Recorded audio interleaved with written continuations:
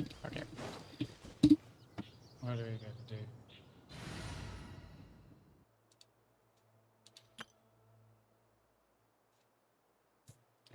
Subject matter. Mhm.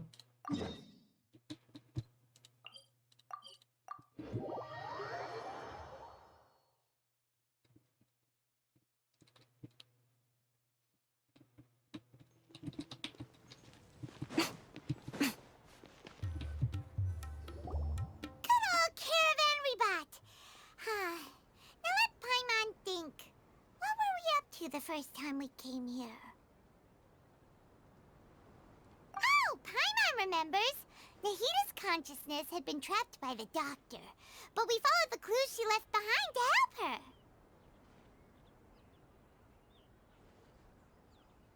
So much time has already passed since then, and it seems Sumeru's changing for the better now that Nahita's in charge, right? Paimon just hopes this peace will last a long time, and then Nahita won't have any more new problems to deal with. Yeah, guess you're right. We somehow always find ourselves right in the thick of it. Who knows what will happen next? Come to think of it, maybe it's all because of you. Maybe you're just a magnet for trouble. Probably so. Me? Before Paimon ran into you, Paimon never ran into any trouble. At most, when she was super tired, Paimon got caught in some strange whirlpool and sucked out into sea. And even then, you fished Paimon out.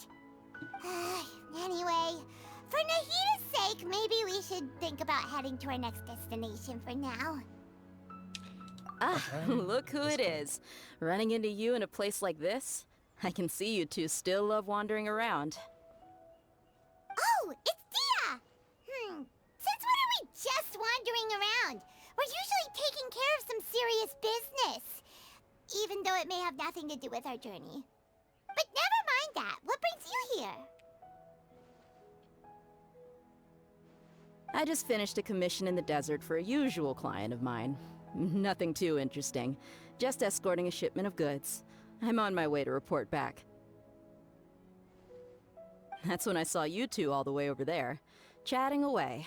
What were you two talking about anyway? Huh? You serious? Can't say I saw that coming. But you are travelers after all. I guess you'd never stay for too long in one place. Bumping into you like this will become a rarity. I'm starting to feel sad just thinking about it. Hey, how about I gather a few Oh. mercs to escort you two? What do you say? Thanks, but no need. Oh, Paimon had no clue you'd miss us so much. But don't worry, we'll come back to see everyone when we get a chance. Sounds good. All you need to do to get to Fontaine is cross this stretch of desert and navigate some waterways. Knowing you two, I'm sure it won't be anything you can't handle. So, when are you leaving?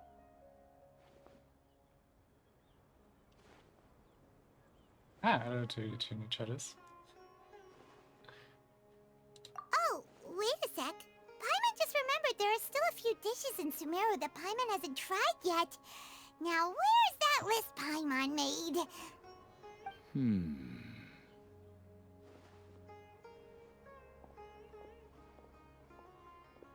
I see. Okay. Guess you won't be needing a going away party or anything. It's sad enough to see you go like this. Though, now that I think about it, Sumeru wouldn't be what it is today without you. Seems true heroes always prefer leaving quietly. By the way, should we go say bye to Nahita?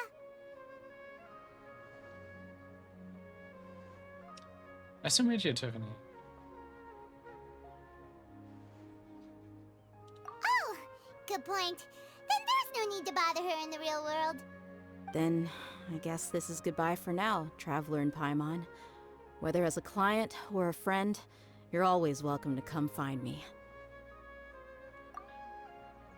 Goodbye, Dia. Bye-bye, Sumeru.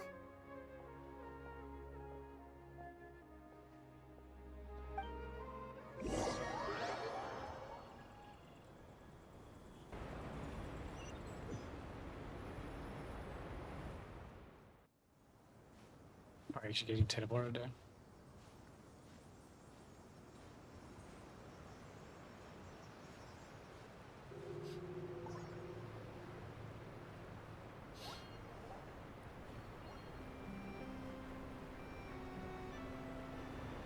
Well, it's nice you're looking for commissions, but you shouldn't really advertise that here.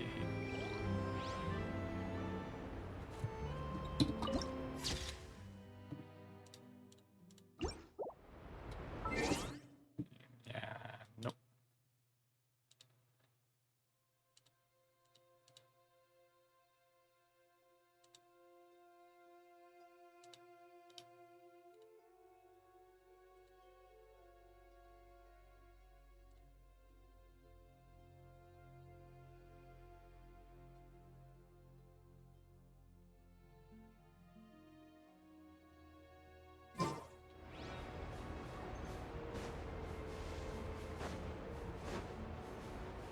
Ah, okay. Better.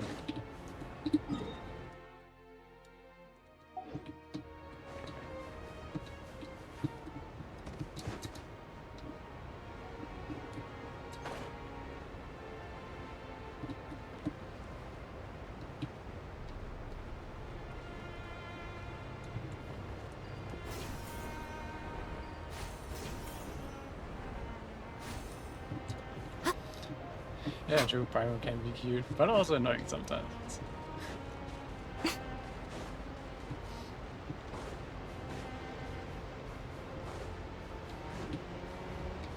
Right here. That's Emerge. sweet. Right now. That's not.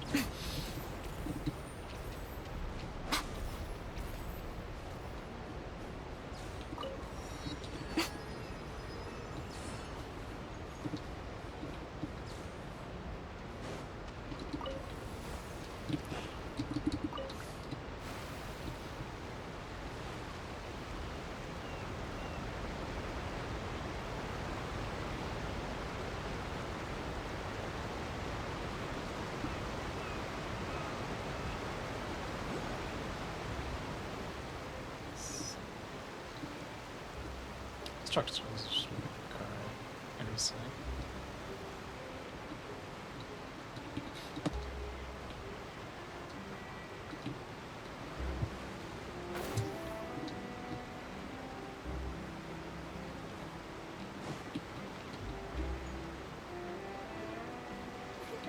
One more story. To go say in this region. Ah, there. After crossing all that sand and water, we finally made it! Oh, this must be Fontaines' port!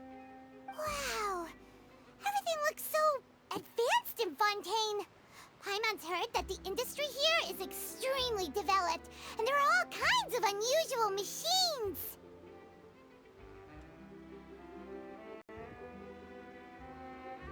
Just seeing the sights as a tourist is nice, but maybe it would be better if we found something to do. What do you think?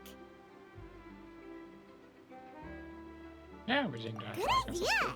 Nahida gave us loads of useful information. Seeking out the Seven is probably still our best source for information at this point. Yeah, the more we can learn, the better. So, what do you think the Hydro Archon's like? Will we get along? Nahida said that she has a very unique personality, whatever that means. To learn about a nation's god, start with the nation's people. There seems to be some locals talking over there. Let's go see if we can join the party.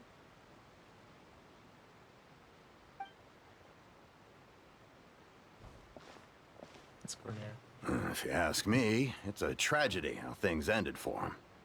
Clearly, he was a pretty decent person. Yeah, I didn't expect that kind of ending for him. I thought he would at least fight on a little longer for his family. I was expecting a sudden plot twist, but it's a pity that it never happened. Still, his story is quite the tearjerker.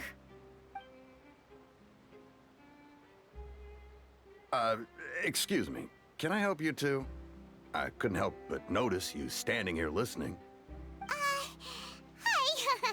We're travelers new to Fontaine, and we had something we wanted wanted to ask, but you seem to be really busy talking about some kind of play, so we didn't want to interrupt. Play? Oh, no. We're talking about something that really happened. In fact, it's a case that was just heard a few days ago. Really? Like, a real trial? But the way you were talking about it and the words you used just now made it sound like some kind of story. Well, good tales are often based on true stories, aren't they?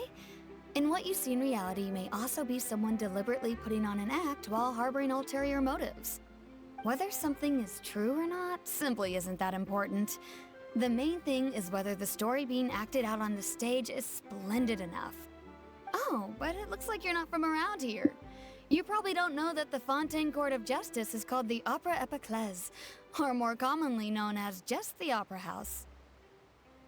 But, shouldn't court cases be treated a little more seriously than that? Not to question Fontaine's way of doing things. It's just that putting someone on trial is usually a very serious thing. No worries. Other visitors to Fontaine have wondered the same thing. You could say that we just don't want to waste the moving stories behind those cases. And as for your worries about whether the cases are treated with due reverence, we have the absolutely just and honorable Chief Justice Neuvillette, as well as the Oratrice Mécanique d'Analyse Cardinal, a machine created by the Archon. Between the machine and the Chief Justice, false charges and injustice are a thing of the past now. There's so many French-sounding names. Oratrice? Is it some kind of machine too? Oh, Paimon's curious. We should check it out if we get the chance. Wait, Paimon almost forgot to ask you our question. Do you know what we should do if we want to meet the Hydro Archon? Oh, that's easy. Just go to the Opera House. Lady Farina practically lives there. You could definitely say it's her biggest passion. Huh. I think what they mean is that they wish to speak with the Archon personally. In that case, I'm afraid it's going to be a tad more difficult. You'll have to make an appointment well in advance, and it'll depend on whether or not she has any time slots available.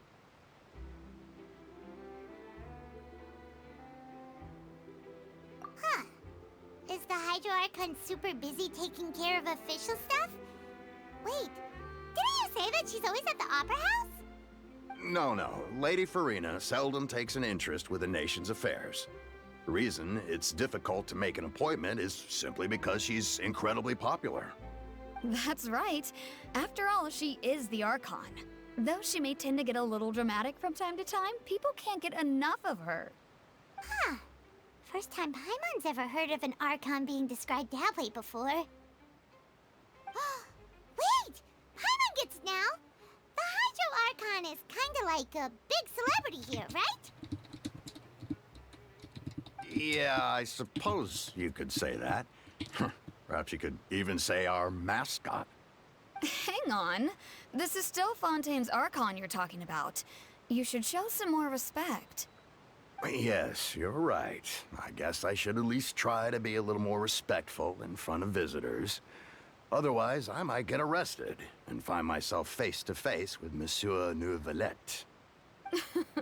Come on. Sure, there's a lot of laws here, but nobody's going to be arrested for saying something disrespectful about the Hydro Archon. Alright, I think we get it. Thank you! At least we now know that we can find the Hydro Archon at the Opera House. But who knows how long making an appointment will take? I'm not sure we Guess we may could adopt have a look around the Paimon. city in the meantime. Maybe as a blush, but not as a level thing. Hey! What are you looking over there for? Yeah, it's Lynette. I already seen him as. Maybe something's the matter. She isn't going to jump into the water, is she? Maybe we better go check on her.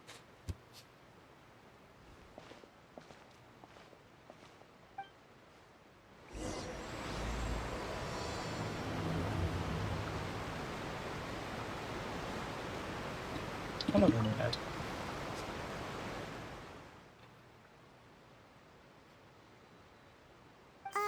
Hello there. Excuse me. Are you alright? Huh? Ah, I'm fine. Thanks. Oh, okay then. We just noticed that you seem to be worried about something. About many things, actually. But there's nothing I can do but just keep my troubles to myself. I was just reminiscing about a place my brother and I would play when we were kids. It was just atop that hill over there. See? You're pointing at the sea. Wait, are you saying that you and your brother lived in the water? Though people call the waters around Fontaine a sea, it's actually just an inland lake that's filled with fresh water. And though I can still see that hill clearly in my memories, now it's been completely submerged. He would skip and jump, tossing sand in the wind. The sun shone brightly, and the air was filled with the scent of the sea. But now, the water is gradually swallowing our memories. It won't be long before it swallows us. Sorry. Paimon doesn't really get what you mean. Are they hinting at the same theme like they did with Zhongli and the erosions and stuff? Like erosion of the memory. Ah, I don't believe we've had the pleasure of meeting. Are you Lynette's new friends? Oh, and you are? Thanks for looking after my sister. She often comes here to reminisce about our childhood, that's all. There's no need for any concern. Ah, allow me to introduce myself. I'm Linny, and this is my sister Lynette. If I had to guess, I'd say you must be travelers from abroad. Nice to meet you. Paimon is Paimon, and this is the Traveler. We just arrived in Fontaine. We were just talking with your sister. Even though we didn't really get what she was saying. I see. It's unusual for Lynette to be so willing to talk with anyone. In fact, she seldom speaks at all. I'm usually the only one she ever talks to. Oh, really? Then you two are just like us. Paimon's always the one talking for some reason.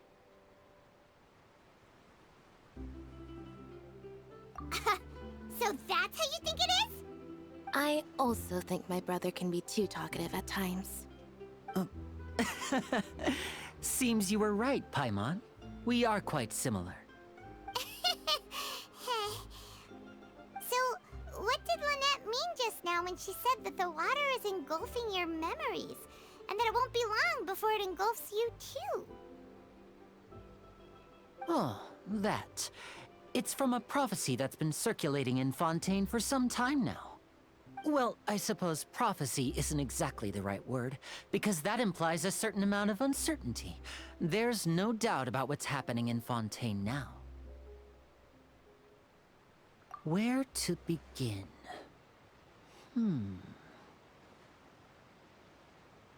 Let's put that question on hold for a moment.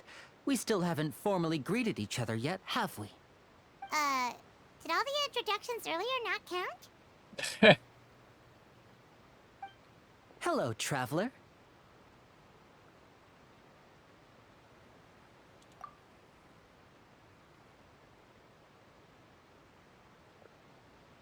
And hello, Paimon.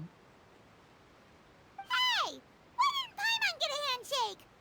You're not poking fun at Paimon, are you? Please, don't take offense. Just consider it a sort of etiquette we have here in Fontaine when making new friends. You should remember it.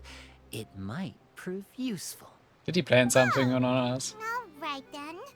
Well, Paimon's just happy to have a local friend now. By the way, we were just getting ready to go to the Opera House to meet the Hydro Archon. Would you be able to show us the way? So you're going to see Lady Farina? No problem at all. In fact, I was planning to go to the Opera House later myself. I'll gladly take you once I finish things here. Please, follow me.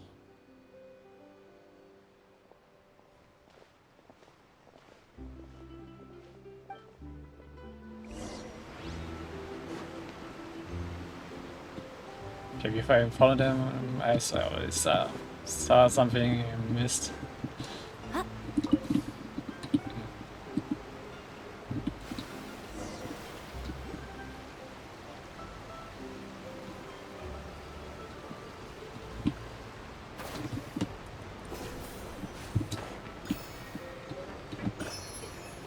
hydrographics article this time.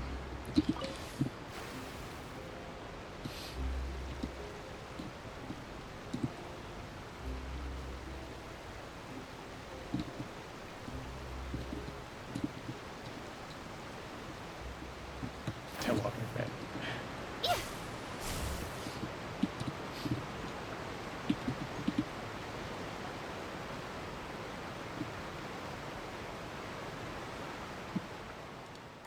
You said you were going to see Lady Farina? Well, it seems Lady Farina has come to see you. Oh, being greeted by the Hydro or what?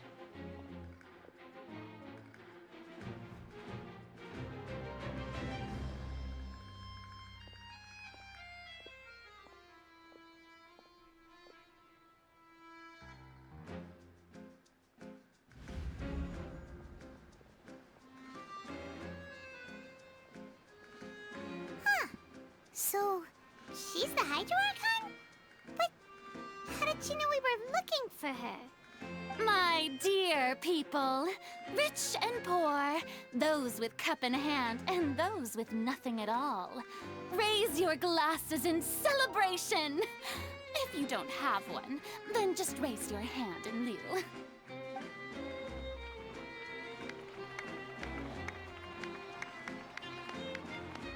As you can all see, two unfamiliar travelers have arrived in our nation. Come, let us make a toast in honor of this traveler and her companion, who have journeyed here from distant lands. Okay, unexpected. Is she talking about us?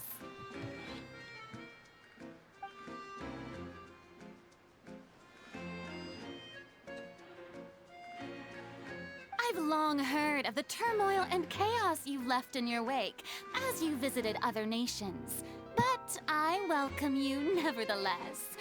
No, I have come to receive you personally. Fear is for insignificant cowards. I am a god, and I will never entertain the notion of such meaningless wariness. You can be rest assured, I see clearly your sincerity. Of course, seeking an audience with me is the most sensible thing to do. It will allow you to truly behold my power and witness my authority. Intelligent people always gather under the correct banner. I, Focalor, hereby welcome you to the nation of Hydro and acknowledge the value and significance of your trip. Now, you may rejoice in this. I mean, she's saying all this, but she seems to be very us nonetheless. Yeah, Paimon still can't believe it. Feels like we've only been here for a few minutes.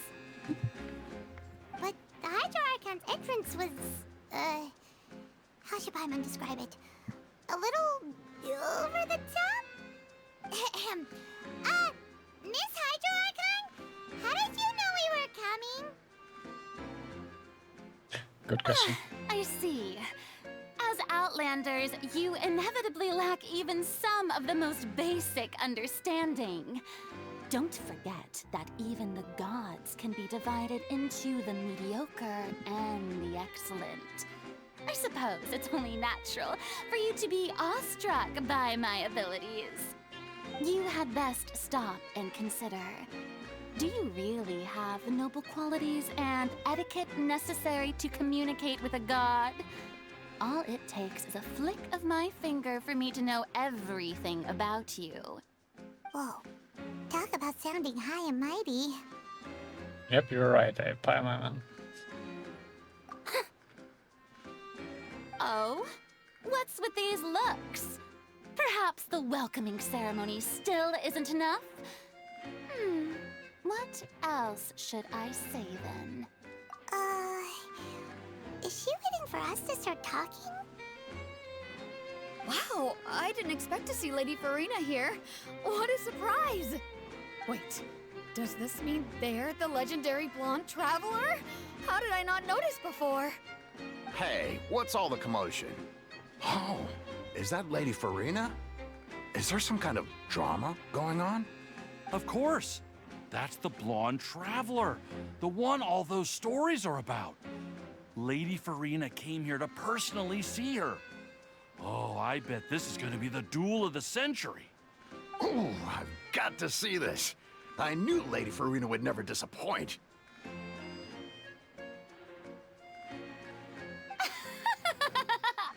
Yes, but don't get too excited now. My dear believers and spectators alike tend to get quite rowdy, and despite the noise, I've come to tolerate all their ruckus. Music is nice. You may consider this my reward to all of you. I have determined that there will be an epic duel between myself and this traveler from another land, just as you were hoping to see. Okay, she definitely is weary of us. Now she's threatening us. Now she wants to fight? Aren't we getting a little ahead of ourselves?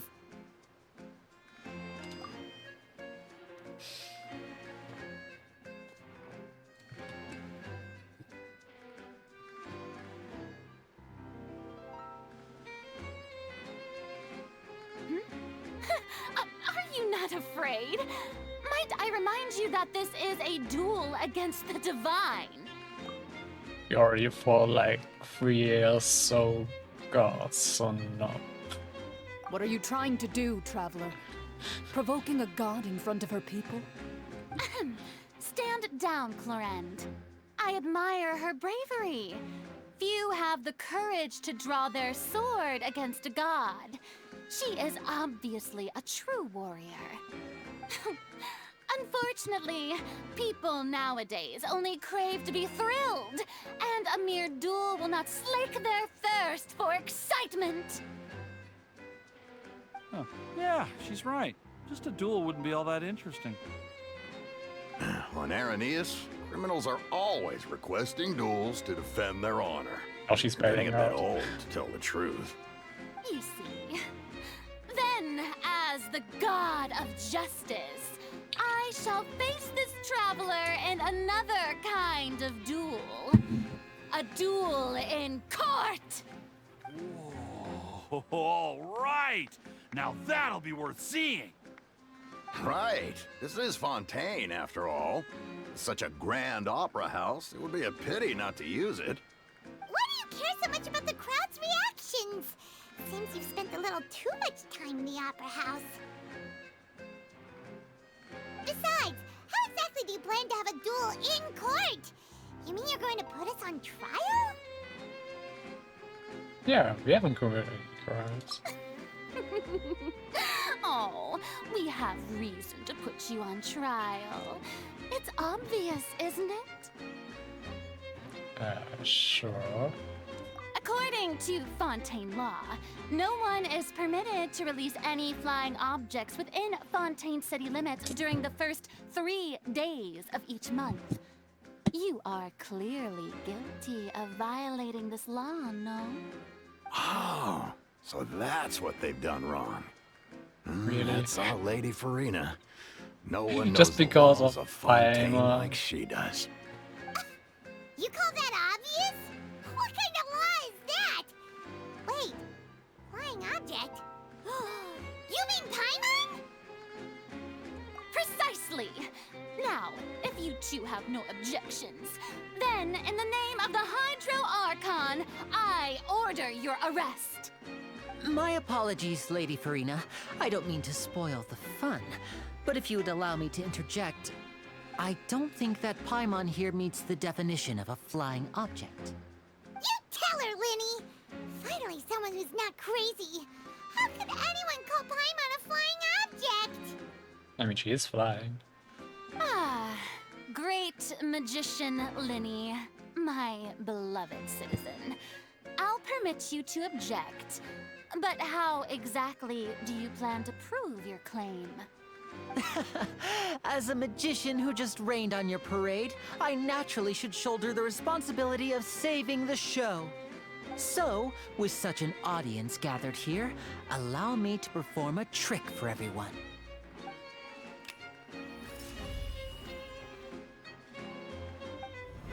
You did plan something on us.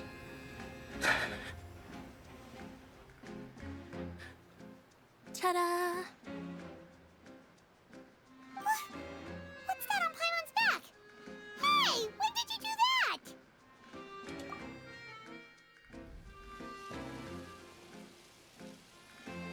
What a great start.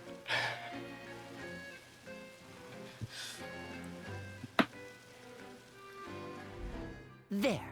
As you can all clearly see, Paimon should be classified as, well, something like a balloon. This rope has been in the Traveler's hand all along. It was just that no one could see it before. Huh? You call that magic? You've got to be joking. Paimon is a balloon now. I thought it was pretty good. Nice one. Huh. I'm not sure what to think. It seems Lady Farina's charges no longer hold water.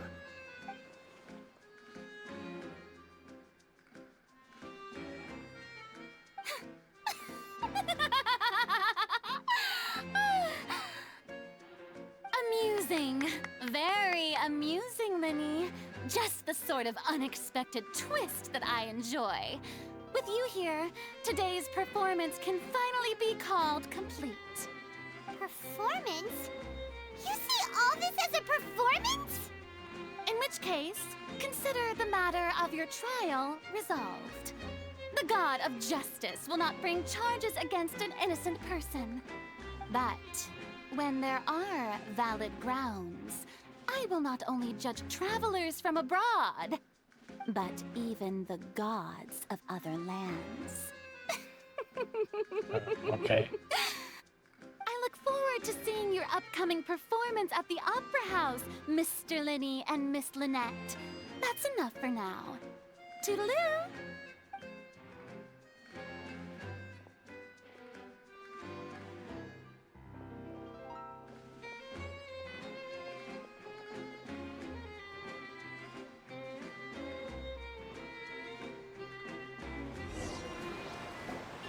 And just like that, she's gone. Well, that's the most unpredictable Archon Paimon's ever seen. We never even had a chance to ask her anything. But that's a problem for future Paimon. That whole scene just now was really... Don't mention it. I just happened to remember that there was such a law, so I did a little preparation, just in case. I didn't think it would actually come in handy. So, now do you see what kind of god Lady Farina is? Yep. She can be a bit confusing at times, but she is still amenable to reason. Anyway, Paimon had no idea you were a magician, Linny. It sounded like you'll be performing at the Opera House, right? I just know a few simple tricks I use to make a living. Lynette is my assistant. It will actually be my first time performing on the most prestigious stage in Fontaine, the Opera House. But isn't the Opera House where criminal trials are held in Fontaine? When there are no public trials being held, the Opera House hosts a variety of other performances. To the people of Fontaine, the line between a trial and a performance can be a little blurred. And speaking of performances, I would be remiss to forego this opportunity gifted by fate. Might I invite the two of you to see my performance? My brother's always excited to make new friends. Oh, sure. We don't really have anything to do now, and we wanted to go to the Opera House anyway. Splendid. In that case, why don't we go together? I'll show you the way. I just have something to take care of first. You really mean it? Then I'll take you up on your offer. This is a magical item known as a magic pocket. Perhaps you can help me distribute them to the people here. Playing their own goals. Always. Huh? What are they going to use it for? About that... You asked me before about the prophecy, right? Let me start by telling you a little more about what it entails. I'm not sure exactly when it began, but a prophecy has been circulating around Fontaine. It says that every person in Fontaine is born with sin. No matter how the Nation of Justice holds trial after trial, this sin cannot be absolved. Until one day, the water levels in Fontaine will rise, and the sinful people will slowly be drowned. In the end, the people will all be dissolved into the waters, and only the Hydro Archon will remain, weeping on her throne. Only then will the sins of the people of Fontaine be washed away. That sounds pretty gloomy. Why are people in Fontaine born with sin? What is that supposed to mean? There are lots of guesses. Some say that the ancestors of Fontaine stole the power of the seas and stirred its wrath. Others say that the people of Fontaine never heeded the first Hydro Archon's warnings and offended Celestia. But here in Fontaine, evidence is what matters. There hasn't been concrete evidence for any of these claims, so they can only be regarded as conjecture. If even the people in Fontaine don't know what sin they committed, wouldn't it be better just to ignore the prophecy completely? Why bother feeling guilty all the time? That's exactly what the people did at first. But in the last few years, the water levels in Fontaine have actually started rising. Many places have already been completely submerged, and now lie beneath the sea. Many people carry on with their lives as before and shrug it off as a natural phenomenon. But my family and I think that the people of Fontaine shouldn't ignore the possibility, which would end up sentencing them to death. We hope that at least the people who reside near the waterfront can move away before it's too late. So, we've started distributing magic pockets to them. As a magical item, these magic pockets have astonishing capacity. I'm sure they will come in handy when people are moving their belongings. Oh, Paimon gets it! It's like preparing for a rainy day! But this is more than a bit of rain. Perhaps only absolute power could ever contend with such a catastrophe. But who knows? We're just tiny specks in the grand scheme of things. Now, if you'd like to help, then please give these magic pockets to anyone nearby. Be sure to convince them to take it, regardless of what they say.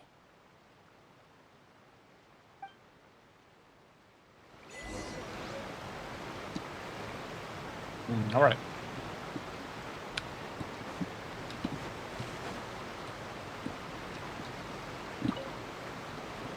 What's this? Ah, so you also believe in the prophecy. Keep it. I won't have any use for it. What? You mean you don't believe in the prophecy? No, I believe in the prophecy. But I also believe in another story. The story says that people once lived in the ocean. They were one with the ocean and couldn't live apart from it. But as time wore on, people desired to live on land and developed blood vessels, encapsulating the sea within their bodies. Thus could people set foot on land. So, if you ask me, when the water rises and takes us all, it'll be like we're going home. Oh, we hadn't heard that one before. But people can't live underwater. They'll die. You should probably still take it. All right, I'll take it. I guess I just feel that being dissolved into the water doesn't necessarily mean death.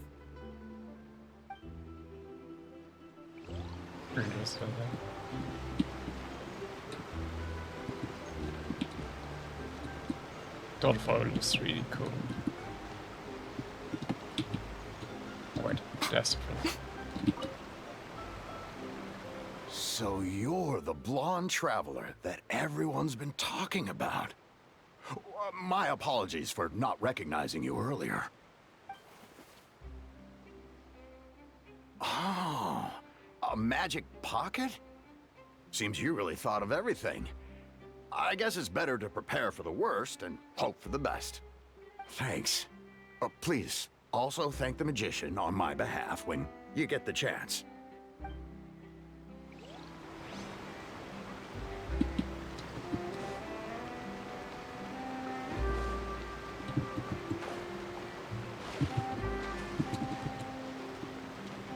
Jasper would do.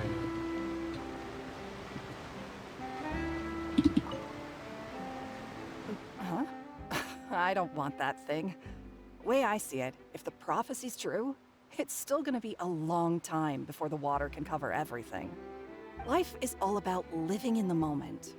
What use is there in worrying about the future all the time? We'll cross that bridge when we get to it. You should still take it. You never know when it'll come in handy. Oh, all right, fine. Thanks. It's just that if I start moving, that means I've already given up on the life I have now. I'd really rather not.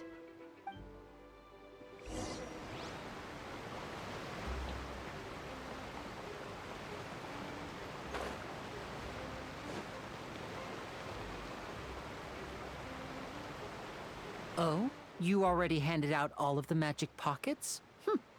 That was fast. So, what did people have to say?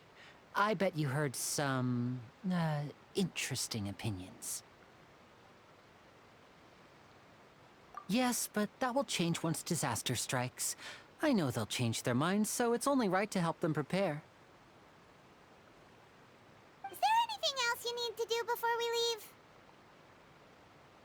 Yes, one last thing. I have the magic pockets made by a workshop in the court of Fontaine. Since we're out and about, I was thinking about bringing him some more materials. So, you want to collect materials? Just tell us what the materials look like and we'll help. Many hands make light work. Oh, that would be much appreciated. We'll need some Romaritime flowers.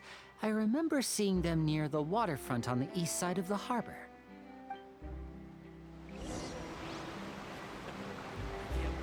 Keep playing errand boy here.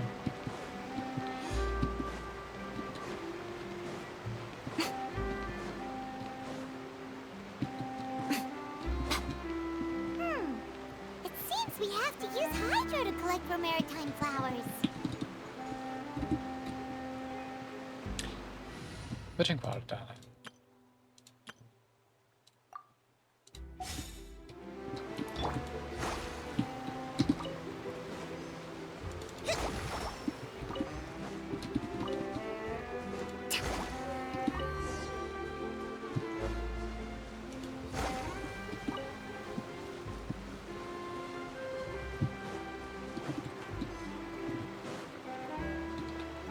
Let's move out.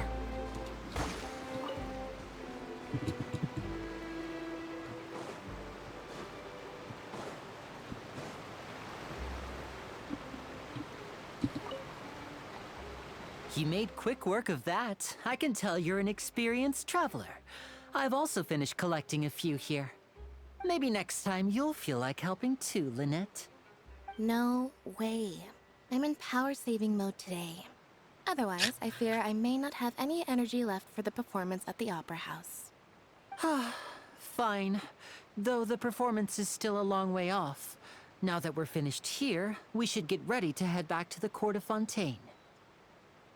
So, we're going to the court of Fontaine before we head to the Opera House? Good. Paimon wants a tour of Fontaine's largest city and try...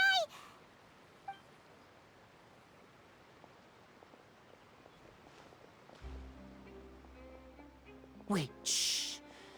Have you noticed that person over there? The young girl. Huh? What's wrong with her? Paimon didn't notice anything. She's obviously a thief. Magicians and thieves practice similar methods. We divert attention, and a distracted audience is one that won't discover what you're really doing. Watch her movements carefully.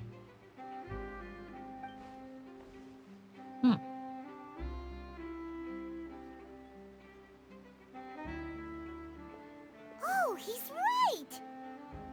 Shh, keep your voice down. We need to think of a way to catch her, but it seems she's very alert. Perhaps we should split up. You two can ride the lift over there and wait up top. I bet that'll be her escape route if she tries to run. All right, let's go.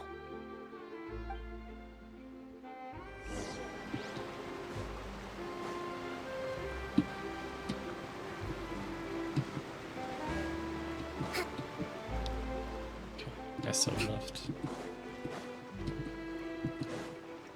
Right.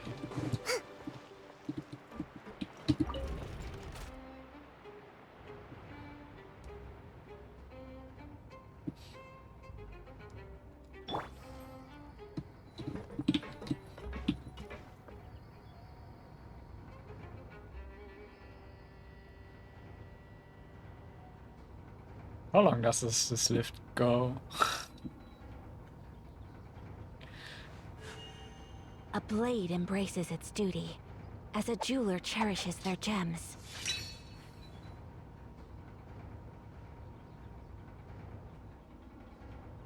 You need an elevator music. Ah, okay.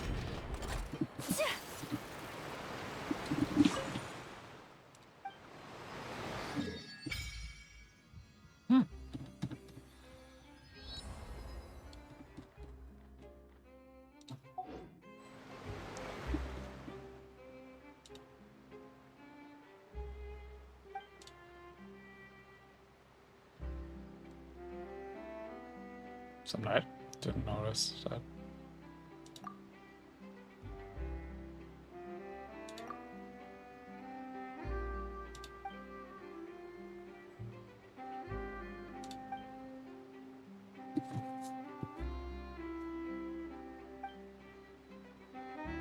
They're just dumping it on your head that you can swim underwater. Ah.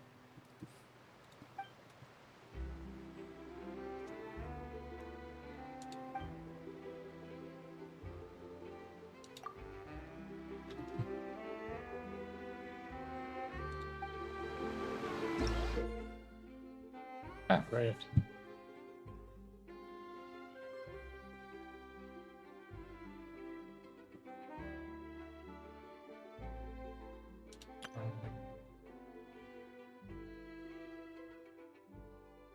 Okay. Right, do we have actually unlocked the water travel now?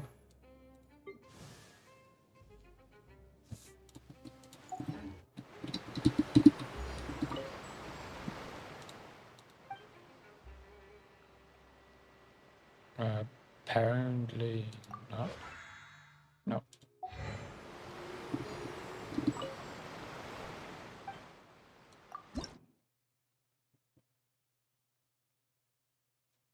Okay.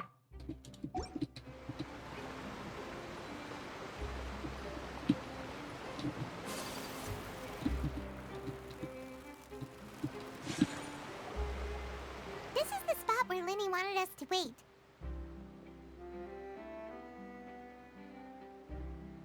Oh, look! Isn't that her?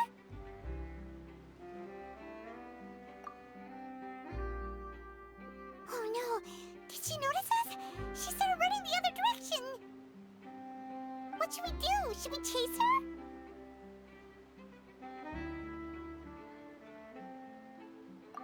You're right. She might also be trying to lure us away.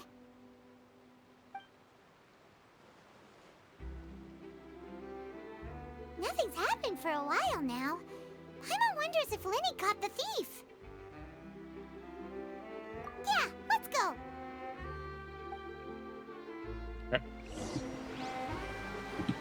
How long will it take?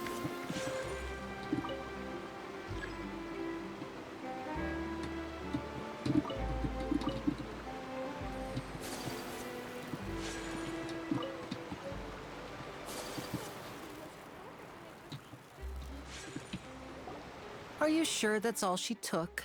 You should check to make sure you're not missing anything else. No, that was all. Oh, I can't thank you enough. I didn't notice a thing earlier. Anyway, I should be going now. Thanks again. Oh, were you returning what the thief had stolen? That's right. Pity I wasn't able to catch her. She distracted me by dropping the thing she stole on the ground. By the time I looked back, she was already gone. I saw the general direction she went, but Lenny twisted his ankle, and I needed to make sure he was okay. Oh, did you get hurt, Lenny? I'll be all right. It's just a twisted ankle, that's all. In fact, it's feeling better already.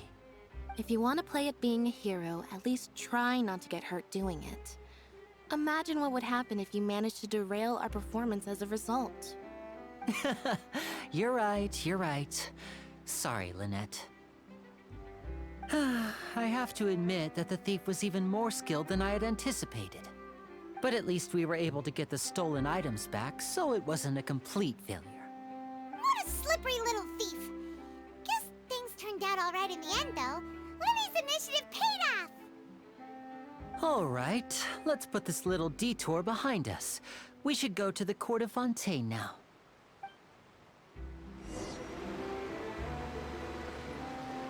Some side will look see. Probably up top.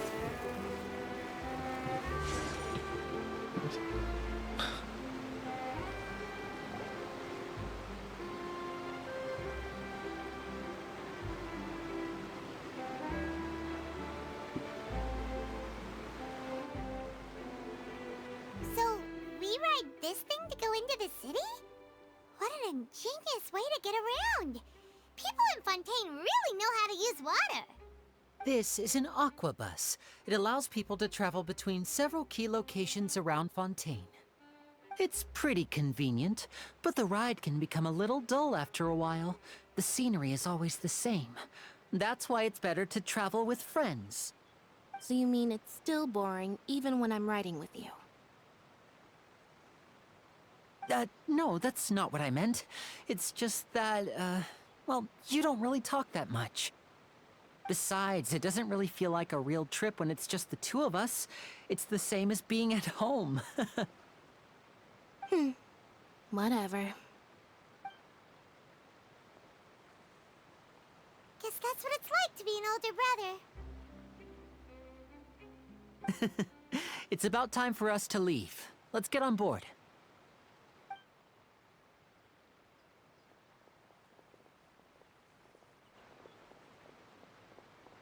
Oh, we know her.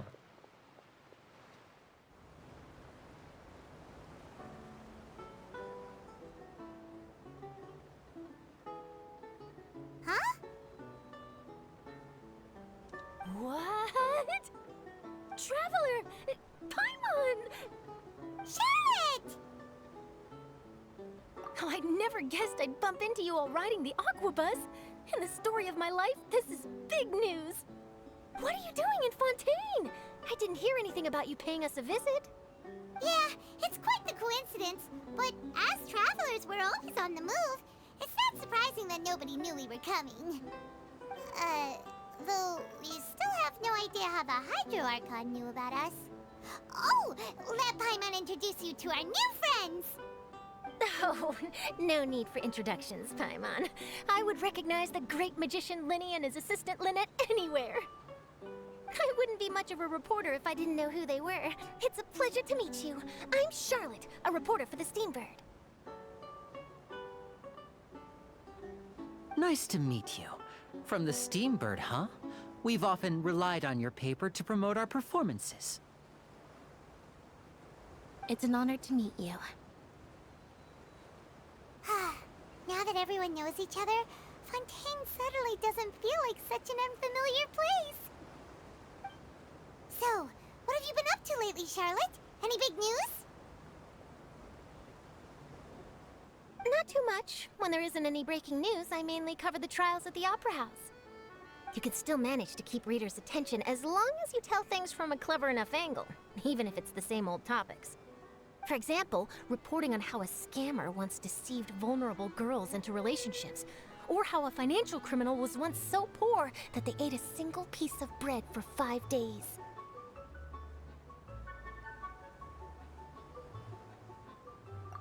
You're right. Seems you know me pretty well. What I'm really after is exclusive, sensational news pieces that could shake the country.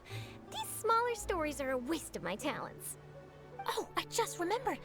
I've been following a case lately. Well, a series of cases, actually. You mean the serial disappearances of young women case? That's right! These stories are the talk of the town right now, and it's probably the most mysterious case we've ever seen.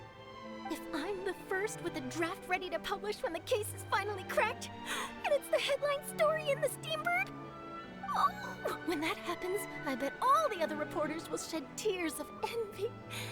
I've already gathered all kinds of materials. I just can't wait for the truth to be revealed. So, what is the serial disappearances of young women case? You mean the culprit hasn't been found? That's right. The first missing girl case happened almost 20 years ago. And ever since, after a period of time, another girl disappears. What the cases have in common is that the girls are all of a similar age, and that they've all vanished without a trace. But the scariest part is that to this day, none of the girls have ever been found. Many suspects have been arrested over the years in connection with this case, but shortly after each arrest, another disappearance would always happen. That's been going on for another 20 years? Alright. Yes, it's possible. But either way, I believe that every case has some precise truth behind it, waiting to be exposed. Yes, I agree. And at the very least, the family of those missing girls deserves some sort of explanation.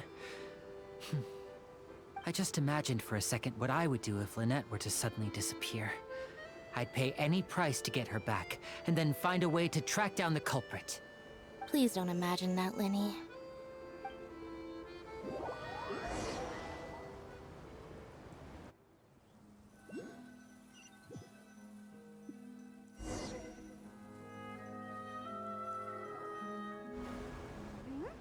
Hey, we're almost there! Look!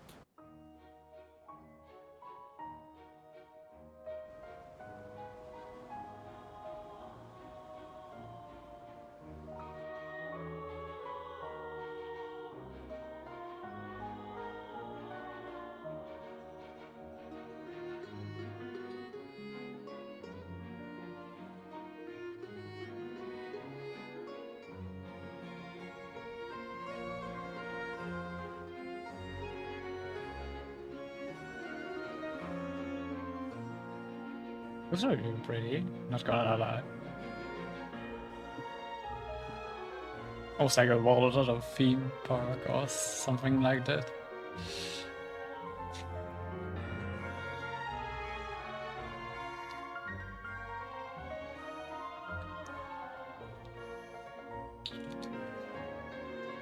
Well, I really enjoyed chatting with you.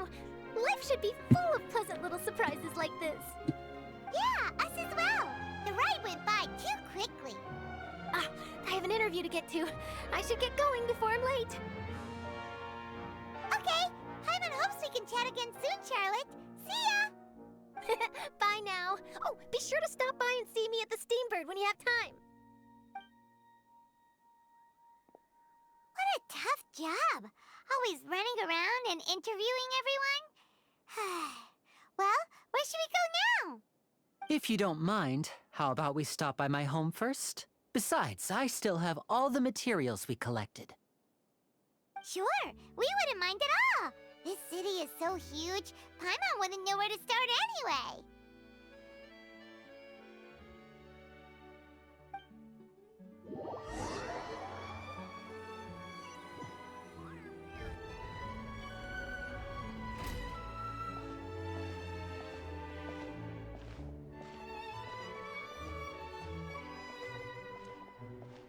Just being teleported from place to place so far.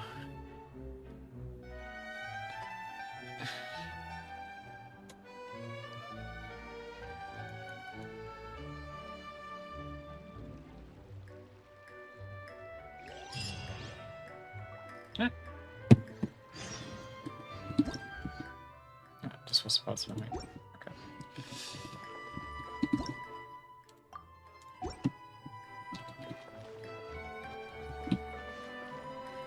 What's that whole thing?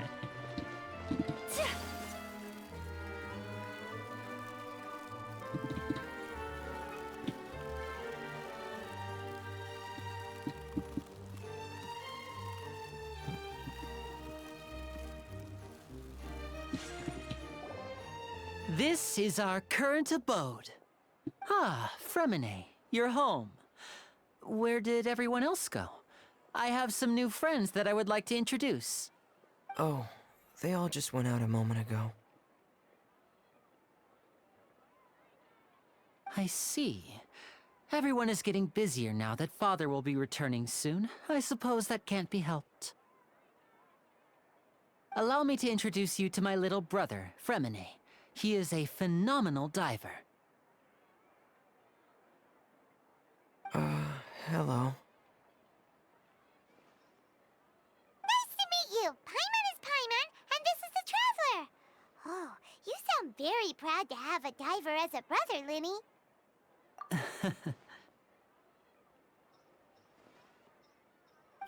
Linny, could you come here for a moment? There's many long pauses. What is it, Fremine? Do you have something to tell me?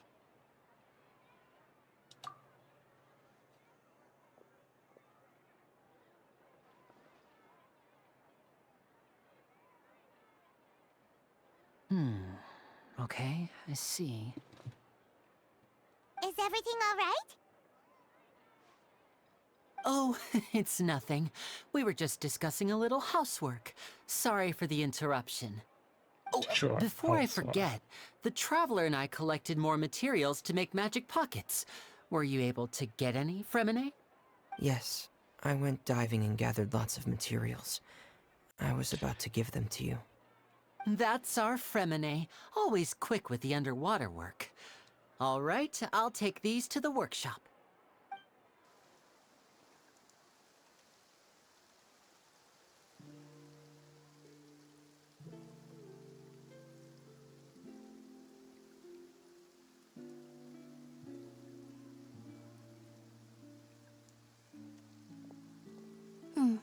Looks like rain. Oh, you're right. But wasn't it clear and sunny just a moment ago? Fontain's weather sure is weird. I'm afraid that's just how it is here. It often rains on days where there are trials being held in the Opera House, but don't worry, it'll clear up soon enough. Okay, weird connection. What's wrong, Fremine? There's a legend about the rain that I tend to believe. It's said that a dragon of water once resided in Fontaine. Though we don't know where the dragon went, every time it weeps, the skies will cloud up and pour out rain. When I was a child, my mother told me that if I wanted to go outside and play, I should yell toward the sky at the top of my lungs. Hydro Dragon! Hydro Dragon! Don't cry! If it's an elemental dragon, then having the power to make it rain wouldn't be very unusual.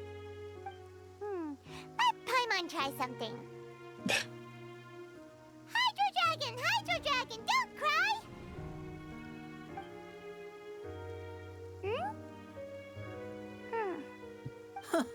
Doesn't seem to be of any use.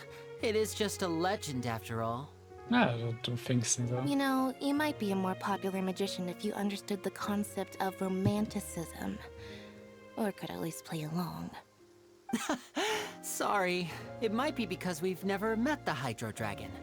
Perhaps it can't be comforted by the words of strangers.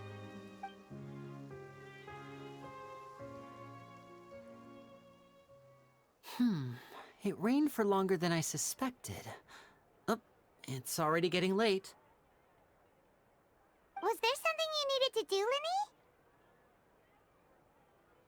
Yeah, some preparations for the show at the Opera House. I need to find a way to catch the last aqua bus of the day. On the day of the performance, just ride the aqua bus to the island of Araneus. I'll have Lynette meet you at the fountain in front of the Opera House. Oh, Are you leaving now? What is it, Fremine? I'm in a hurry. Oh, I get it. You feel nervous delivering the materials for the magic pockets, is that it? Perhaps we could trouble the Traveler to help us take these materials to the Beaumont workshop and deliver them to the owner there? I'm afraid that Fremine can be quite introverted, and the boss there tends to be pretty talkative. Fremine has always been a little afraid of her. No trouble at all. Don't worry, we're on the case. Any more Sorry evidence? for the inconvenience. I'm quite useless when it comes to such tasks. I'll think of a way to make it up to you. Oh, no need, no need. This will be a walk in the park for us.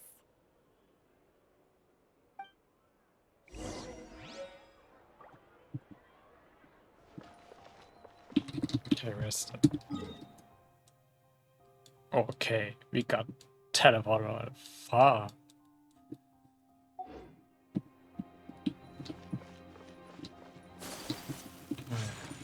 This way. The tea here just keeps getting more bitter. What are you?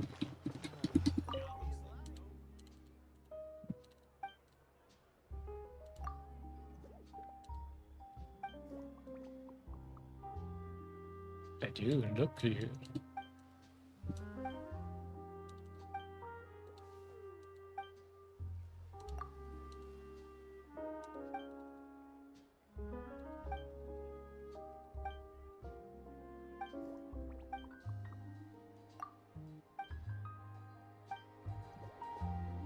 Oh. Great, she gave me something.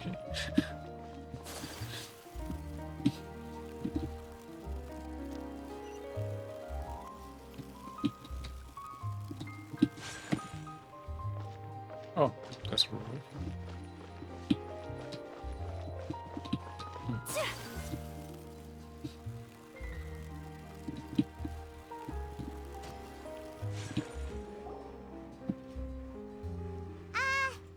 Hello? Is there anyone here? Oh, hello there. New customers? Looking to buy, or do you need something made? Or perhaps you're just looking for a chat with me. Oh no, we're just here to deliver some materials. Here they are. They're for making... what were they called again? Ah, these must be for magic pockets. I could tell right away. I've already made several orders worth now. No need. They've already prepaid several batches worth. When they told me what they'd be using them for, I even offered them a discount. But they insisted on paying the full amount, saying that I had a business to run. It seems both their hearts and their pockets are made of gold. Whoa. So, is Linny actually loaded? I can't say for sure, but who knows? Maybe there's good money to be made being a magician in Fontaine. Hey! Is this machine what you use to make stuff here? It looks really advanced. Why use your hands when a machine can do the work? It would be a waste not to use the latest technology, and wasting is a kind of crime. But where does a big machine like that get its power from? Well, it's a little complicated. I'm not sure I can put it in layman's terms for you. But basically, everything we usually use here in the city is powered by indemnitium. It's a type of energy that's produced from trials. Huh? What? How can trials produce energy? I'm running about Well, it too. I'm not completely sure of all the details myself, but basically, when a trial is in session, the Oratrice Mécanique d'Analyse Cardinale harvests people's belief in justice and converts it into energy to be used all around Fontaine. So that's what its other function is? Paimon heard that the Oratrice was created by the Archon to make judgments. But Paimon still doesn't get it. How could something unreliable like people's beliefs be turned into a stable power source for these machines? Oh, yeah! So that means the Hydro Archon relies on the machine to take the energy created by belief and turn it into power for all of Fontaine, right? Even though I've never heard anyone really put it that way before, It sounds like it makes sense. Besides indemnitium, we have another type of energy called pneumosia. It isn't produced by the power of the Archon, but it is unstable by nature. Even now, it still cannot be widely used by civilians. I thought I'd find you hard at work, but here you are chatting the day away. Since you're already talking, I'm sure you wouldn't mind a few words with me. You again? Didn't I already promise you that I'd have the more I owe to Confrérie of Cabriere by next month? Why are you hounding me now? Yeah, but how do we know that you won't go running off by the end of this month? I want 50% today. Wait, no, 70%. Huh? You... Seems business isn't so great for the workshop. We've already finished our job and delivered the materials. Maybe now's a good time to leave? Hey, hold on. Before you go around trying to collect payments, why don't you settle your own debts first? If Confrérie of Cabriere wants to poach clients from Northland Bank, that's fine. But I'm afraid you still owe the bank a hefty sum of mora. So why don't we work things out between us first, before you get back to your little conversation here? You're from Northland Bank. But we said we'll pay everything we owe next month. Why are you hounding me now? Traveler, Paimon! I didn't think I'd run into you here in Fontaine. What are the chances? We're surprised to see you too! What are you doing here in Fontaine? You didn't want to stay in Snezhnaya? Long story short, I've already been in Fontaine for some time now, and honestly, things have been pretty boring. But it seems that fate brought our paths together today. Not only will I have some good friends here now, but ones who always seem to find trouble. Either way you look at it, it seems things are going to get a lot more interesting now. Pretty sure we'd want to avoid anything that you'd find interesting. Besides, our trip here has gone pretty well so far. Right, Traveler? Hey, you, Northland Bank boy. Aren't you forgetting something? Shouldn't you Don't just interrupt. run? It's not often I run into the Traveler like this. Why don't you wait for me over there for a while? You kidding? Aren't you the one looking for us? You really expect us to sit and twiddle our thumbs while you catch up with your friends? Listen to me, boy. If you want your mora, fine. Why don't you come and take it? Hey, I just said not to interrupt. Oh, by the way, Traveler, the last time I took Tonya and Tusser ice fishing, Tusser said... Hey! That's way over the line! All right, boys, let's see who has to pay up now! Can you at least let me finish one sentence? Fine. Though the bank told me not to get rough with our clients. You're the ones who started it. This is an act of self-defense. You two will have to be my witnesses, okay? No. I'm sure this won't take long.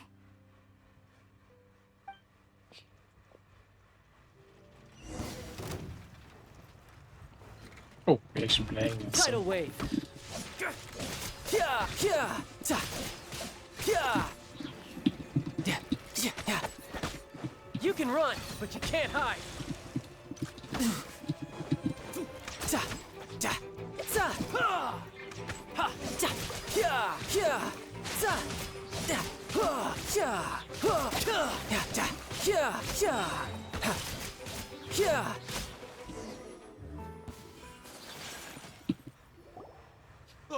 What's your deal, Brad? How are you so strong if you're just a staffer from Snezhnaya's Northland Bank? Wait, don't tell me you're... Oh, now you notice. It's a little late, don't you think? Just make sure you understand that you don't mess with Northland Bank. Got it?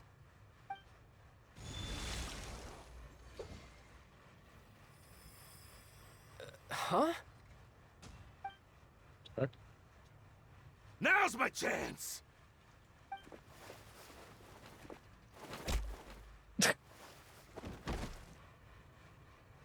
Huh. That was weird. I'm not sure. It's as if I suddenly lost control of my hydro powers when I needed them. Maybe there's something wrong with my vision? Strange. How could that happen? First time Paimon's ever heard of someone losing control of their vision. Never mind. It doesn't matter. If I want to stay sharp, I shouldn't be relying too much on my vision anyway. Besides, I always have my delusion in case I need it. So what are you doing in Fontaine, child? I don't see its work for Northland Bank.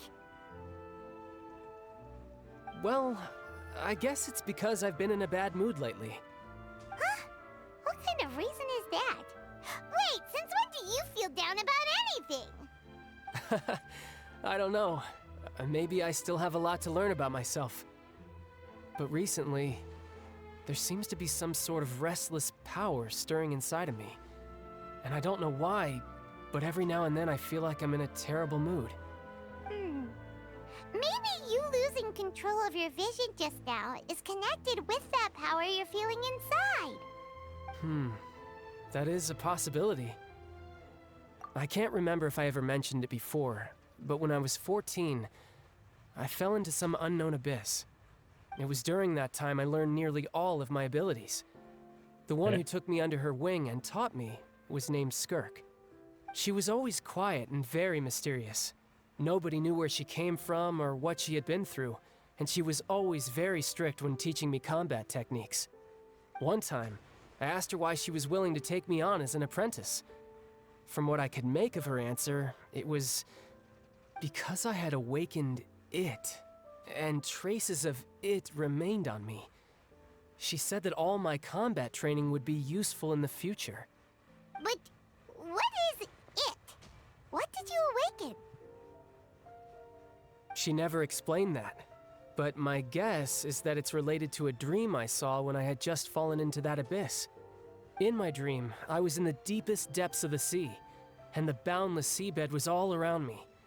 But in front of me appeared a whale that was so massive, I felt like I couldn't breathe. Curious. Oh, that sounds familiar! When we fought against you before, you summoned a huge whale that seemed to leap at us. Is that the one? That's just an abstract form of a whale that I create using my elemental powers. It takes that shape because the scene I dreamt of the whale has always been stuck in my mind. I'll never forget it. So you used the whale as inspiration for one of your moves? Huh. Seems a little twisted to Paimon. But cool to know there's like lore reasons behind it. So why don't you just go ask your master? Maybe she knows the answer. You make it sound so easy. Ever since the incident I experienced there, I've never stopped searching for Master Skirk and that unknown abyss. But it's been years now, and I've still found nothing. There isn't even a trace of the place where I remember falling into the abyss. Oh, it sounds like some kind of ghost story. Yeah, I'm out of leads at this point, but there's nothing more I can do. It seems that strange encounters in this world tend to be elusive like that. Oh, seems the time really flies when I'm talking with you. I just remembered I have somewhere else I need to be, so I should get going. What? More work for the Northland Bank? No, it's more of a personal appointment. Lately, I've been sparring with some of Fontaine's official champion duelists whenever I'm feeling bored. Official champion duelists? You mean it's their job to duel? Yep, in Fontaine, before a criminal goes to court, they're given one chance to defend their honor by requesting a duel with an official champion duelist. The champion duelists are all-powerful fighters selected from among the nation's best. And the duel itself is a no-holds-barred fight with no specified stopping point. So engaging in such a duel is regarded as a symbol of defending your honor. If a criminal manages to win the duel, they'll be acquitted. But if they lose, they'll have no choice but to stand trial. And the worst-case scenario is that you're simply killed in the duel. Though it's rumored that Fontaine has a death penalty, from what I can tell, no one has ever been officially sentenced to death. So really, the only people who opt to duel are those who have suffered a grave injustice in being accused, or those who greatly value their honor. Otherwise, why gamble with your life? So, do many people actually get out of their trials by winning the duel? Apparently, it's exceedingly rare for anyone to actually win. Fontaine probably enacted this system as a way to show that the nation respects the honor of its citizens. Besides, none of the champion duelists are to be trifled with, which is exactly why I was itching to face them as soon as I got to Fontaine. I think they actually have an option just because it would be a good show. Like everything else they do here. They just want a good show. Apparently the one I'm meeting today, Clorend, is the strongest of the champion duelists. I had been asking her for some time before she finally agreed to face me today. Well, that's child for ya. Paimon feels like we heard that name somewhere before. Clorand. Huh. Oh, before I forget, I want you to have this. Huh? Your vision? You're seriously just giving it away? I'm just worried that it could become uncontrollable again. I'd be pretty upset if it got in the way of my duel, so I think I'll be better off without it for now. Besides, I just need you to hold on to it for a short while. I'll come retrieve it when I have some time later. Paimon knows what you're up to. You just want an excuse to come talk to us again, don't you? Whatever gave you that idea? I'll be in touch later.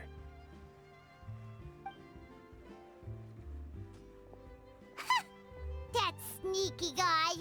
He said he's been feeling down lately, but he seemed the same as ever to Paimon. Well, since we don't have much to do for now, we might as well walk around and see the city before Lenny's performance.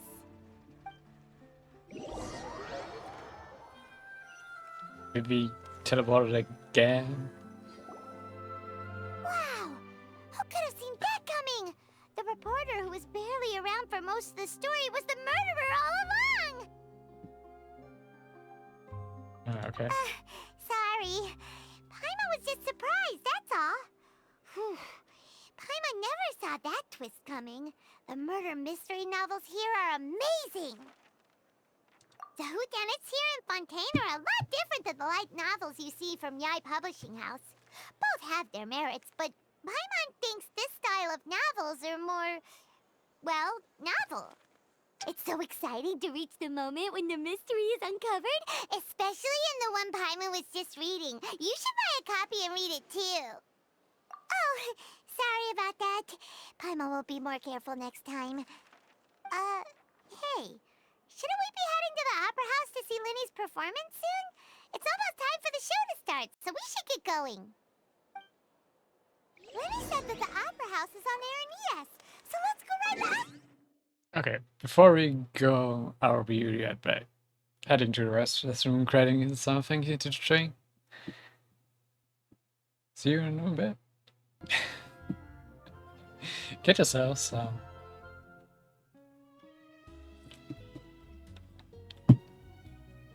Gotta stay hydrated after all. Oh, got some achievements. Oh no, oh there. Ah.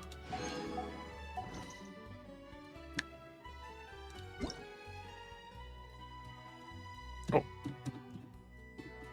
Yeah, I haven't picked up stuff in a while. A recipe rewards. Okay.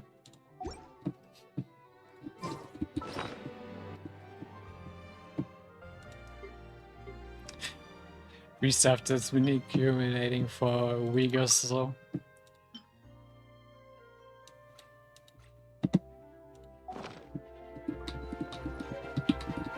Actually, I haven't checked all the menus yet since the update. It's just a process, so don't need it right now.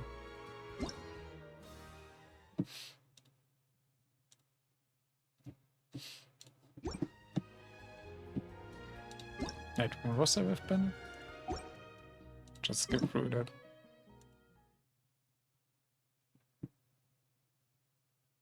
Pin pile. Oh, you can get a free Bennett or what? A blade embraces its duty. as a jeweler cherishes their gems. Oh. Yeah. The story stuff. Let the magic begin! A permanent event. Wait, we just get her? Oh. Let the More free magic stuff. begin! And that's another new event.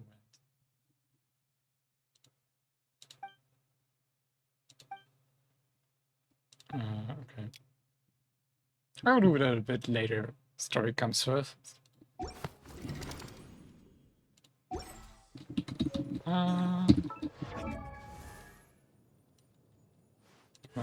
Nature constellation. There you go.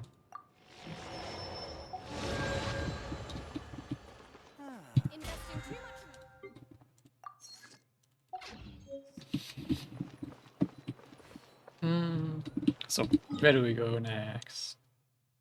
There. Okay. Actually, we're already close to the statue.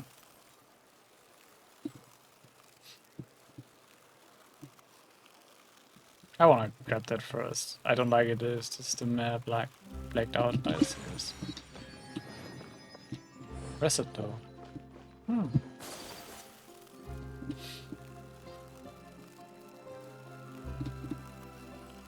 Oh, you did commission stuff happening? Guess so?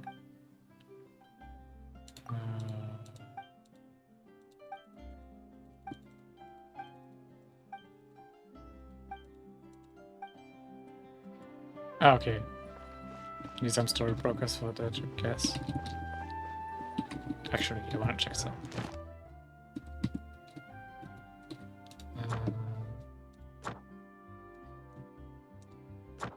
Because of here, commissions.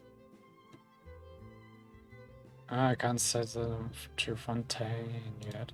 Okay. Hello. A good newspaper should be a lighthouse. He was calling it there though. I'm surprised for a second. Wait, can we go somewhere from there? No.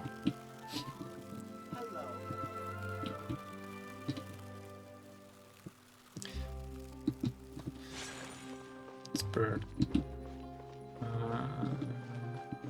It is actually one way to go.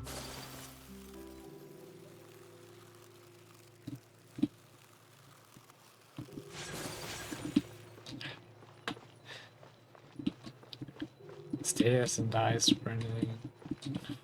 Poison line. Oh, that was sweet.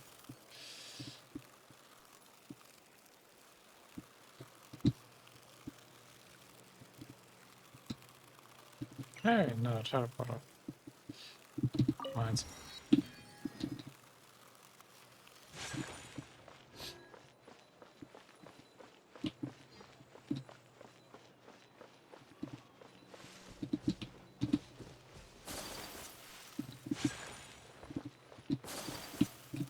I just wanted to go down here.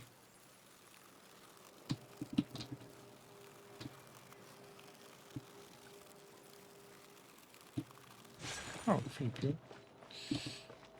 Let's grab that.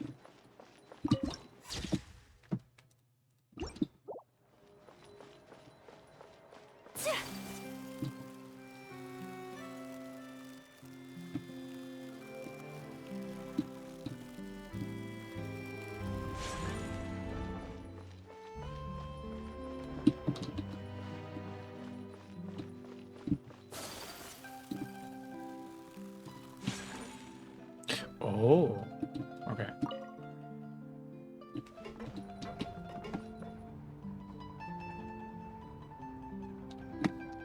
What do I else?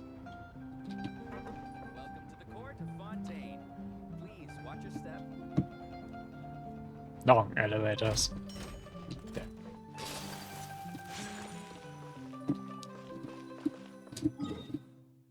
I cannot find. That statue of the Seven first.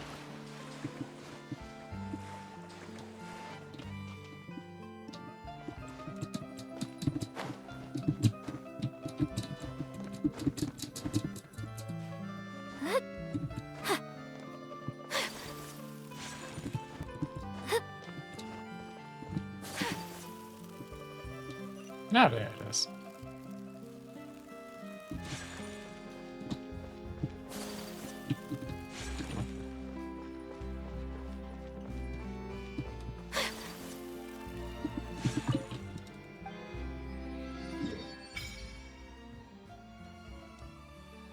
Ah, better.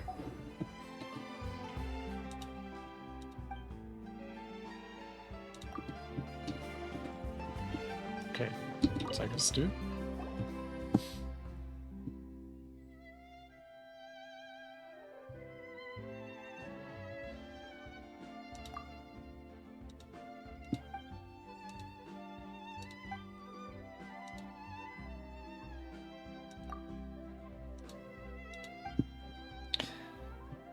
We just want to cause uncivilized.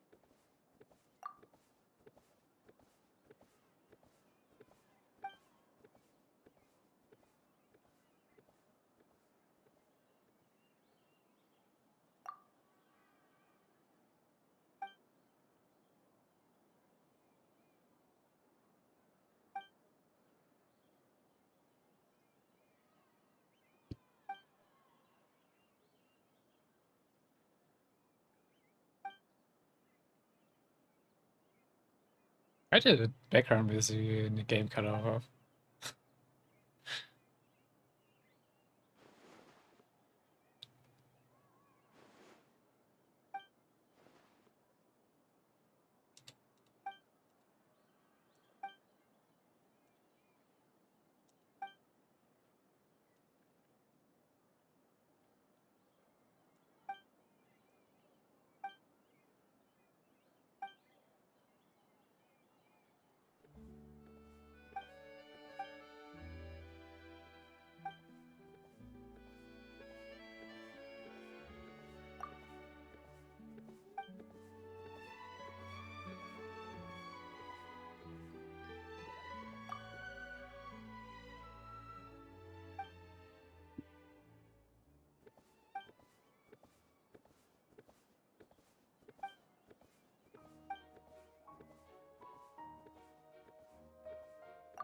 Yeah, we can do this first later.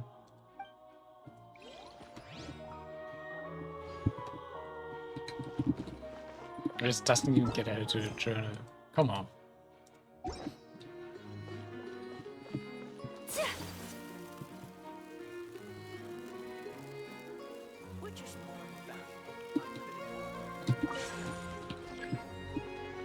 Okay, actually we got that before. Let's just do this.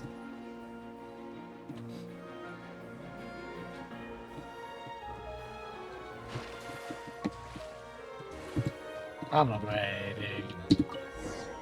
Okay, yeah.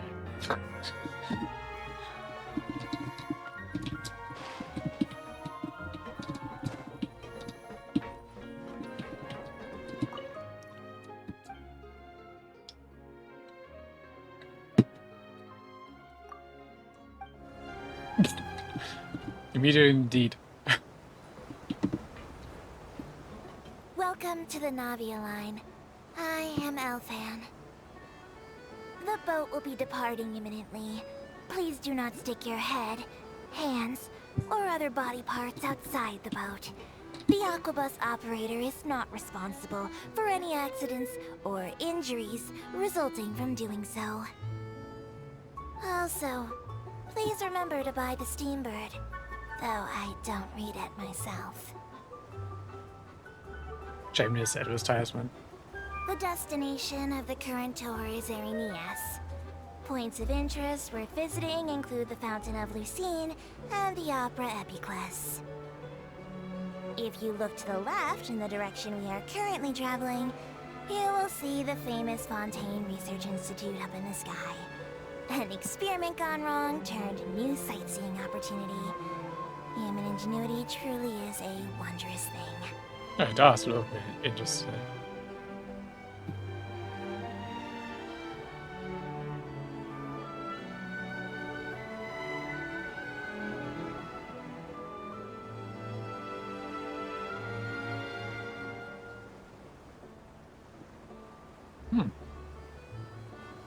We are now approaching our final destination.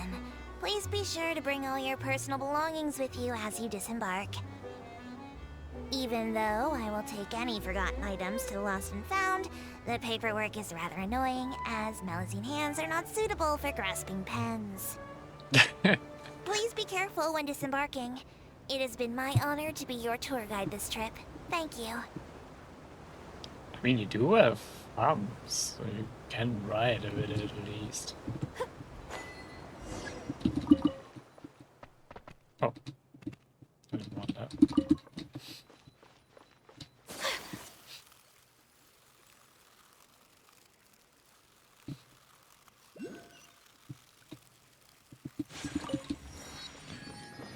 That's not really a bubble thing. Huh.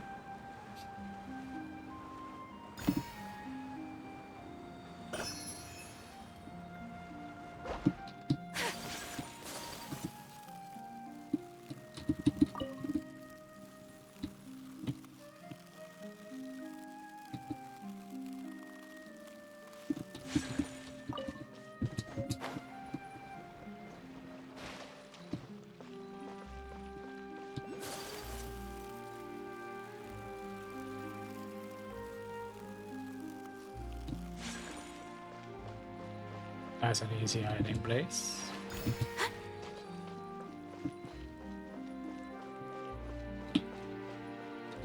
Oh, look at the chest.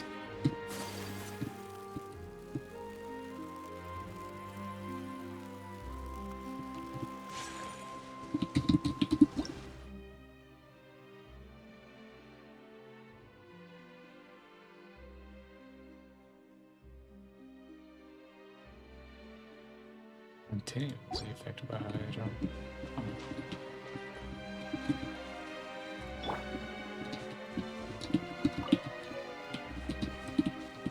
Hold the line!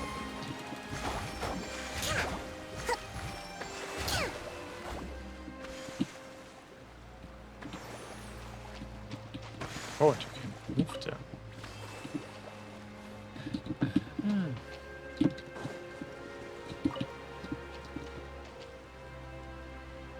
That's not staying there.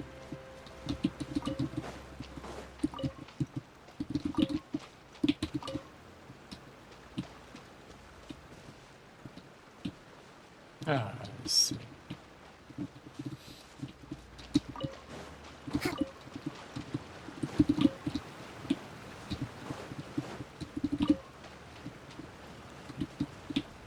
I do have more of the things. Let's move out. There you go. We should make the most of these supplies.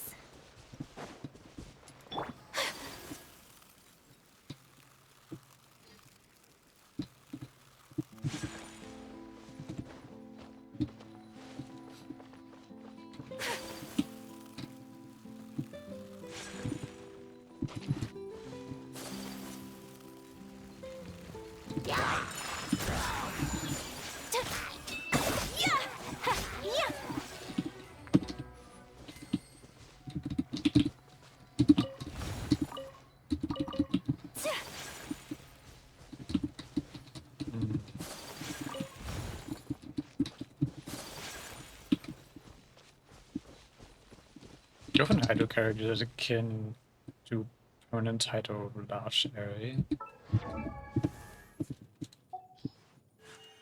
A blade embraces its duty. as a jeweler cherishes their gems.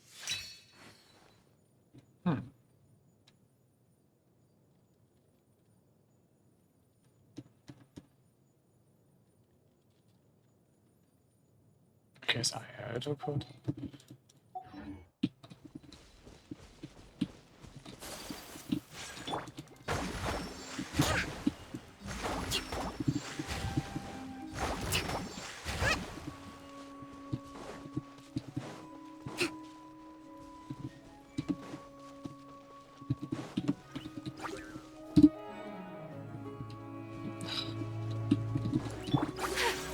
Whirling snow! Can't get out of the vampire character. I'll just leave it for now.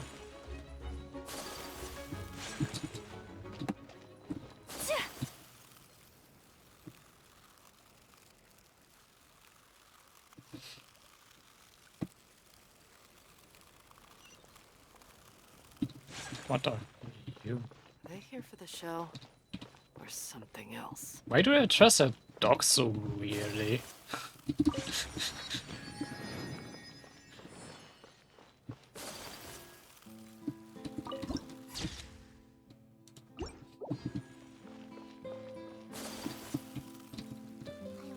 Flowers.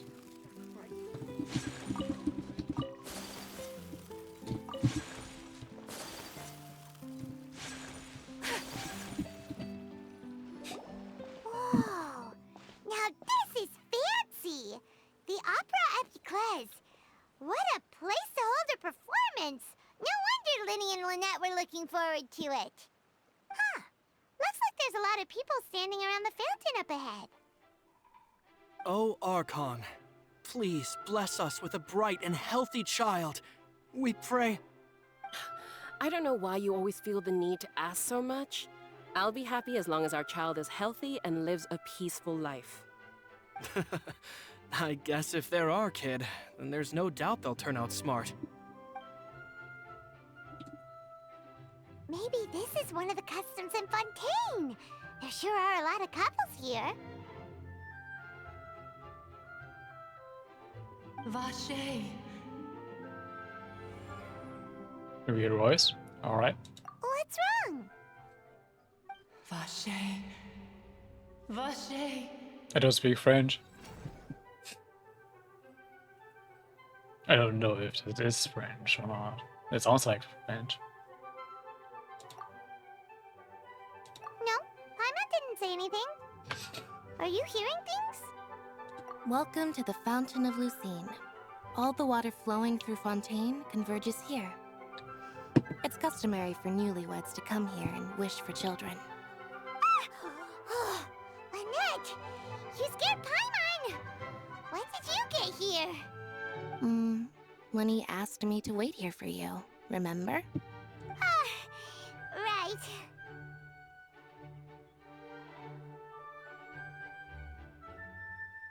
What do you mean? There are a lot of people here right now. Hey, you're not trying to scare Paimon, are you? Besides, it's the middle of the day. It's not the time for eerie things. I see. I might be able to tell you something that could help explain the voice you heard. In fact, you might not be imagining things at all. I suspect that what you heard is a result of your hypersensitivity to the hydro element. Others in my family have had similar experiences. It's because of her sensitivity to the hydro element? But what would hearing a voice have to do with elemental power? When do you cry, Paimon? Wait, what? What does that have to do with anything? Just answer me. When do you cry? I haven't seen Paimon cry. When Paimon's really sad? Oh, and when Paimon's super happy. Oh, and also when Paimon's really, really scared. Then you should understand that tears contain your most intense emotions.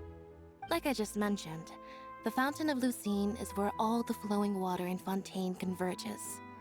Even the tears that fall to the ground will eventually gather here. So maybe what you heard was the intense emotion coming from someone's tears. So, what did the voice say? Huh. If you were hearing their emotions, then Paimon wonders what happened to them. Rather than worrying about them, we should worry about my brother first. Don't let that calm look of his fool you. He tends to get pretty nervous just before a performance. So chatting with Linny might help him relax a little before he goes on stage. Oh, right. That makes sense. Let's go in and see Linny.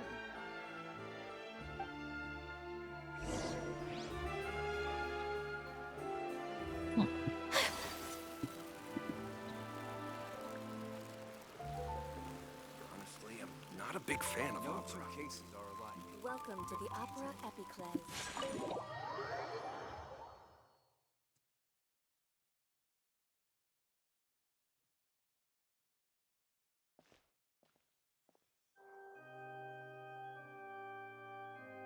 Ah, Traveler and Paimon.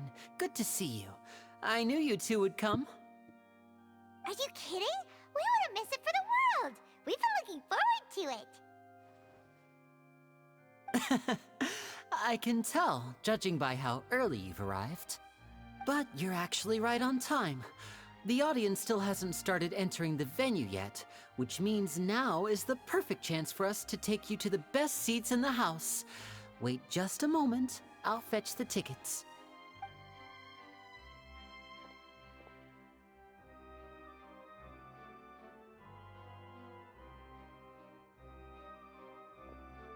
The Opera House has assigned seating, so you always have to make reservations. I've already reserved your seats, and here are your tickets. Ooh, front row seats. Thanks, Linny. Don't mention it. There's no need to keep thanking me. Hey, Linny! Could you come over here and take a look at this? Oh, I'll be right there. Seems there's an issue with the stage props over there. That's Cal, my assistant, calling me. I'll go lend him a hand. Yeah, we'll just go to our seats. You go ahead, Linny.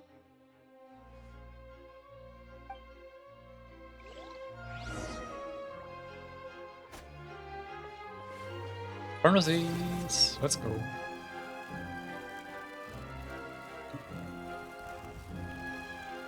Oh.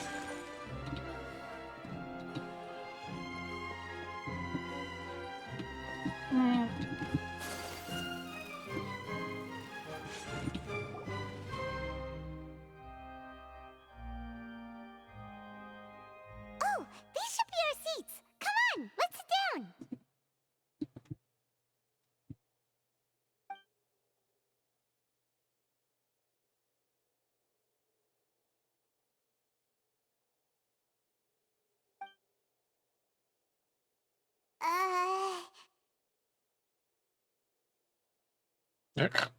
Oh god. Hey,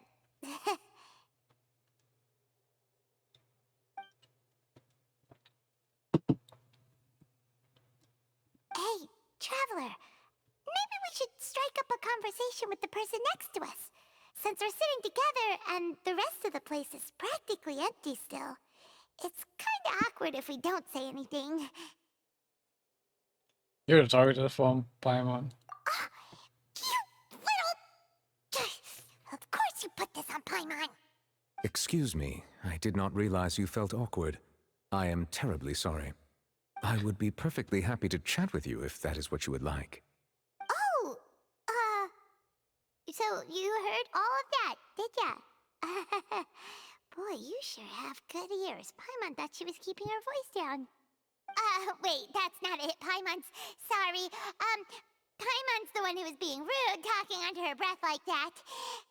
So let's talk, but, what should we talk about?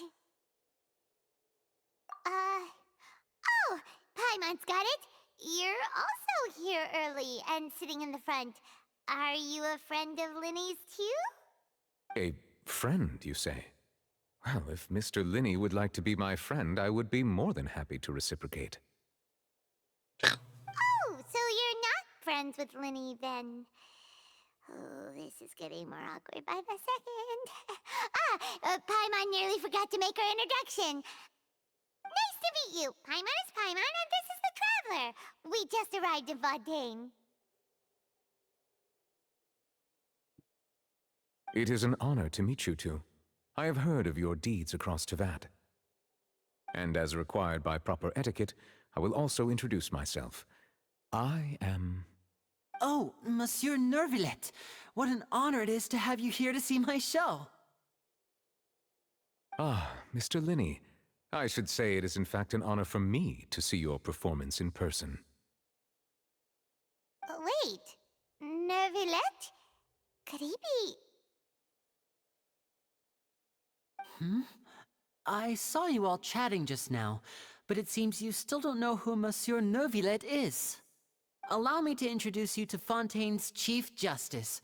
That seat is always reserved for him. It wouldn't be too much to say that he's the symbol of justice and honesty here in Fontaine.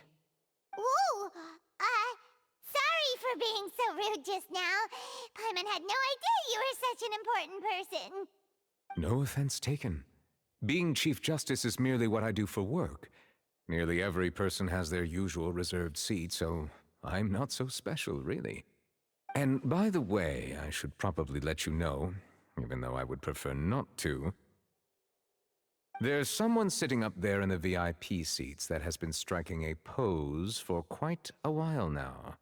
I believe she is trying to give you a most elegant and impressive first impression. So I think you should take notice of her sooner rather than later. Otherwise, she may become flustered.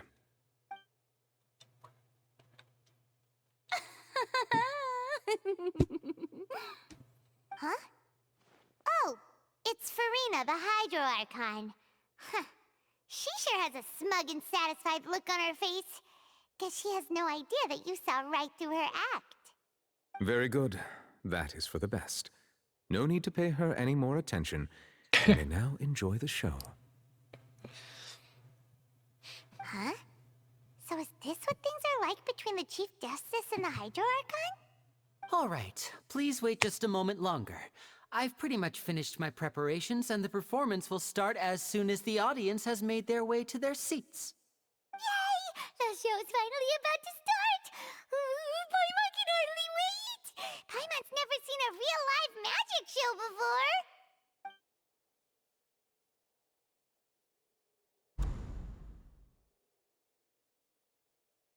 Ooh! They're dimming the lights! The show must be starting! Sorry. Paimon will try to stay quiet. You better be, Paimon. Welcome, one and all, to the Opera Epiclese. I am the star of today's show, Linny. And over here is my sister, Lynette, who will be working as my wonderful assistant. Please, let's give her a warm welcome. Hello, everyone. I know she may seem to be a little sleepy right now, but that's just a sign that she's nervous. Whatever. Just more like later. Now, some of you may be thinking, two vision holders who can freely manipulate elemental powers performing magic is not true magic at all. So, I would like to take a moment to assure you that elemental powers will have nothing to do with what you will witness on the stage today.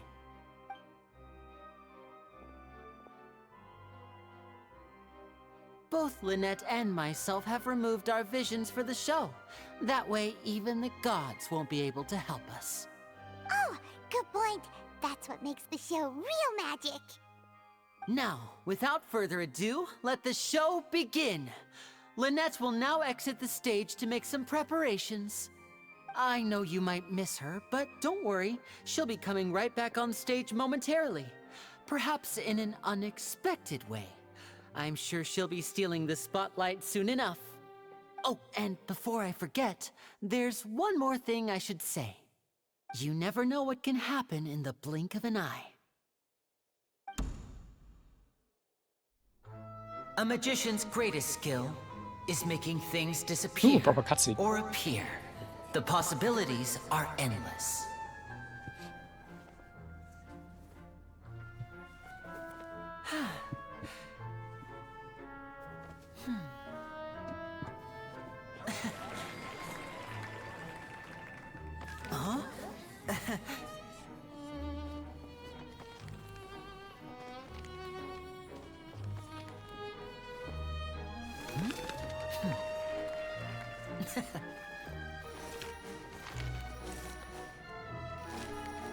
But this isn't what you came for.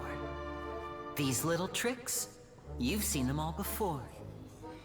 So it's time for something truly extraordinary, don't you think? This one's a little tricky.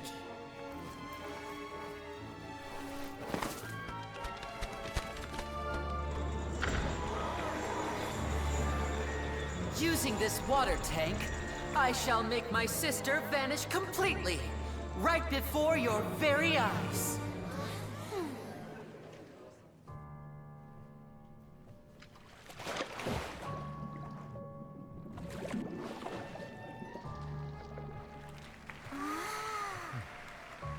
It's actually quite simple.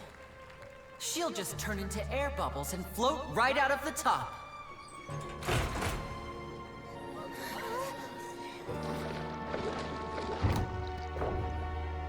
Oh no!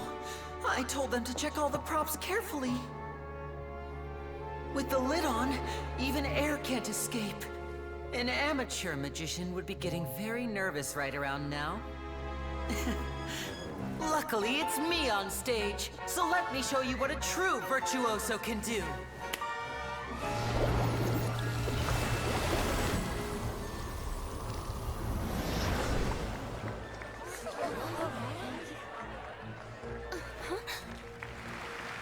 Lynette, are you still there? Don't go too far. We don't want to use up all our magic.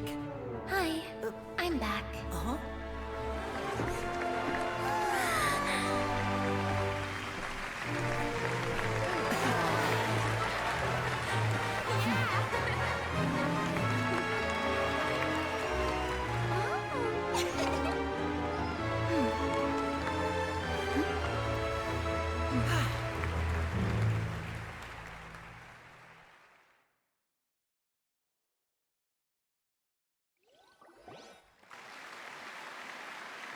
Whoa!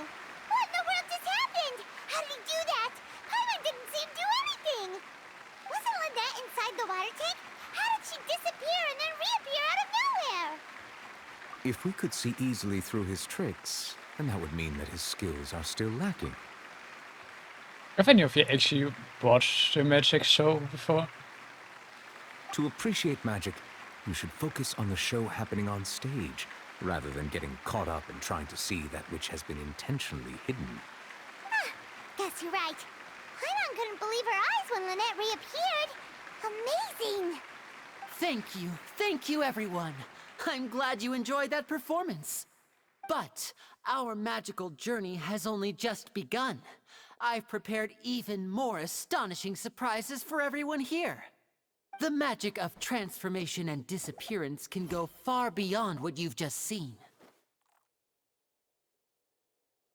I'm sure many of you are thinking that escaping the water tank was impressive enough, but Lynette is still my assistant after all.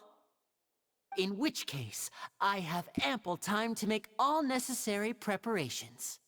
So, for my next trick, I will require the participation of one lucky audience member. Oh. Please, if my assistants could bring out the magical boxes now.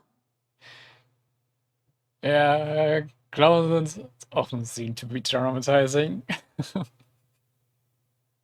There are 2 boxes and only 2 boxes. One is here, and one is there in the aisle among the audience.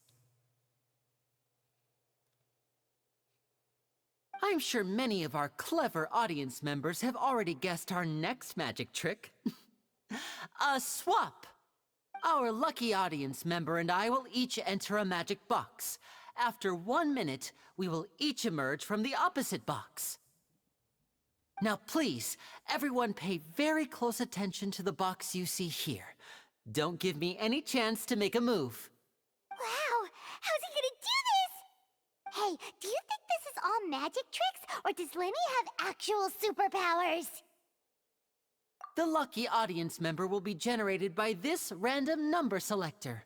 It selects numbers entirely at random. Even I don't know who will be chosen to participate. Now then, let's begin. Let me see. Oh, row 7, seat 3. Congratulations! Oh. You now have the chance to experience magic firsthand for an entire minute. Please, come forward. My assistant will take you beside the magic box. I'm sorry, it might be a little cramped inside, but no need to feel nervous. We've carefully arranged everything for you to be as comfortable as possible. You don't need to do anything, but no matter what strange things may happen, don't come out of the box. If the magic is interrupted, who knows where you might end up? You might even find yourself in the Fortress of Meropide. Oh, okay. Well. All right. Before I enter the magic box, there is one more thing I need to ask the audience to do. Could you all give me a countdown? Like this. 60, 59, 58. Just keep counting down. You can go a little faster or slower if you like. I won't be able to see anything in the pitch black box, so I'll be relying on your voices to know when time is up. Oh, and no tricks now. If you quickly count from 60 in just 30 seconds, then I'll be in a tough spot. Ooh! Paimon kinda wants to count faster after hearing him say that! No, that won't do. I can see it in your eyes. You still can't be trusted. Let's practice together. Byron can never be trusted. Repeat after me. 60, 59, 58. 60, 59, 58! That's right, perfect. Keep it going. All right, I'll see you all on the other side once you've finished counting.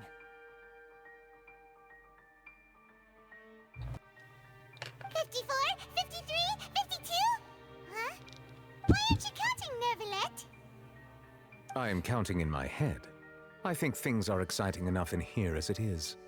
Merely a consequence of my identity and personality. Do not worry about me. Just enjoy the show. Oh, alright. You look so serious that Paimon thought you might be feeling uncomfortable or something. 40, 39, 38! Mr. Linney, are you all right in there? Is everything ready? Yes, I'm fine. I'm just double-checking the direction of the magic. It would be a disaster if we get sent to the wrong places. For example, mid-air right above the audience. Even though he's saying that, Lenny doesn't seem nervous at all.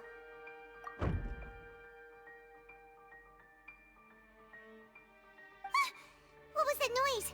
Did you hear it too? Not sure. Anyway, it doesn't seem like anyone's worried about it. 25! 24! 23! What's wrong, Mr. Linney? I can still hear you moving in there. I seem to have accidentally knocked over a decoration. I'm trying to fix it, but it's pitch black in here. I can't tell left They're from kind of right. drawing it out quite Never long. mind the decorations. There's no time for that. The show is what's important. No, that's unacceptable. I want my show to be perfect. Don't worry, we still have 20 seconds. Hear them counting? 19! 18! 17! It seems things aren't quite going as planned.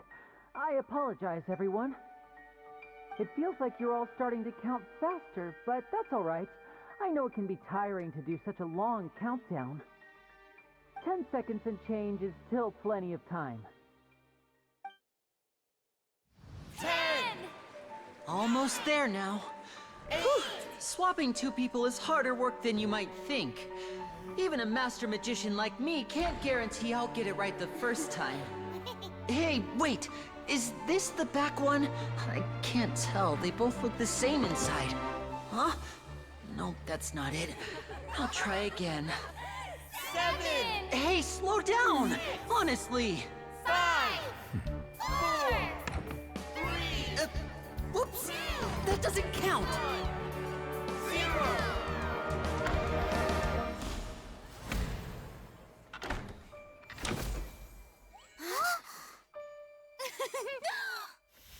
Ta-da!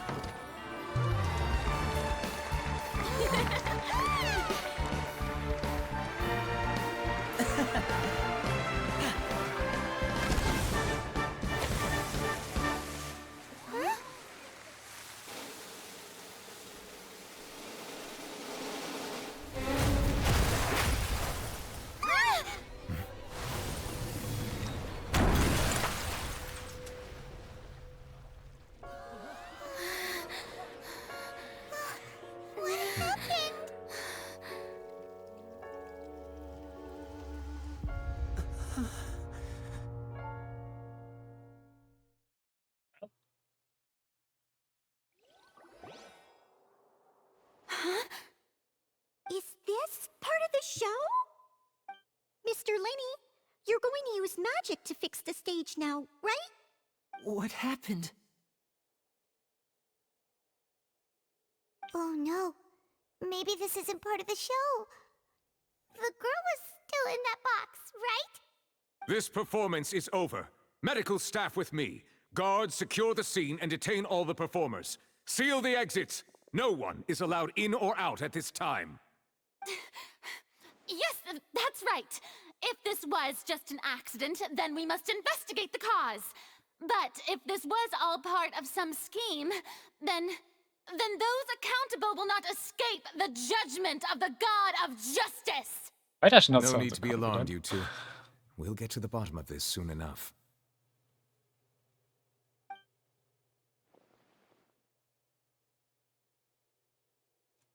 Unfortunately, the person who is in the magic box has been pronounced dead. His name was Cowell, one of the assistants in Linny's magic troupe. Apparently, the fireworks on stage ignited the ropes that were suspending the water tank, which then caused the tank to fall onto the stage. As of now, we are still not sure why we found Cowell in the box, rather than the guest from the audience. And after an initial search of the area, the guards have confirmed that the girl is nowhere to be found. It appears that this incident was not merely some mishap with the performance. Oh, are they relating this to the missing girl case Charlotte spoke earlier about? And there are many indications that it is connected with the case of the serial disappearances of There young we go. women. The serial disappearances case? That's the case that Charlotte mentioned before. I know the truth. I can see through the whole thing. Really, using such a shallow and obvious mystery as his finale, did he really underestimate us that badly? I say that our powerful magician, Mr. Linny, is now the prime suspect for the serial disappearances case. Huh? Why me? This whole thing was an accident. No, this all occurred during your magic show, did it not? The missing girl disappeared after being chosen, did she not? The deceased is one of your assistants, is he not? Now that I think about it, that whole speech about magicians making things disappear was nothing more than a provocation, a bald-faced challenge. That can't be right. How can Linny do this? He was in the box on the stage the entire time. We could even hear his voice. Besides, before the show, he told us that he would like to catch the criminal behind the disappearances. He couldn't possibly mean catching himself. Save discussion for a later time, please. Lady Farina, may I assume that your comments just now constitute an accusation against Mr. Linny and his associates, and that you are pressing charges? Huh? I just think that he... Well, I think it might be a little early to talk about formally pressing charges. Why is the outcome behaving so really about this? But what Lady Farina said just now makes perfect sense.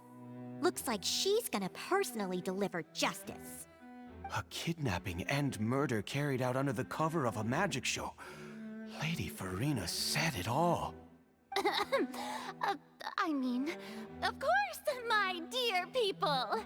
But what excites me even more than the obvious truth before our eyes is the opponent I'll be facing. That's right. I mean you, Traveler. You'll support Linny, won't you? After all, he was the one who helped you the first time we met. Why rope us into this now? Then there's no problem at all. You know, the Traveler and I already had a duel the first time we met. But with Linny's help, our little duel ended in a draw. But draws really are the most boring possible outcome. So, no more draws. Between the two of us, there must be a clear winner and loser. And what better place to hold such a riveting showdown and decide the true victor than here, on the grandest of stages, the Opera Epiclese? Huh. It wasn't a draw. She obviously lost last time. I understand.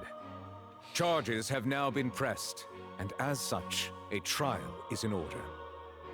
Well, Traveler, seems Lady Farina has set you in her sights.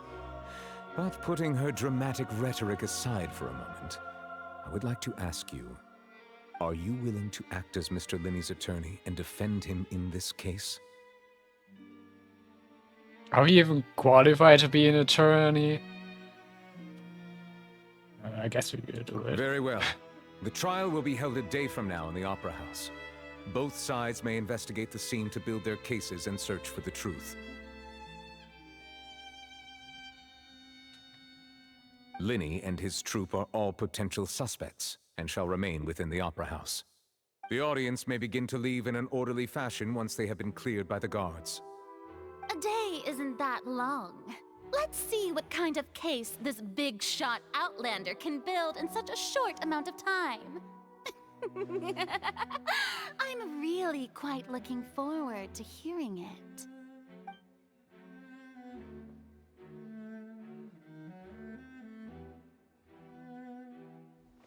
Linny!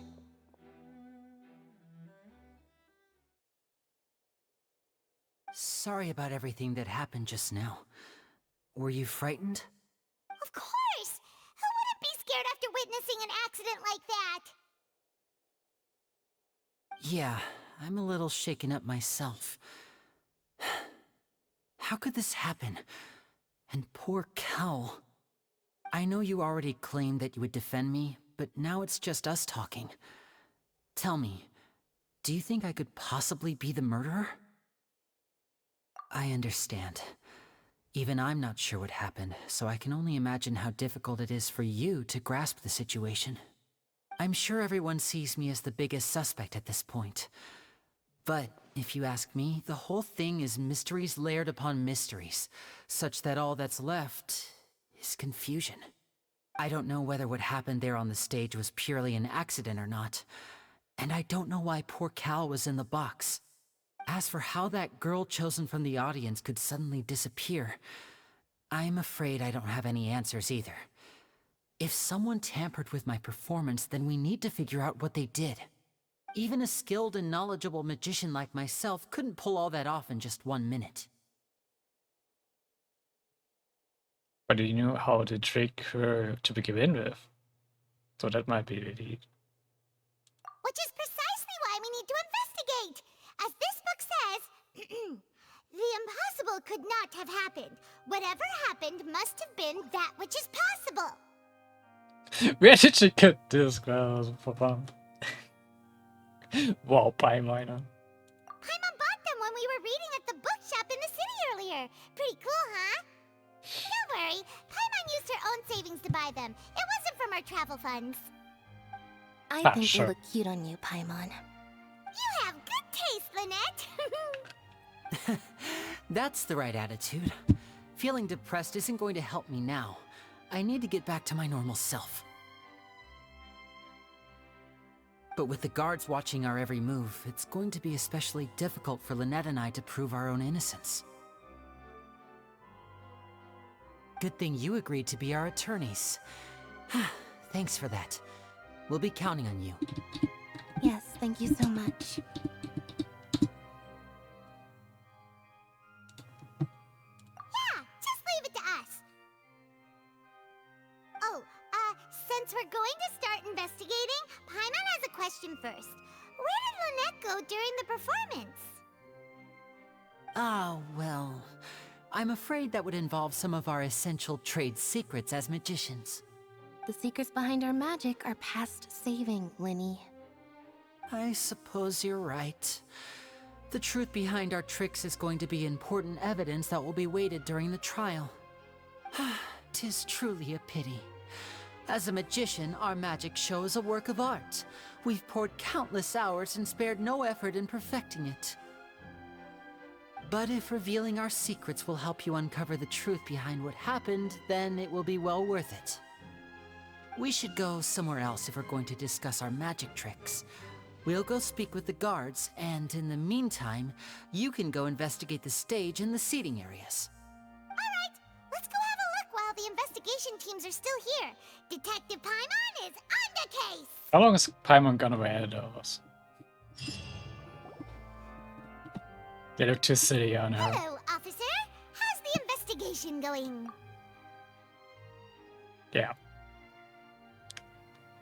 I wouldn't believe it a second that she's doing the investigation with those glasses. Ah, I see. You must be the traveler that Lady Farina mentioned. Listen, I'll be perfectly honest with you. I'd avoid getting mixed up in this whirlpool of a mess if I were you. Huh? What do you mean? Come with me and you'll see. The deceased is one of Linny's assistants, named Cal. Even though he hadn't joined the troupe long, he was hardworking and everyone generally liked him. The assistants are usually in charge of setting up and inspecting the props, as well as assisting with the show and keeping the crowd engaged. As you probably saw when you were in the audience, the water tank suddenly fell and smashed the box with Cowl inside it.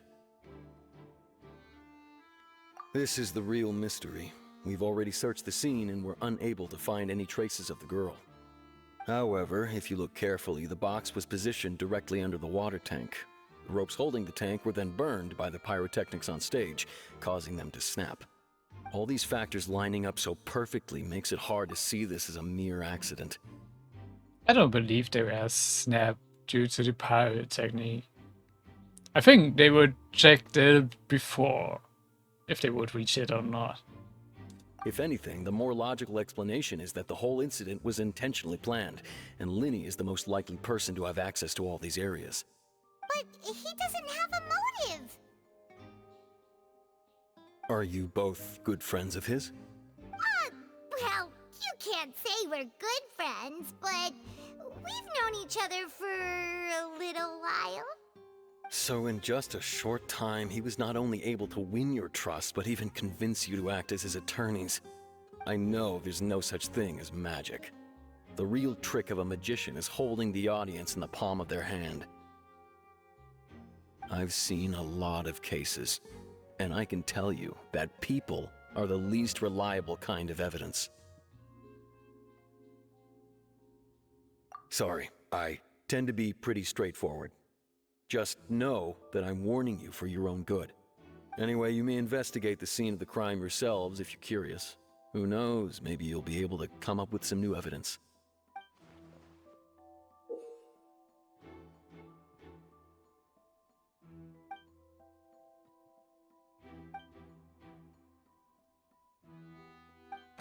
Huh.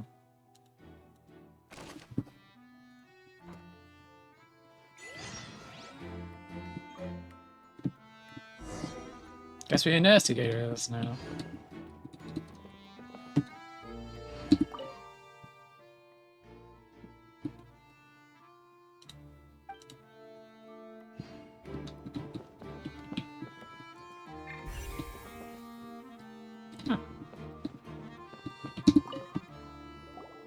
So this is the rope that broke and caused the water tank to fall. The rope looks pretty durable. How can it be burned through so quickly by fireworks? Why are you suddenly so serious, Traveler?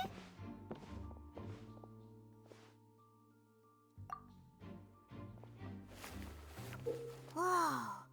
Look! This bit is made from different material! Most of it was burned away, but there's still a little bit of it left. Huh. So if a rope meant to hold something was made with that kind of material in it, then that means... Wait! Paimon should write all this down! Let's take notes!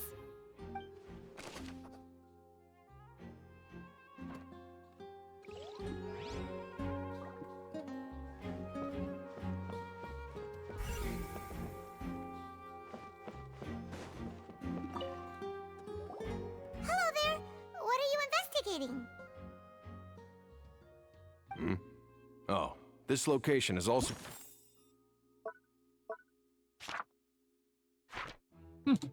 been cordoned off because the Magic Troop members are currently considered prime suspects.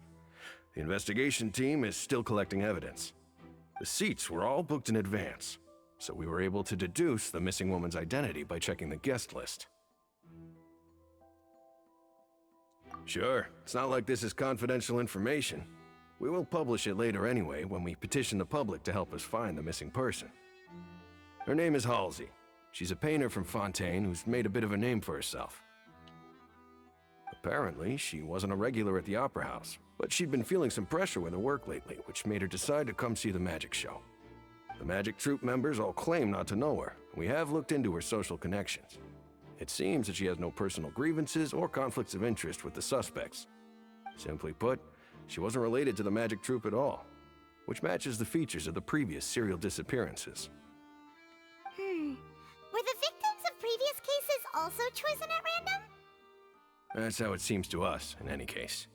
Apart from the fact that they were all young women of around the same age range, there really weren't any other connections between them.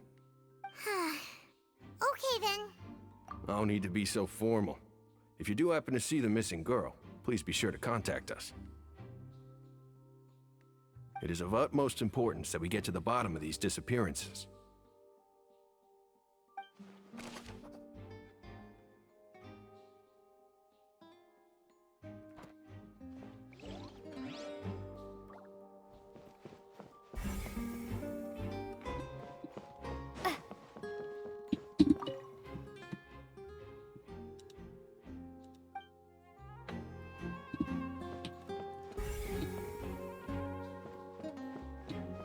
What have we just left? Okay.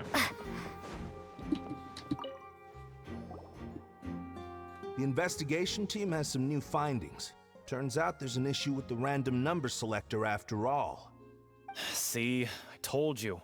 What if the machine picked some big guy's seat? You think the murderer would have still made his move then? Sorry to interrupt, but we're helping Linny and Lynette with their side of the investigation. What were you saying about the number selector? There's something wrong with it? You're trying to help them? That'll be a tall order. Linny used the machine to pick a random member of the audience during his performance, right? The lucky girl that later disappeared. Well, we thought there might be a serious problem with the machine, so we had it taken away for further inspection. It turns out that the seat number it picked wasn't random at all.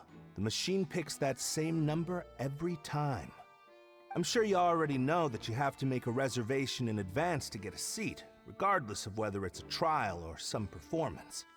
In other words, Linny knew who would be sitting where from the very beginning. That much checks out.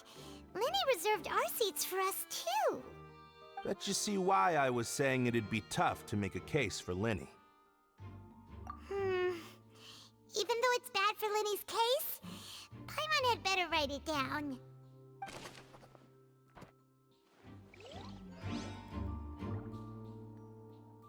So the rope and the random number generator have probably been tampered with. Be it by Linny or someone else.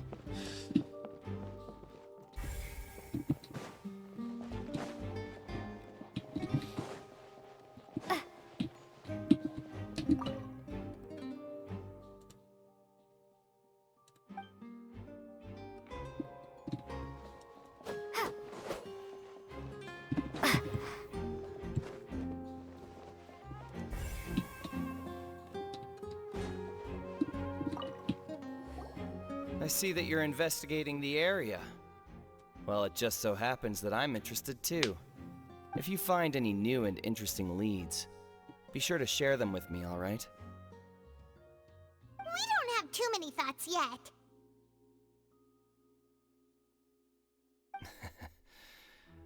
Then why don't I tell you my hypothesis first? The way I see it. And I'll start it with that loud thud. The thud? Oh, you mean the sound that happened during the countdown? Yes, exactly. It wasn't terribly loud, but I suspect that most people heard it. It's just that everyone was awaiting the results of Linny's trick with bated breath, so no one paid it much mind. But now that the incident has happened, the thud has become an important clue. That makes sense. So, what do you make of it?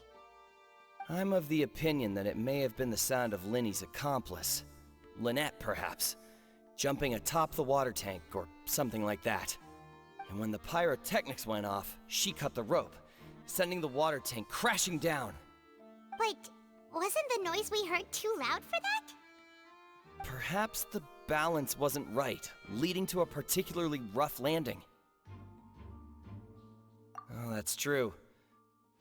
I suppose I must reconsider.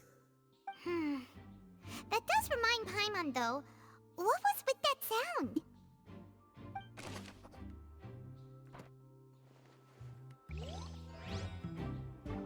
Probably somewhere through the box over there. My guess at least.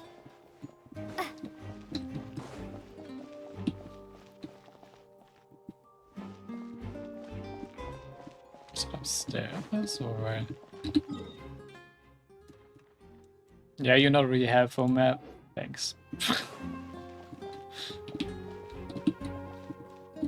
Lenny's still talking to the guards.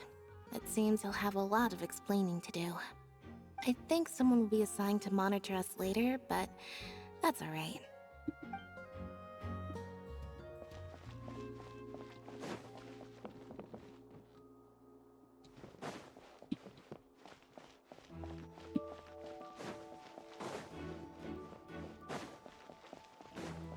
Can we go upstairs from here? Oh, we can go outside. Hey, you!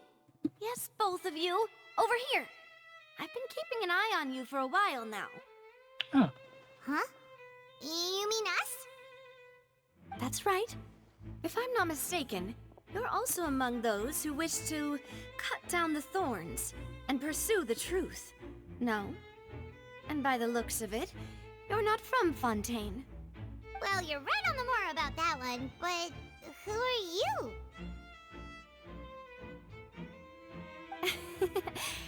Have you never heard of the Spina di Rosula? From mediating disputes and providing protection to solving conundrums, you name it, Spina di Rosula does it. And I, Navia, have the honor of being its renowned president. Okay. Though those who play by our rules call me boss. I'm Silver, her attendant. Pleased to meet you. And I'm Melus. Demoiselle's various daily needs and affairs are under my purview. Huh? Boss? Demoiselle? What gives with the names? Well, I am the second generation president. Melus and the others are still used to my previous title. My apologies, Demoiselle. Should you prefer, boss, I will endeavor to use that instead. No, no need. You don't have to call me boss. Just Navia is fine. Okay, if you say so. Not that we're members of Spina di Rosula anyway. All merely trifling details. Never mind. Now, back to the situation at hand. That's right. I've always kept an eye on the serial disappearance cases. My interest stems from a matter back from my father's time. Judging from the look of things, I find Linny an unlikely mastermind. Really? We think so too! That's why we're looking for clues now. But how did you come to that conclusion? Why is Paimon still taken seriously? I can't take this serious really with those glasses on her. Intuition, naturally. My unparalleled intuition. Farina sure was quick to point the finger at Linny without any decisive evidence whatsoever, wasn't she? But that's not uncommon for her. If you remember, the Justice had to interrupt her and ask if she was pressing charges just to keep her from getting carried away. Anyway, a trial begins the moment someone levels charges. And, of course, there was no way Farina was going to back down in that situation. Sounds more like you just don't trust the Hydro Archon. Well, what's your opinion? I must admit that she can be interesting at times, but liking her doesn't mean that I'll blindly agree with her. She kind of acted without thinking there, from the looks of it. Alright, I've answered your question. Now, it's time you answer mine. Wait a minute, did that answer count? Well, I say it does. But don't worry, you won't hear any pointless questions from me. In your opinion, do you think it's right to treat a trial like it's an opera? No. Well? And why would that be?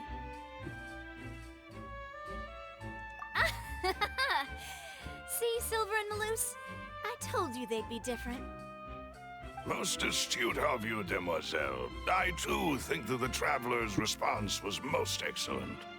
No matter how wonderful the script or how fervent the audience's expectations may be, the trials that go on stage here must be based in fact. It's like that trial. Was it John and Temple or who it was? This also was like kind of treated of an opera. Like, by the people on the internet at least. And if that can be done, boss, then... Alright, that's quite enough, Maloose. Anyway, I like your answer. You passed with flying colors. Now, I need to make some preparations, following which our joint investigation shall commence. You two shall be my assistants. Wait! Since when did we become assistants? Hmm? Oh, well, I can be the assistant, sure. Or your companion, if you like. I'm really not that fussy. That's more like it. Far be it from me to brag, but I believe that Demoiselle's intuition will be instrumental in uncovering the truth. You wish to save a friend from false accusations, and we wish to unravel the disappearances. In this sense, our goals are aligned. You have a point. Huh. You're quite the talker, aren't you, mister? And what about you over there? What do you think? You seem like you've got something on your mind. I have nothing to add. Oh, alrighty then. We'll be making some preparations first.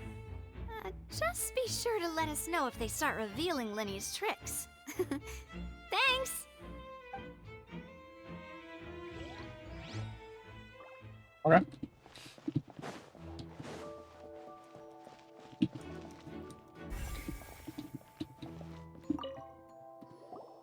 Sorry, but no one can freely enter or exit the Opera House at the moment. If you wish to leave, you must register your identity with us first. No, we're not leaving. We're representing Linny and Lynette as attorneys, so we're investigating the case. Were you always guarding this entrance? Yes. After the Chief Justice gave the order, everyone coming in or out must undergo a strict inspection. So, the missing girl couldn't have left from here. At least, not from that point on. I doubt there was much opportunity then, either. How can you be so sure, Well, because I was in charge of security near the entrance at that time. I couldn't see Linny's performance from here, which was quite a shame. Just my luck.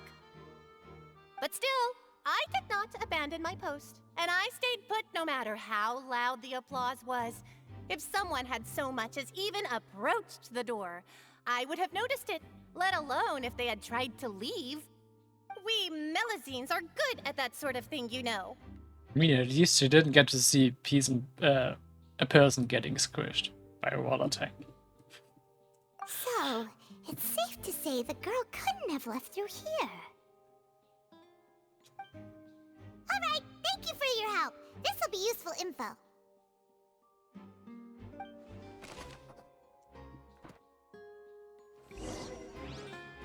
We've checked everything of note here at the performance venue. Paimon wonders how Linny's discussion with the guards is going. Let's go see, shall we? Ooh, things are getting interesting, huh? We're about to see how magic is made.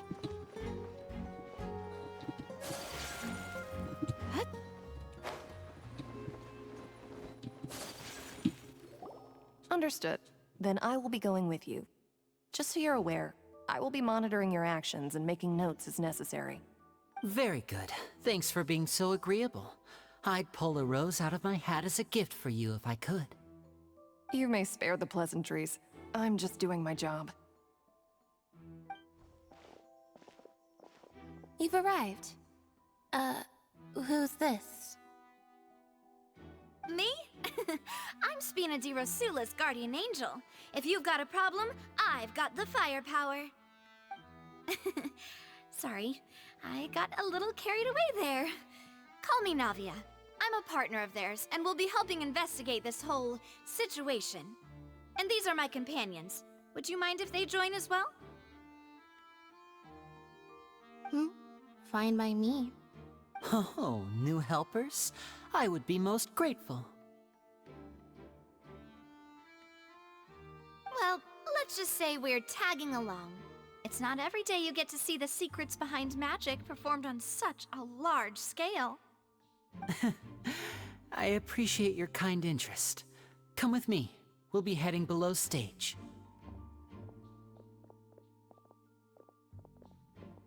Huh? Below stage? Yes, a world of secrets is hidden beneath this magic box, prepared specifically for this switcheroo trick. But before I reveal everything, you should have a look first. Notice anything strange here?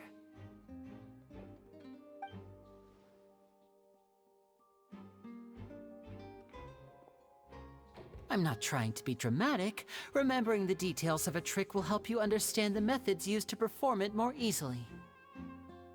Huh. Weren't there balloons and other decorations here? Where did all that go? Ah, good eye. That said, you're still far from discovering the answer. The back? You mean the inside of the door? What's different about it? Paimon didn't notice anything. Very good indeed. I thought you might not be able to catch that, given that you were sitting in the first row. I think I already know how this works. I think the box consists of two layers. One stays standing with the door, and the inside can be, yeah, go down with a lift under the stage. And then there's this just ray system or something like that. Switching the boxes is under, yeah, under the seats or something like that.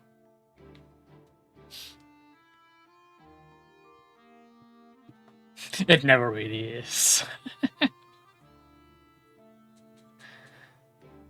The back of this door was patterned. Those patterns are now gone, replaced by a smooth wooden board. So, if you put 2 and 2 together, what do you get? Exactly. All right, let's go. I'll tell you how it works as we head down.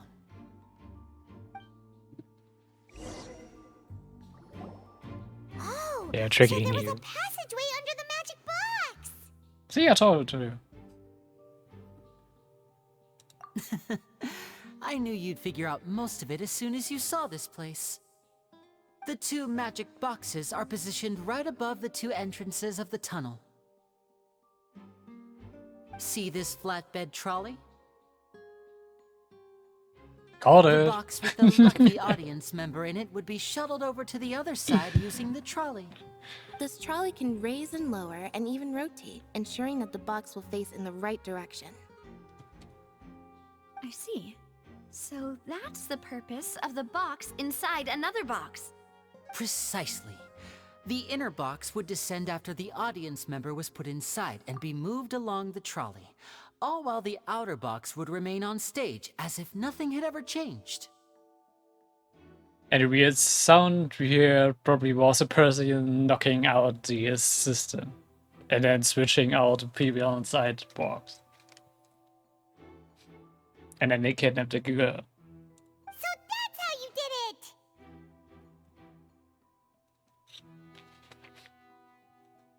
Once the box was lowered, the trolley would store some energy through this device here, with which it would complete the rest of the steps. The audience member would only be able to feel some slight movements in the dark, and by the time she walked out, she would already be back on stage. Kind of.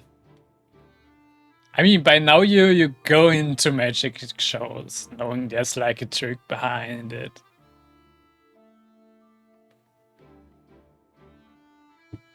Right! You were talking that whole time, and you even came out for a moment near the end! Ah, yes. A phonograph operated by Lynette was used to achieve that effect. My assistant and I had already scripted our conversation beforehand. When the countdown began, I had already gone to the opposite box via a tunnel using that ladder. And what about Lynette? Where was she? I was in the mezzanine space in the back of the box. Oh, interesting!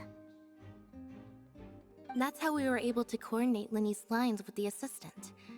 And by the way, I was the one who walked out of the box at the end. I mean, we are twins. All it takes is a change of clothes and no one can tell who's who. And that's my favorite part of this trick. Only Lynette and I can perform it. So that's how it all worked! Wow! Every detail you revealed was more amazing than the last! Lynette would briefly walk out of the box and then go back in, jumping into the tunnel and escaping before the box on the trolley could finish ascending. And then I walk out of the other box in the audience area, and the trick would be complete. The operative word here being would. But as you saw, Cal was in the box, not our audience member. She, on the other hand, mysteriously vanished. We really don't know how that happened.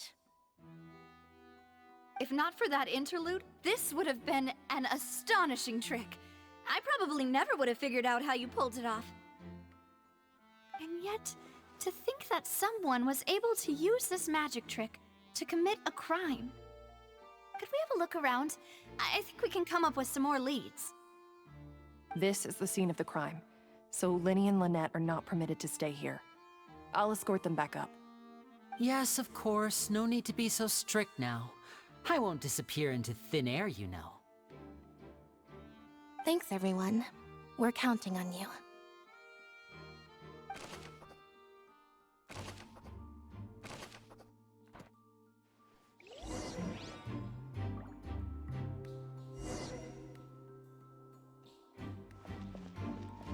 Oh, more investigating.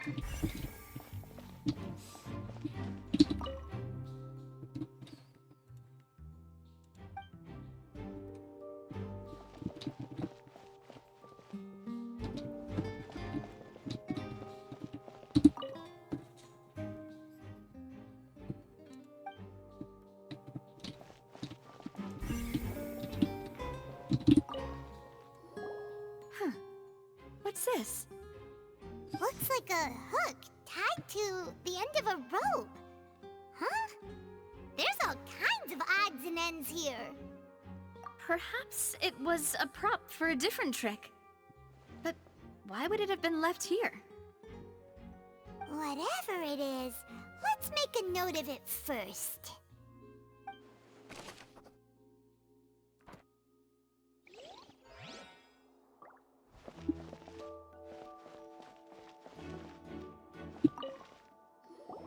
Oh, these are the clothes that the lady chosen from the audience was wearing, right?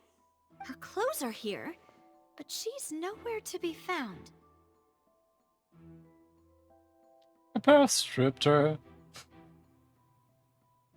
Right. And do you really need to do that if you're kidnapping them? Ugh, this is so confusing. Paimon doesn't want to be a detective anymore. Wait, the glasses changed. The glasses didn't have those swirls in them before.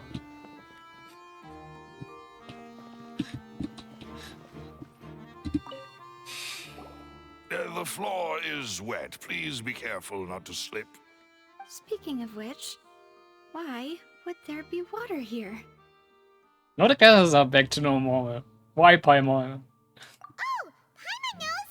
It's one of those tricks where you pour water into a jug and then flip the jug over only for the water to disappear?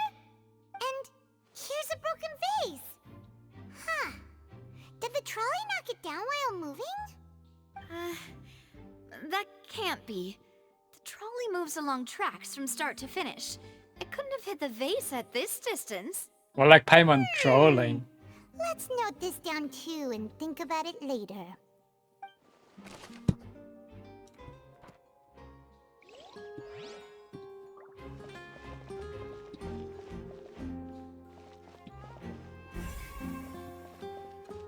Paimon tripped out or what?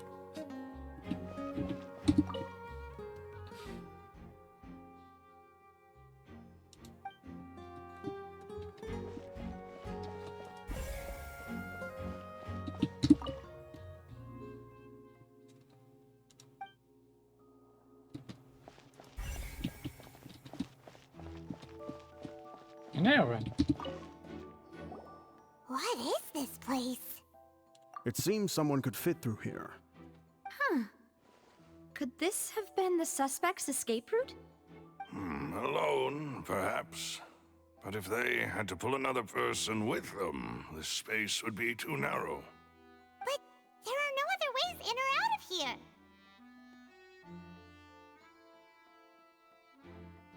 Oh, you're right! Let Paimon write that down.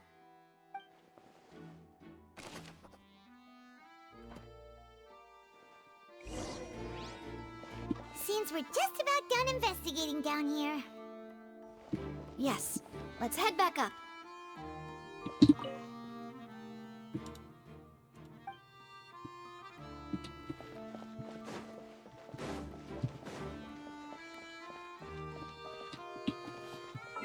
Okay, before going bed after, I'll be going head to the bathroom again.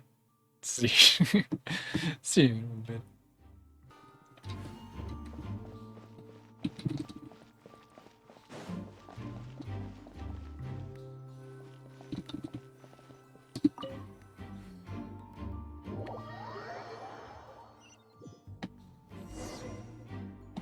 Well, we've ascertained the state of the crime scene.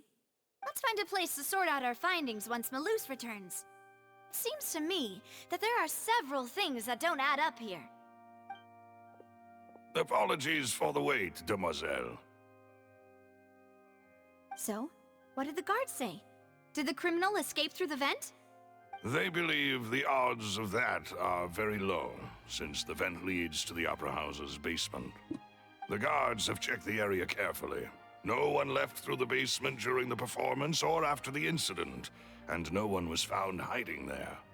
So the tunnels become like a secret chamber then! You know, like the kind you usually see in novels! The plot thickens. Halsey's disappearance and Cowell's death are both quite inexplicable. No wonder Farina was so confident in her accusation. All the current evidence points toward Linny and Lynette. In other words, the charges are very likely to be upheld unless we make some considerable progress. Charges and then trial. So if the charges are upheld, they'll announce a sentence? That's right. This is how a trial goes in the Opera House. During the proceedings, the Chief Justice and the Oratrice will hear statements from both sides.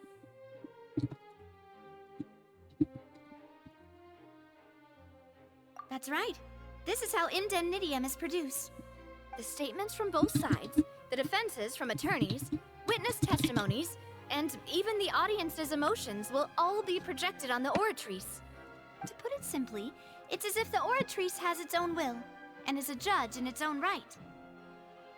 This also precludes any kind of favoritism on the part of the Chief Justice. Not that this has ever happened anyway. Once both sides have finished speaking, the Chief Justice will make his final decision. This, too, will be used by the Oratrice as a reference.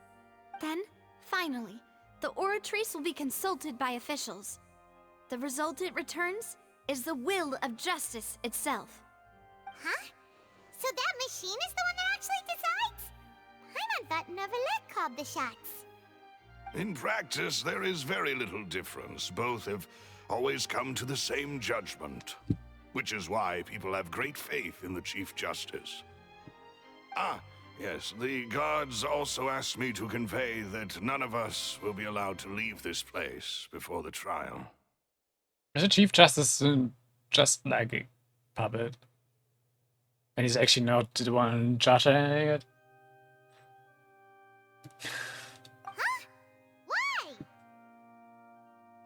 Because we've chosen to act as the twins' proxies.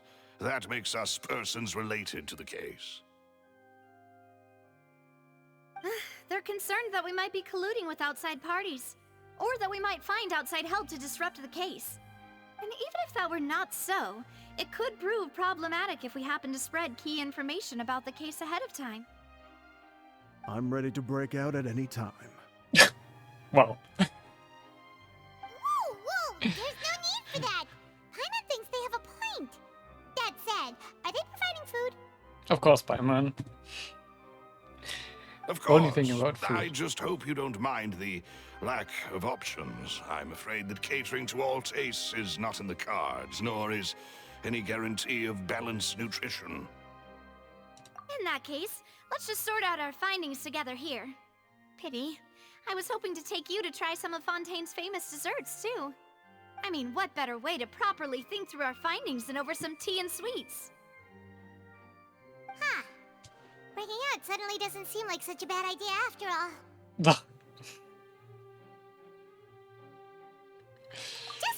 Just kidding. Paimon will still do her best, even if there are no snacks. What do you mean, no snacks? Of course we'll have snacks. If we cannot buy some, then we'll simply make some. Huh? Here? But how? Understood, Demoiselle. Everyone, please come with me. What you miss is buying snacks for yourself. Otherwise, you wouldn't ask so much for them. You're carrying a portable stove with you? Yes, I must be prepared to meet the Demoiselle's baking needs whenever the fancy strikes her. I have eggs, sugar, and almonds at the ready. Really came prepared. Good work, you two. Then I'll get to it. Please sit tight for a moment. You'll get to taste my awesome snacks soon enough. These three are quite the interesting group. Indeed.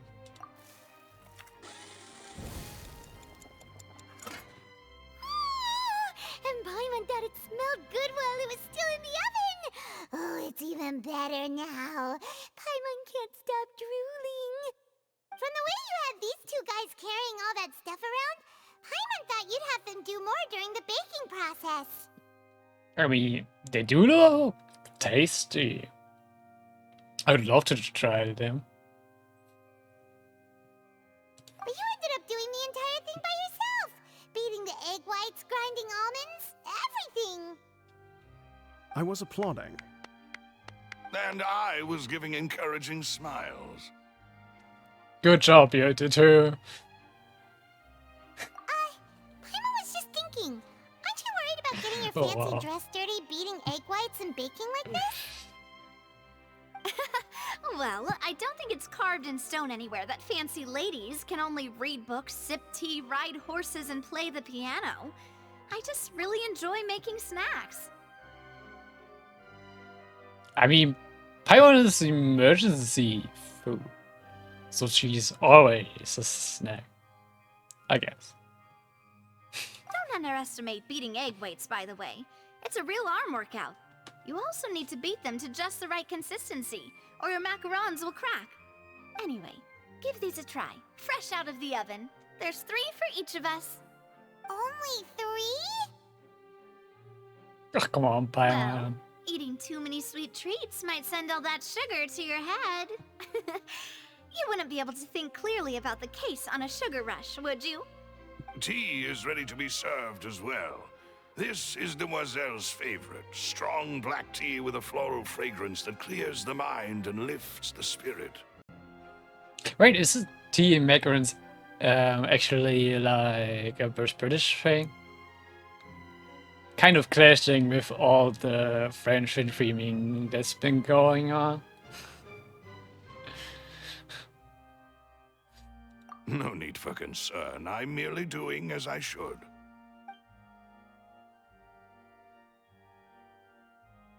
All right then. Down to business.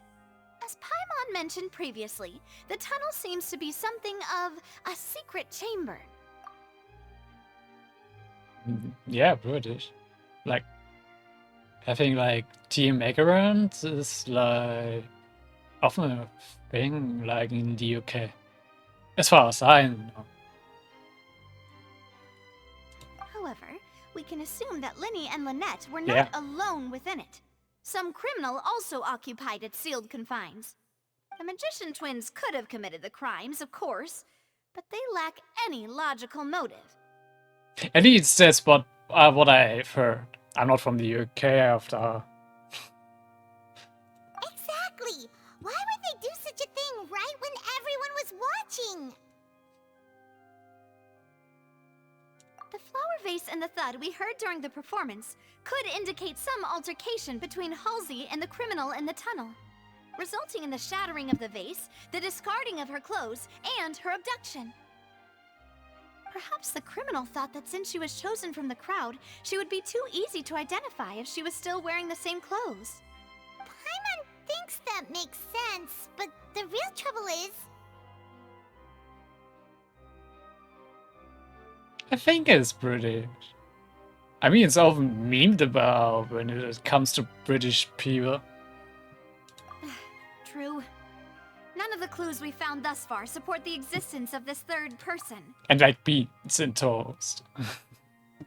But the only people left to consider are both technically victims, whether it's the missing girl, Halsey, or poor Cowl. Huh. Could Halsey have secretly made modifications to the magic props in order to murder Cowl before making her escape? That's right. And even if she had tampered with the setup, she would need to understand the entire trick to pull it off. Nor does she have any motive. The guards said that she has never had any dealings with the magic troop's members. Were we not thorough enough in our search? From the sound of things, this is turning into an impossible case. Your macarons are amazing though, Navia. They smell great! They're nice and crisp and super sweet! They are my specialty after all. And I see you've already had 5 of them. Jeez, Paimon. 5? Oh, that can't be right. Paimon only counted 3, honest! Please don't worry about it. At my age, a few less sweets might actually be a good thing. No. Being greedy is one thing, but Paimon knows how to count. What, really? Never heard about macarons in connection to Italy. That's a new one. Wow. I guess we're gonna just go there for a bit. Besides, Paimon knows that if she ate too many, then others wouldn't have enough. I mean, they only were meant to be 3 for you, not 5, Paimon. Wait, even you don't believe Paimon? How could you? If Paimon ate those 2 extra macarons, then may they turn into stone in her stomach! All right, we get it. Well, I suppose one of us might have gotten too engrossed in our chat and eaten them by mistake. No big deal. Lelouch, set up the stove again if you would.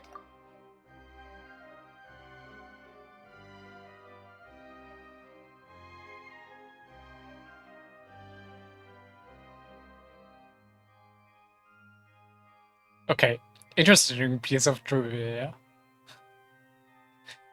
But I guess it's read over to the UK as well. And I was connected with them because of tea time and such.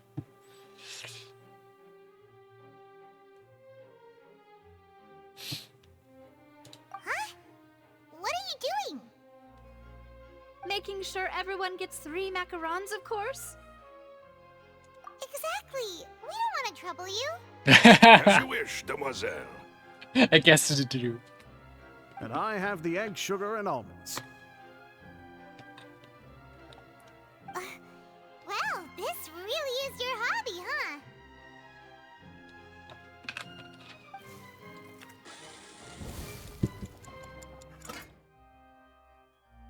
Well, that's it for snack time. I'm going to have another look around the area. I don't know what we're looking for yet, but we've still got some time. As attorneys, I suggest the 2 of you think the case over again. It would be awkward if you got all tongue-tied on stage during the trial. Alright, thanks for your help, and for the snacks. It was nothing. A small task for the Spina di Rosula. Silver, Maloose, it's time to go. I'll be back if I find anything new.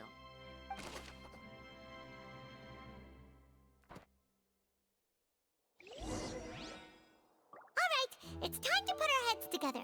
We've got to get our defense ready for the trial. Okay. Oh, it's probably gonna be a long and difficult case. There's no point in worrying about that now. We just need to prepare. Here, take Paimon's notes. They should help you review the situation. Give me a moment. Opening window. Room's getting too warm.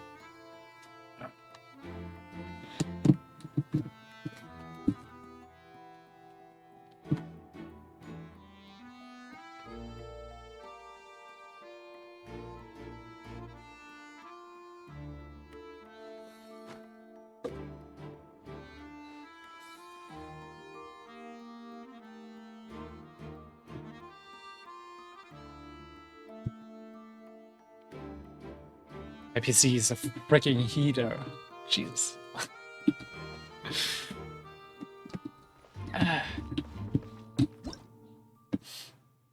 Wait, I want to do this. Oh.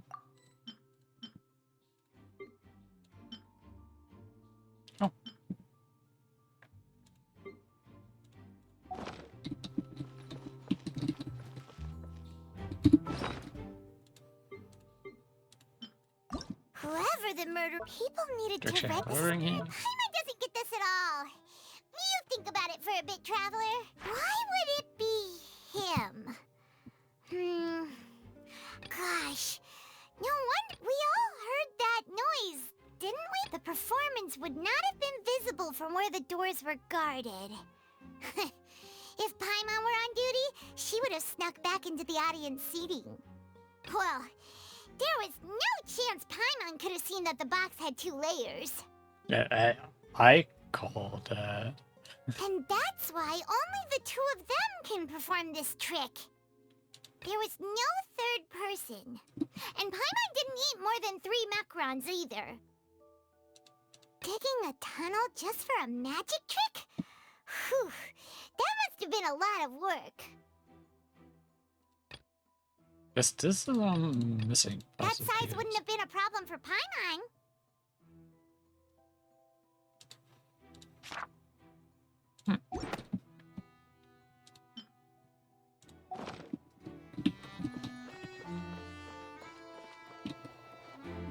I don't think we can actually investigate more. That's just this way.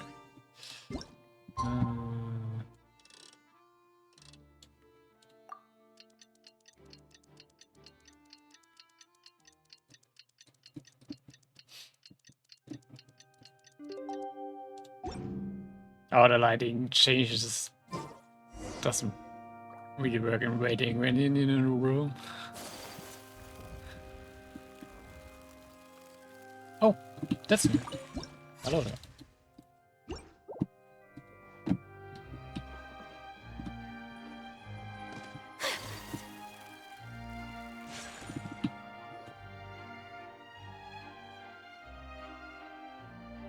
What are we situation is so confusing.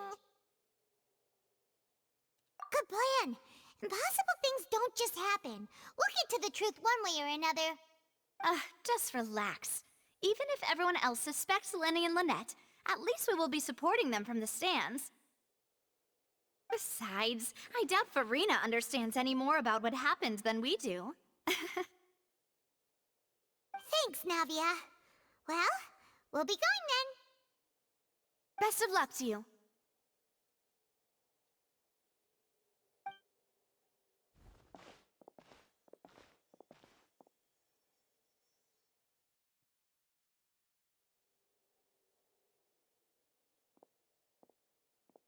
Ah, finally, you're back. Well, how did your investigation go? To be honest, you might be disappointed. No. We're already very grateful that you were willing to help. Well now, don't you all look disappointed? Don't tell me that your investigation came up empty-handed. That was to be expected, of course. The guilty can never produce proof of their innocence. But don't let that stop you.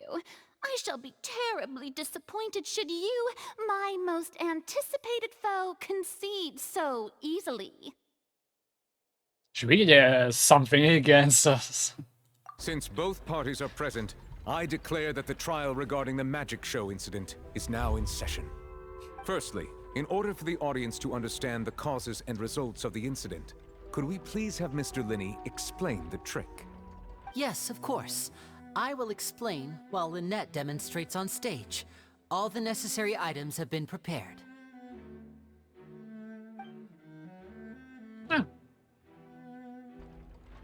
Thank you, Mr. Linney. In that case, I take your statement to be that you ran to and remained hidden within the magic box in the audience stands once the trick began, and thus could not have committed the crime. Is this correct? Yes, that's correct, Your Honor. In that case, I call upon the prosecution. Lady Farina, do you wish to refute his statement in any way? Why, of course I do. Allow me to take the first shot and break this case wide open. Mr. Linney is clearly lying. There is no way you could have been in the box the whole time if you were to abduct Halsey and murder Cowell. In fact, I'd say you were hardly in that tunnel at all. That is simply your hypothesis based on the presumption that I'm guilty. Oh, is that so? And if I may ask, what did you hear while you were inside your box? The roaring countdown of the crowd, of course. That's how I kept track of the time and built anticipation for the finale. And you didn't hear anything else at all? Nothing that might leave an impression of any kind? No, nothing. I see. But when the count reached 30 seconds or so, there was a thud. One so loud that I believe practically everyone heard it. Huh? Hey, hang on. Something's not right here. Yeah, I'm sure he could have heard a noise that loud from inside the box. I was right by the box, and I definitely heard the thud. Look at those scales. Could those mean... Well then, ladies and gentlemen, allow me to use the words of the magician himself. You never know what can happen in the blink of an eye. Indeed, it seems his alibi can also collapse in the blink of an eye. Of course, I have armed myself to do far more than smash your alibi. Confidence cannot go unfounded, and my foundations are rock solid. Tell What me, basis, though? aren't you and Lynette actually from the House of the Hearth? The House of the Hearth?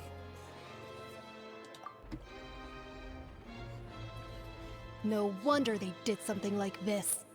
So the serial disappearances were the Fitsui's doing. Now it all makes sense. I've got a feeling that what happened on stage probably wasn't just an accident. that's irrelevant. Our identities have nothing to do with what happened. Indeed. Then perhaps you could tell us everything that happened during that 1 minute. Your first priority is to prove yourself innocent after all. I'm sure there is little that needs to be kept secret now. Unless your script already has holes in it. The Outlander is speechless. My, oh my, don't they look flabbergasted? Now comes the infighting in Discord, I suppose. This was almost too easy. Good Jesus. thing I made all those preparations. Seems the all-nighter I pulled last night is really paying off. Hey, Linny, why didn't you tell us this before?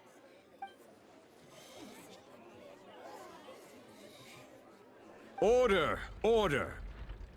Mr. Linney, allow me to re-establish the facts. Lady Farina has raised 2 points. First, when the thud was heard in the Opera House, you were neither in the box nor the tunnel. Second, you and Ms. Lynette are both members of the House of the Hearth. Are these claims true?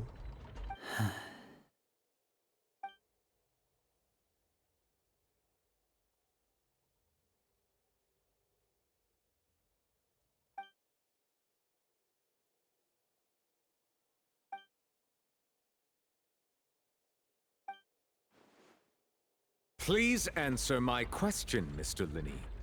I'm sorry. Yes, they're true, Your Honor.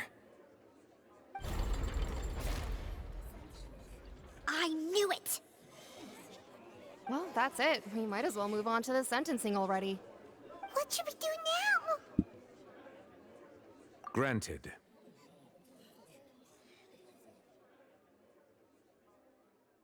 In that case, what is your request? Is that really necessary? They're already as good as guilty.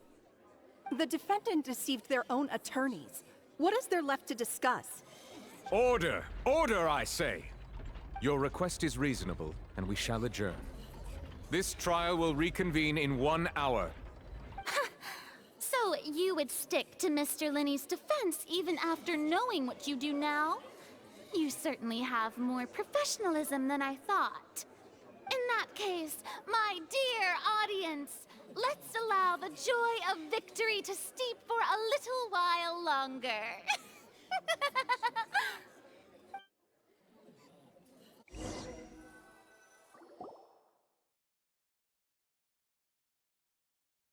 I'm really not liking Farina. He's acting Well, also high this in is mighty. awkward. I didn't think the Hydro Archon would dig all that up. I'm sorry, Traveler and Paimon. Yeah, sorry. Paimon doesn't know where to start. We trusted you two. I mean, why distrust them already? We are kind of friends with Giles, even though he's a Fatui too. We based our entire reasoning on the assumption that you weren't bad guys. Not to set the wrong tone or anything, but Paimon's really mad. I'm very sorry. I know you're angry, and reasonably so, but please, let me explain. I know you've clashed with the Fatui several times before. I wouldn't be surprised if just hearing the word is enough to make you upset. But our organization is very, very large, and the Harbingers have very different personalities and goals. Not all magicians are bad. Right now, we want to save people. As many as we can. That's right. I'm sure we're on the same page when it comes to this nation and the disaster that its people might face. I knew if it weren't for our respective identities, we could become good friends. That's why I didn't wish to flat out lie to you, but chose to hide some details instead. Do I look like I want to?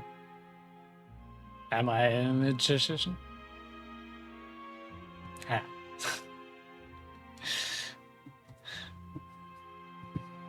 The truth is very important, but being completely Indeed, transparent about magic. everything would see us spending more effort than we need to.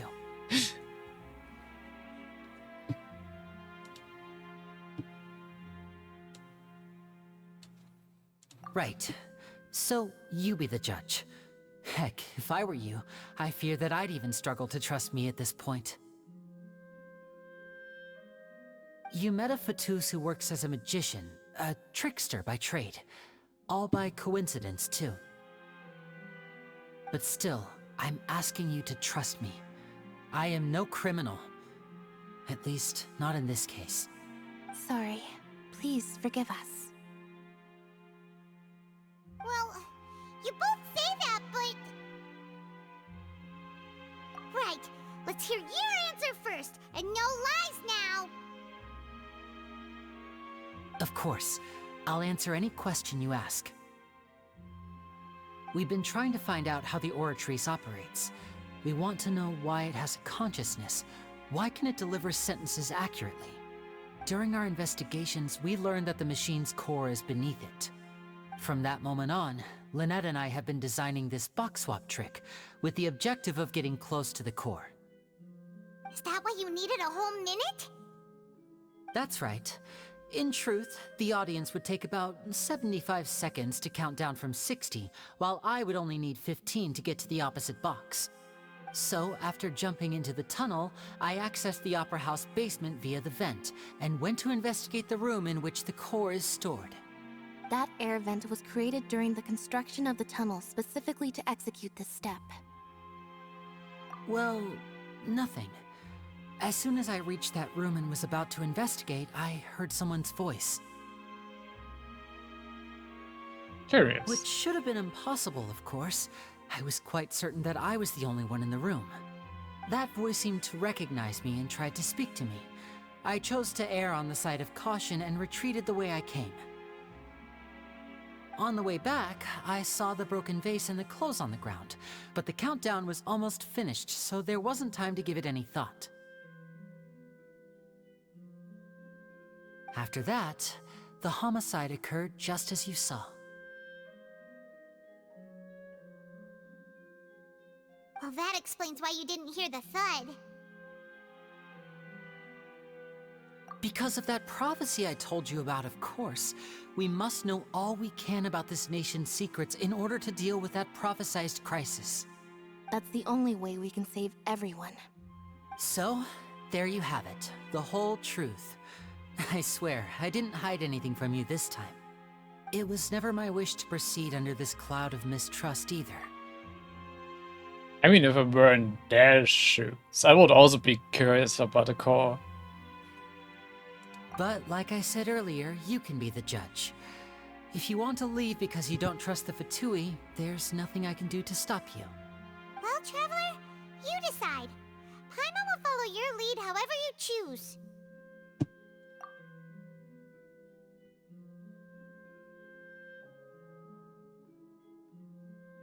Okay, thank you. Thanks for giving us a chance. The current problem is that the scales are tipped pretty badly against you two. If we want to refute the Hydro Archon's accusations, we're gonna need a seriously watertight defense. Huh? Oh, Paimon thinks she gets what you mean.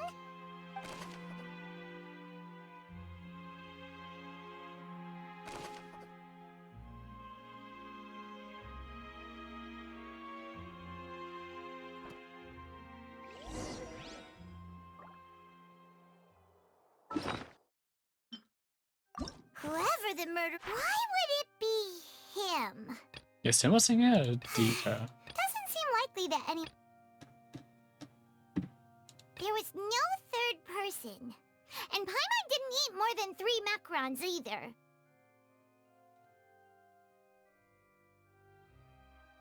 And that... Well, the performance... We all heard that... Gosh...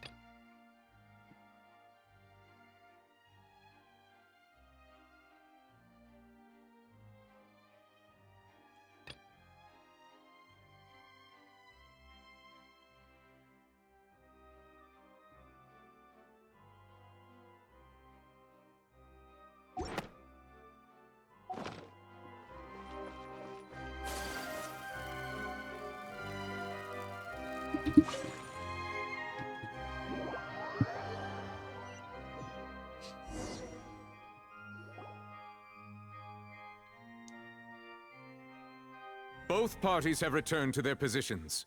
Let us continue the trial. I like how they did this. They made this part of the story really interesting. When last we left off, Mr. Linney acknowledged the new evidence presented by Lady Farina as fact. Therefore, Lady Farina may continue stating her reconstruction of the events. Ugh, that took long enough. Now then, if everyone would lend me their attention. At this stage, let's revisit that scene from Linney's perspective. Okay.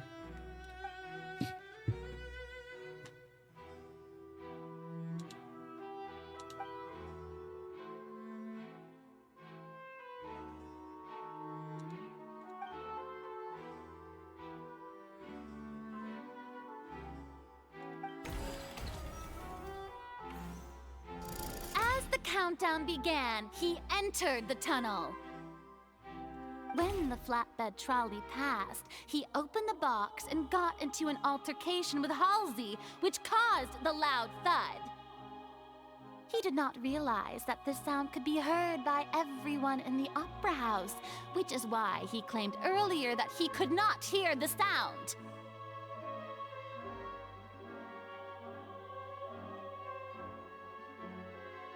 Finally, he used the vase to knock her out, before making her change clothes to prevent others from recognizing her. At this time, Cowell arrived in the tunnel, having heard that strange noise, and caught Linney red-handed. So Linney proceeded to knock him out too before stuffing him into that box. Afterward, Linney passed the unconscious Halsey to his accomplice through the magic box in the audience stands, before operating the devices such that Cowell's death would be ruled an accident. And there you have it. That's the truth behind what happened. Does the defendant's side have any objections to Lady Farina's description of the events? The key to refuting Lady Farina is the order of events. What Linney experienced and what he saw. Oh.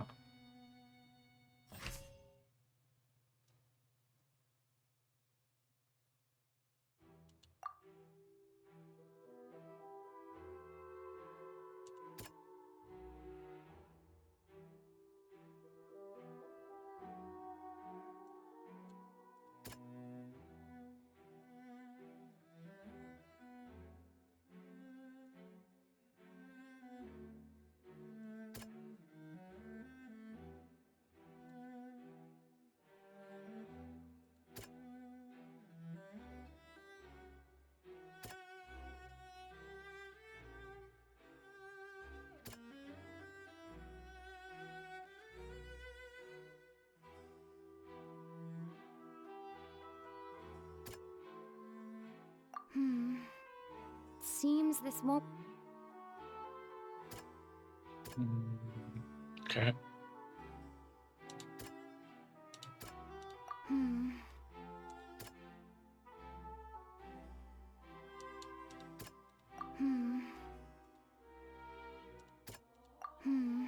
Why this dress?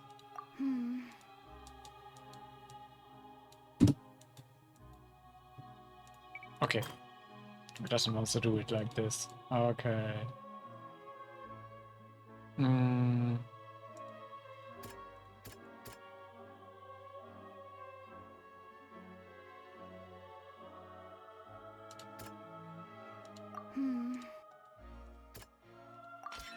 According to Linney, he left via the vent after entering the tunnel.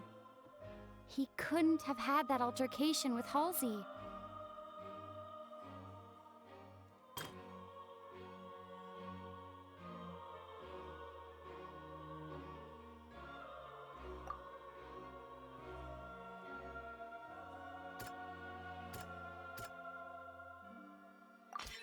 Linney went to the room that contains the Oratrice's core. This is the actual truth.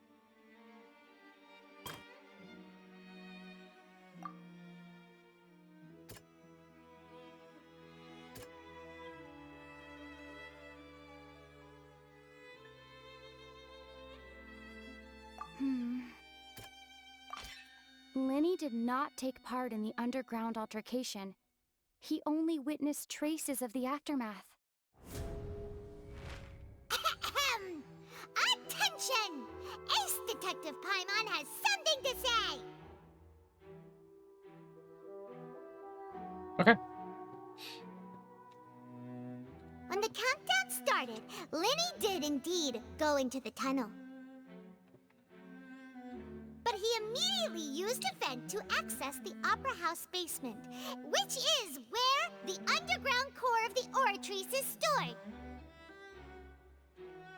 Once he reached that area, he heard a voice in what should have been an empty room. Since he felt something was amiss, he returned immediately. The crime scene had already developed by the time he reached the tunnel again, and in order to complete the magic trick, he did not remain there for any length of time. Finally, he reached the surface, and that was when the accident happened from his point of view. Therefore, he's innocent!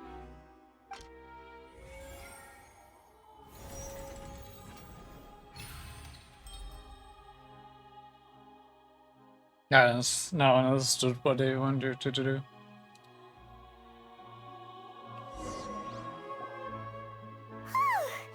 Paimon did it! Paimon actually managed to say all that!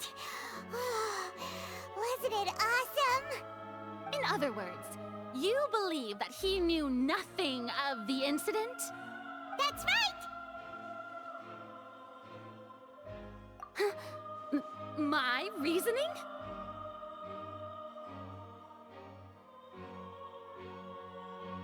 If that's the case, then if Cowell hadn't entered the tunnel, who was the entire setup meant to kill?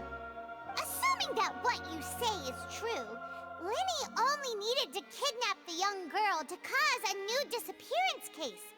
What would the point of killing someone on stage be? Oh, they have a point. That's right, you tell him! And that's why they're partners of mine. They've managed to turn things around. Just read like Well, this is today. Your denial is very strident, I'll give you that. But what proof do you have to back your claims? Of course I do. If he had been in the magic box the whole time, how could he have not heard that sound? Why do you ask? You're saying that he wasn't?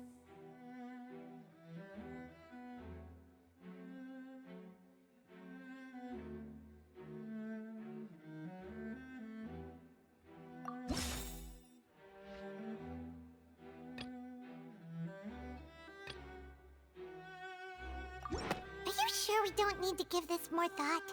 Paimon thinks there's something... Are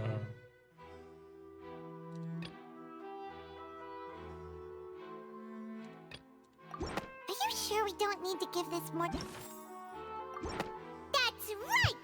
Lenny wasn't in the box or in the tunnel. That's why he didn't hear anything strange during the performance.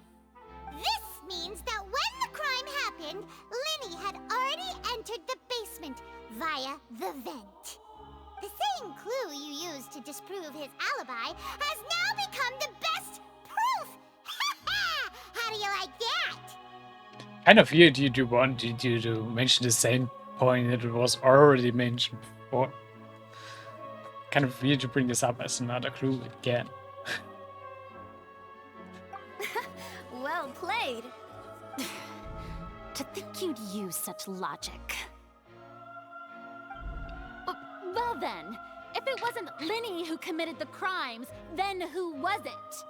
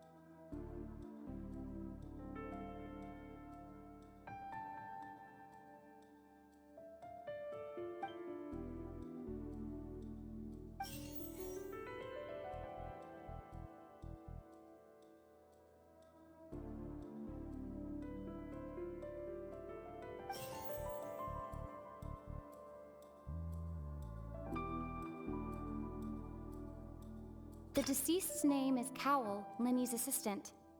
He would have been able to tamper with the equipment.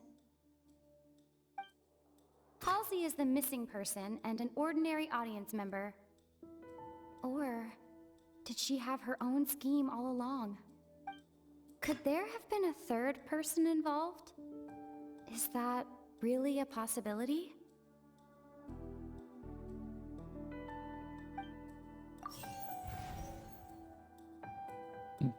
The deceased's name is Cow.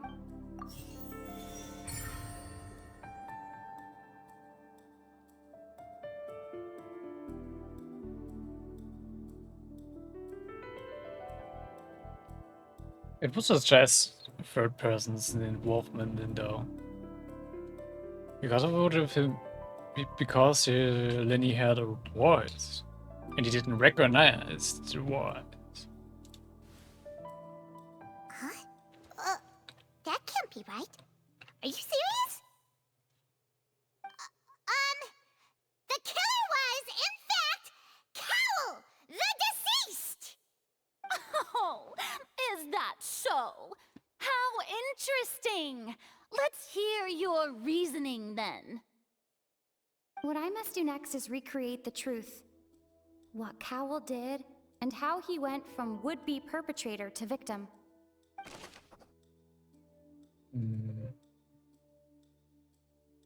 It would have been tough for both people to fit into that vent. Linny was not in the tunnel at that moment, which gave... The sound we heard may have come from a clash between the missing Halsey and the criminal. Halsey's clothing was in the tunnel. So, there must have... The deceased's name is Cowl, Linny's assistant. No one entered or left the opera house through its entrances. So, where would the criminal have wanted to take Halsey? Linny was not in the tunnel at... The sound we heard may have come from a clash between the missing Halsey and the criminal. The deceased's name is... The sound we heard may have come... No one entered or left the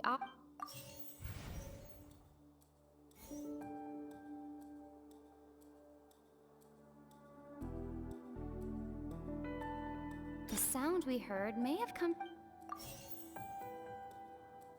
The deceased's name is... Halsey's clothing was in the tunnel. So, there must... It would have been tough for both people to fit...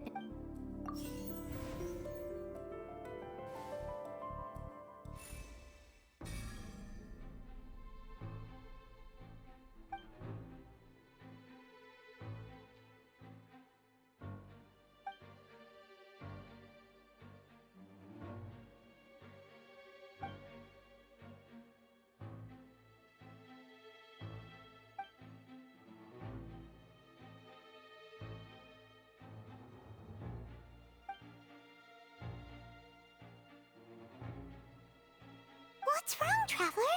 Are you still having trouble figuring things out? I see how it is. So this was all just a bluff. And here I thought you had something to show for it. But it seems you're still far from the truth. Look, since we're at a dead end, why not consider a different track? Just like the trick as it transpired, the end result must have been utterly different from the magician's initial design. If only we knew how Halsey disappeared. Well, that would be nice, but the tunnel only has 3 exits, and none of them seem very likely. And it's not like this is a magic trick where you can just make a real live person disappear. You know, like you did from that water tank, Lynette. Excuse my interruption, dear opponents, but do you not see that the crowd is growing impatient? There is no greater sin in this opera house than an awkward delay in the performance.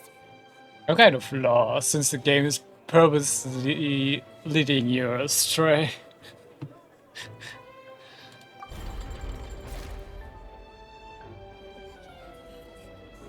If the defense is unable to make further effective arguments, we will move on to the next stage of the trial.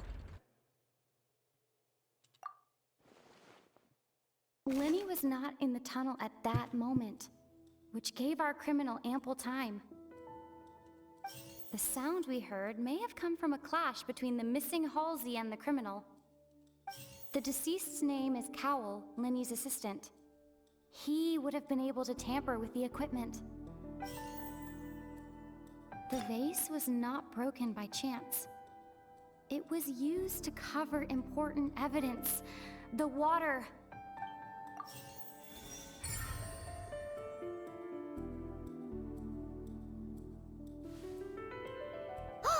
Paimon gets it! It all comes together if Halsey disappeared instead of being kidnapped. Lynette escaped from the water tank, vanishing gradually and leaving only clothes behind. If there's a similar method where a person could be transformed into water... Oh, just a moment, please. I do hope you know how preposterous you sound at the moment. How could a person ever be transformed into water? This is reality we're talking about here, not some magic trick. Must we really? I should think that of anyone. Your friend Linny already knows this truth very well. Magic tricks are ultimately just illusions and misdirection. But Halsey's disappearance is very real. We're talking about two completely different things. Even so, I trust the Traveler's judgment. The truth must be out there somewhere. Perhaps some new line of reasoning may open if we try to gather all the focal points that don't make sense. Since Cal was the deceased, we haven't placed much attention on him. But given that we aren't making much progress with the case, it wouldn't hurt to have a look at his belongings, would it? People really do come up with all sorts of harebrained schemes when at the end of their rope. The way I see it, your suggestion that we broaden the scope of our investigation is nothing but a tactic for stalling the trial. Nevertheless, I believe that this is a reasonable request on the part of an attorney. Since the trial does indeed appear to be at an impasse, I believe that additional evidence may help us make more progress. Guards, please step into the lounge and examine the personal effects of the deceased Cowell. At least he's reasonable. We are still examining the items, but we have already made critical progress that we feel must be shared with everyone post-haste. We discovered several test tubes of fluid within Cowell's baggage, each labeled separately. The notebook in his backpack claims that these fluids are water from the primordial sea. The primordial sea? The note's contents also indicate that Cowell belonged to an organization that sells illegal drugs and that he had an accomplice. The notebook has many entries concerning safe usage of these fluids, in which the keyword dissolve appears many times. One of these tubes was labeled Opera Epiclese, along with yesterday's date. It is empty. The notes also state that these dissolution properties work exclusively on people from Fontaine. It's likely that Halsey was chosen as some sort of test subject. As such, we believe that the defense's hypothesis is, in fact, supported by sufficient evidence. You've got to be kidding! People dissolving into water? Could something so ridiculous actually be true? Wait a moment. This reminds me of a certain prophecy, but it's just a coincidence, isn't it? Sleep well. If people can become water, does that mean that the water tank's real use was as a means to hide water stains? And if Cowell was targeting that girl... Wait just a minute. Could that mean... You two, with me, quick! Demoiselle, wait! What about your partners? Let's go. Just trust me. Order! Order! It is undeniable that further examination of the deceased's personal effects has yielded some surprising results. but we cannot yet verify the veracity of these clues. Still, let us assume that these clues are indeed authentic, albeit with the understanding that Ms. Halsey has yet to be found. Guards, please continue examining the items along these lines. Mr. Linney, it appears your hypothesis is supported by the evidence, so please continue speaking. Of course. Thank you, Your Honor. If we uphold this hypothesis, I believe that many of this case's seemingly unrelated clues can be connected together. Right! Like the metal hook! That one didn't make sense at all. Let's think about this.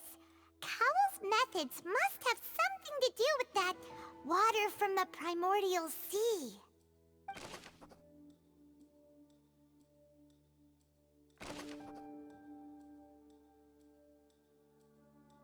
The deceased's name is Cowell, Linny's assistant. He would...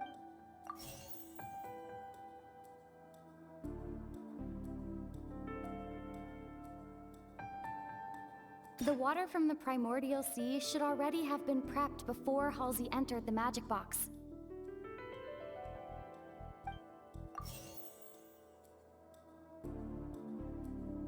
The water from the primordial sea should already have been prepped before Halsey entered. Lynette was in the magic box on stage the entire time. I remember there was something else within the inner layer of that box.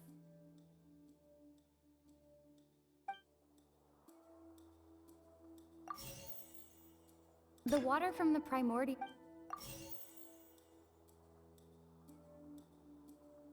Now it seems like the hook rope was not meant for another magic trick, but was instead some form of triggering mechanism.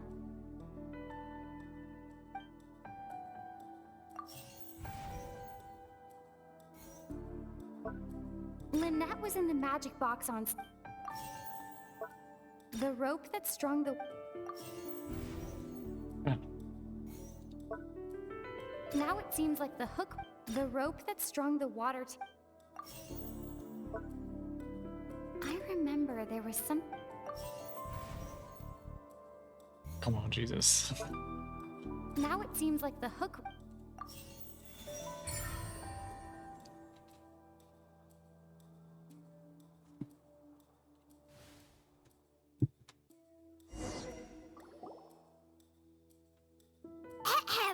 It's Ace Detective Paimon's time to shine again! In the original plan, Cowell would tamper with the water tank rope and the number selector securing his target. When the magic box containing Halsey was lowered, the metal hook would retract gradually and pierce the balloon at the top of the box. When the balloon attached to the box popped, the water from the primordial seed inside it would pour down and dissolve Halsey. Afterward, Cowell would enter the tunnel and break the flower vase to conceal the water inside the tunnel, with the remaining evidence being covered up by the water tank on stage. But he encountered something unexpected in the tunnel, and wound up being fatally hit by the same water tank he meant to use to cover his tracks. Huh. That does make sense. That actually links together a lot of the more confusing pieces of evidence.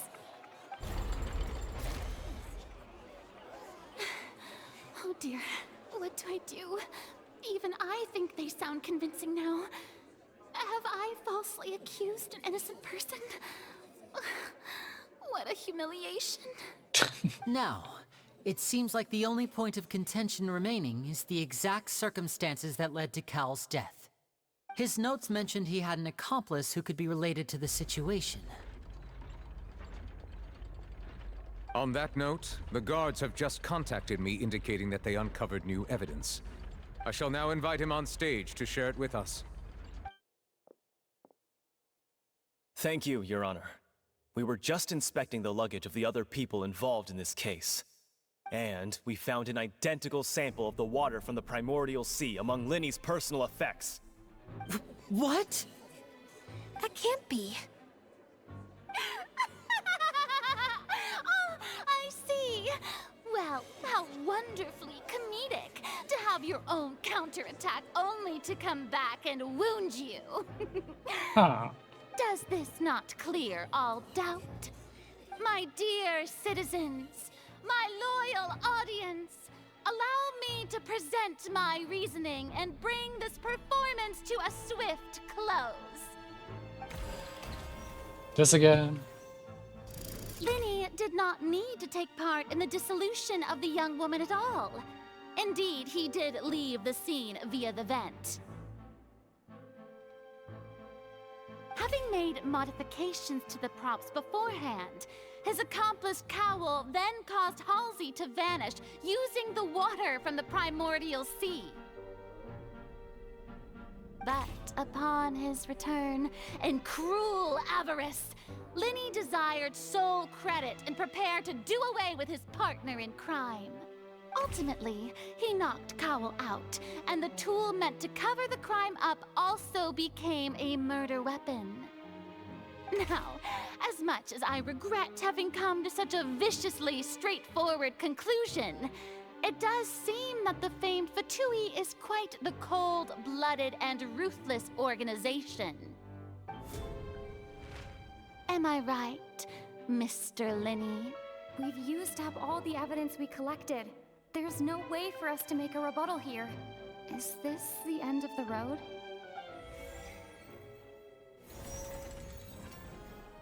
Oh no!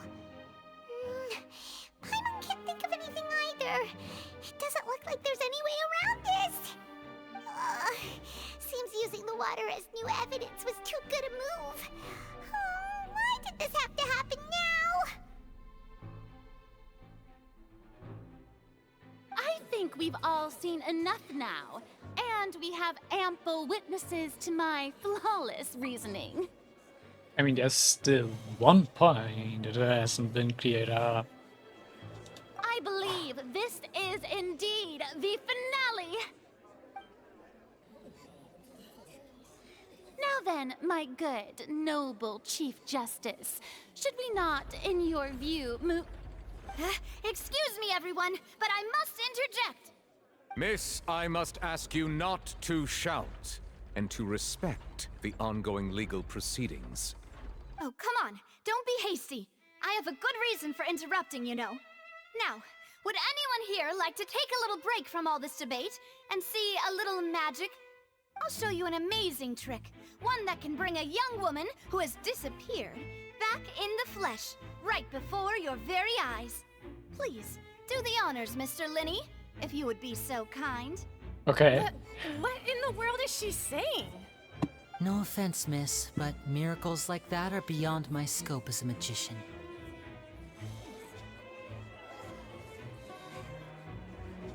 Come on now, don't be silly. Magic is all about misdirection, isn't it? It often conceals the truth while presenting a fascinating illusion. But once everyone believes the illusion, can't magic reveal the truth to them once again? And wouldn't such a trick be the most marvelous finale to today's performance? Come on, Linny and Lynette. Give it another go. Don't worry. Spina di Rasula has made the necessary arrangements on your behalf. What's going on now? As the magic makers and stars of the show, I think I should leave the final performance to you. I understand.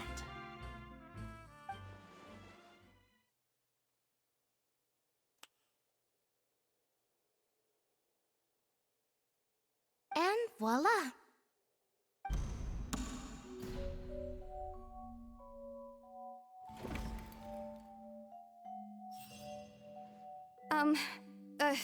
Sorry for the interruption. Wait, isn't that Halsey? So the whole thing about people dissolving wasn't true after all? To be clear, I'm only here because this person told me that if I testified, the merit of doing so would lessen my sentence. I was hiding outside this room listening to the proceedings because I was afraid that I would be the one put on trial. I was just feeling happy that no one had noticed me, and then before I knew it, she caught me. That'll teach you to underestimate us three. Where should I begin? I'm sorry. I'm the one who killed Cowl. I admit it. What? Why? Firstly, my name isn't Halsey. It's Lillian, and I'm originally from Mondstadt. I heard that Linny's show was gonna be a real thriller, but I missed the chance to buy a ticket, so I stole one. That's how I make a living. I steal stuff here and there. And I'd never been caught before.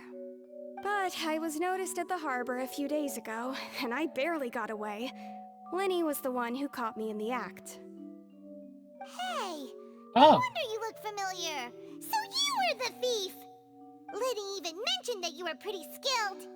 Well, and I thought that would have been the end of it, but then the number selector chose me.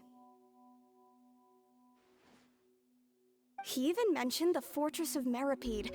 That's a prison, isn't it? So you can imagine how shocked I was. I thought he was onto me for sure. So I played along with the show while looking for an opening to flee, but then I got water poured on me for no reason, and then someone jumped into the tunnel to nab me. I wasn't going to take that lying down, so I knocked him out and stuffed him into the box. There was nowhere to run from there, though, so I had to change my clothes and hide in a box containing performance costumes. I slipped out after the first guard arrived at the scene and continued hiding inside the opera house. Can a person even hide in there? But I swear I didn't know that the water tank would fall down. Really, I swear it. Had I known that, I wouldn't have put him in the magic box. I may be a thief, but I'm no killer. Well, that makes everything pretty clear now, doesn't it? This time, we need to tell the entire story from Lillian's perspective.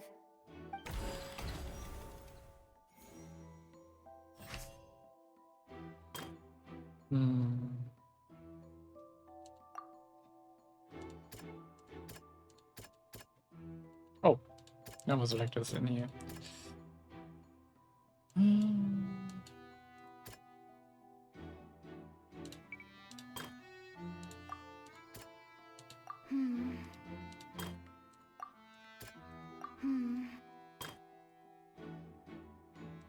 Doesn't seem to be relevant.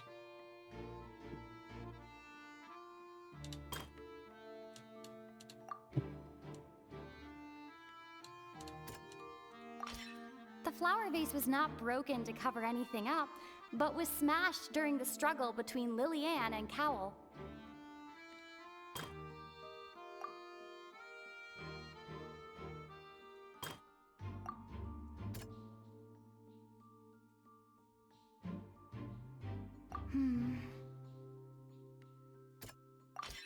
The strange sound wasn't from a fight.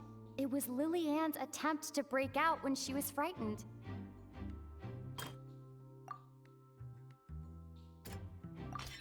Lillian was afraid that she would be recognized if she left, so she changed clothes and hid, biding her time. Just what one might expect of an experienced thief. And it's Ace Detective Paimon time!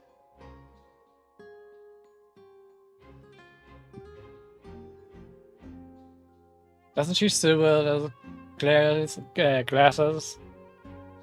I wouldn't call her a detective with those. Having been selected out of the blue, Lillian panicked. Her panic only intensified after she entered the tunnel and had water poured on her head. So she kicked the door open, producing the thud we all heard. Hearing the commotion, Cowl leapt into the tunnel, only to discover that Lillian had not dissolved. He did not know that Lillian was not from Fontaine, but was a thief who made her way in by stealing a ticket. Mistakenly believing that the water from the primordial sea needed time to take effect, he tried to force Lillian back into the box. The two broke the flower vase during the struggle, but Lillian came out on top, knocking Cowl out and putting him in the box. With no way of escaping, she changed her clothes and hid in the costume trunk until the performance ended.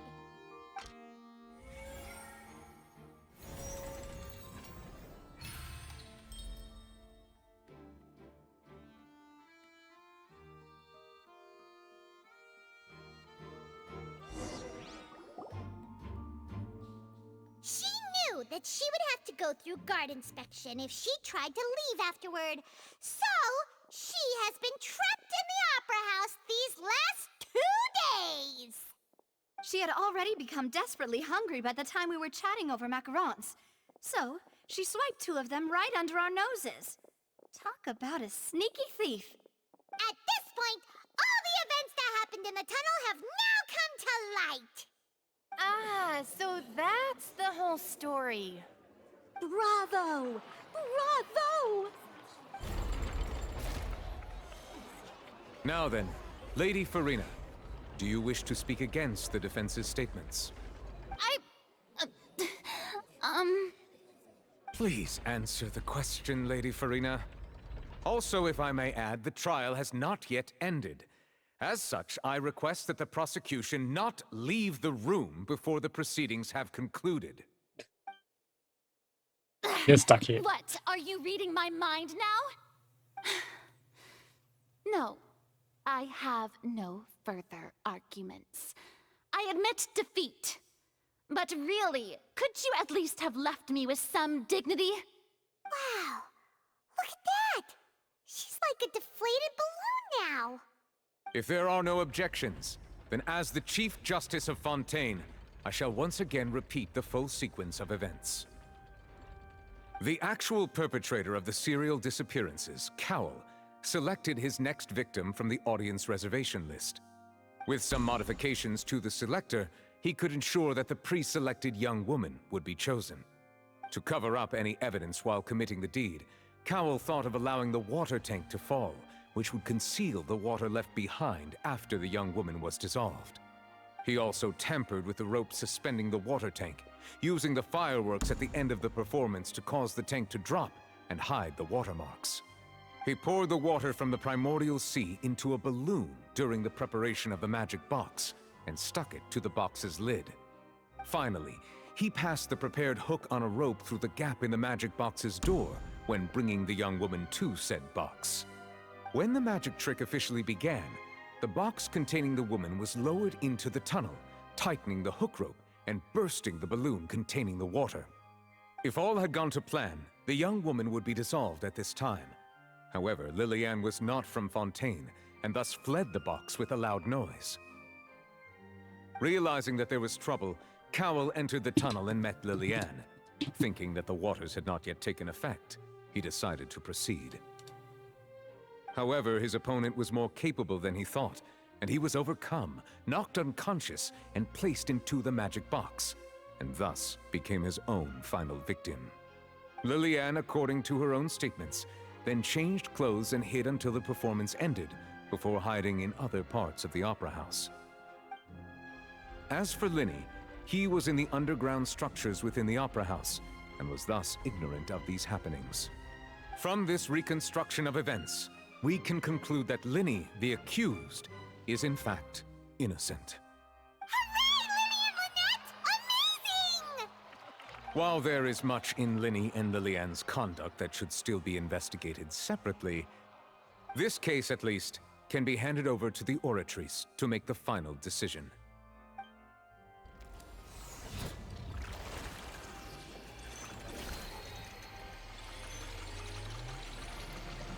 What a strange device.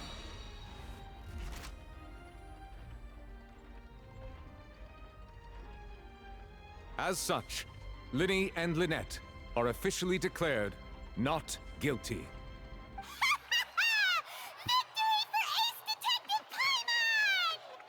Great work, partners. Thank you all. That Thank looks you so much. stupid. Now she took the glasses off. Oh, come on.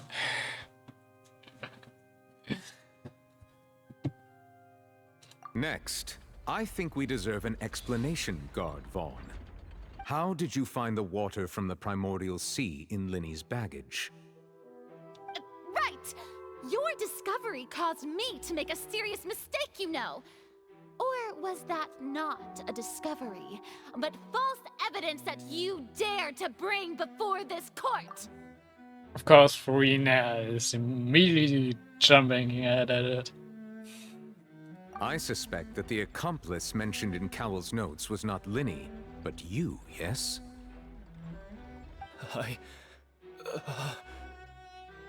I'm sure you know what you must do to lessen your sentence. Speak quickly! Unless you want to earn yourself a one-way ticket to Coupon Town. I was just following orders. We were supposed to place blame for the serial disappearances onto Linny, and thus cause suspicion to fall on the Fatui. The higher-ups said this was the best opportunity to do so. And now that your plan has fallen through, and the secrets of the water have been revealed, you have become a liability to said higher-ups, yes? Therefore, you would be wise to tell everything you know, and seek the protection of the guards. Yes, I'll tell you everything I know. Our boss discovered that the water can cause people to dissolve. It can also be made into a potion, which when extremely diluted, can cause people to experience unforgettable exhilaration. We've been in this business for a while now, and have made decent mora off it. The disappearances were also the boss's idea. I mean, this is the boss we're talking about.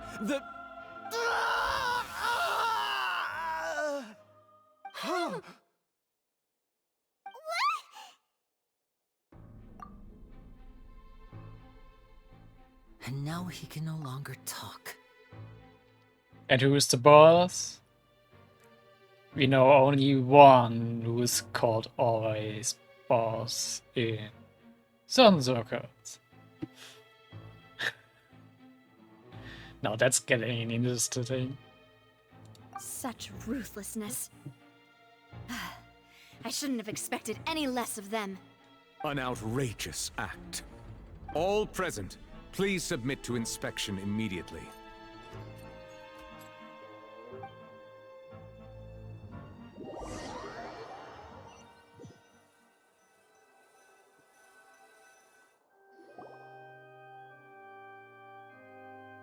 So, we're just going back now?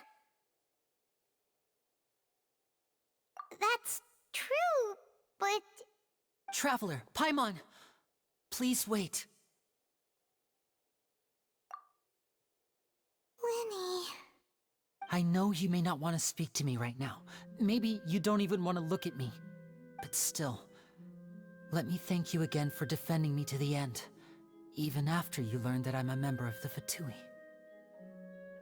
I guess. But regardless, I'd like the opportunity to set things straight. I didn't approach you with any ulterior motives or ill intent. I've spoken to you as myself, just plain Linny this entire time. As for why I'm a Fatus, it's because the goals of the House of the Hearth align with those of an orphan like me. That's all. That was how Father, who you might know as the Knave, approached recruiting us back then too. A knave? The one who controls the House of the Hearth? She's your father? That's right. And since we're here, I was wondering, would you mind hearing a story? It's about my past. Back when our parents first died, Lynette and I were left wandering the streets. To survive, I took to surreptitiously observing an older street performer who did magic. It took me several days to figure out how he pulled off his amazing tricks. I took my sister through several streets until we found a crowded corner, and we began to perform magic tricks there. To my surprise, we proved to be pretty popular, and we could at least stop worrying about where our next meal would come from for a time. But I didn't want my sister to remain a street rat together with me forever. Before long, an aristocrat came to me and claimed that he wished to take us in after watching my performances. So you went from orphans to nobility just like that? That was how we felt at first too. As if fate was on our side and we could say goodbye to those painful days. But I gradually discovered that while we were called foster children, he was really after my talent for magic tricks. He would constantly take me to all sorts of banquets to garner attention, which he would then use to expand his social circles. That doesn't seem too bad either. Better than roaming the streets at any rate. It took a while for me to realize just how dark his heart really was. after one particular performance at a banquet, I discovered that Lynette was not on the same return vehicle as me. I waited a long time after we returned home, but she did not come back. I went to that noble's bedroom and asked him about her whereabouts. The answer he gave me was, she caught the eye of the most eminent person at the banquet, so I sent her over as a gift. I mean, you'll be able to perform your magic regardless of who your assistant is, yes? Oh no. So he was gonna... But wouldn't Fontaine's laws deal with such people? As far as outsiders are concerned, this is a relationship akin to adoption or foster care, and they have their ways of escaping the eye of the law. I managed to ferret out the location of the mansion of that so-called eminent person, and hurried through the night. But by the time I leaped over the walls, avoided the guards, and made my way in, all I saw was the moonlit ground covered in blood, and the knave standing there in the darkness. So, she'd already taken care of that guy. That's right. She had rescued my sister before she could come to any harm, and had even discovered several girls hidden in a basement, all of them orphans. Father, I mean, the knave, might have seen something in me, and so she made me an offer. The House of the Hearth welcomes you, for your interests align with ours. Here, none will ever betray you. Indeed, betrayal shall never be permitted here. I was hesitant to trust her. I mean, I had just been betrayed by nobles. But she was also quick to destroy the noble who had taken us in at first, giving us back our freedom. Oh, so that's how the two of you joined the House of the Hearth. She has her own plans. She has gained permission from the Tsaritsa to first use the Gnosis' power when she obtains it. She plans to use it to find a way to break the prophecy and save Fontaine. So, she believes in that prophecy too? That's right. The whole House of the Hearth is currently working to combat that crisis. Are they really? Today's case has also proven that people from Fontaine can indeed dissolve into some sort of water, thus further supporting the prophecy. All of us house members here, Lady Arlecchino herself included, are from Fontaine. We won't give up on defending our homeland. To us orphans, the only connection we have left to this world, apart from our family, is our homeland. So, from small deeds like distributing magic pockets to huge schemes like stealing a Gnosis, everything is aimed at dealing with that prophecy. It's all right. I understand. The only thing I can do is relate all this to you. I just hope you can understand that even as a member of the House, I have never stopped making my own decisions, and that I believe what I'm doing is right. If you should need anything at all in the future, feel free to find me. I will do my best to help you, as plain Linny.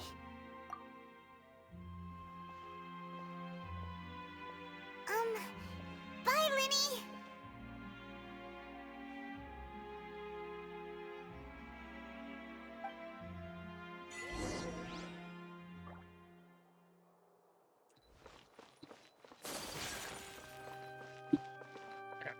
I'm actually gonna go for another battle bathroom break. See you in a bit. I'm learning more about you all the time. Alright. Yeah.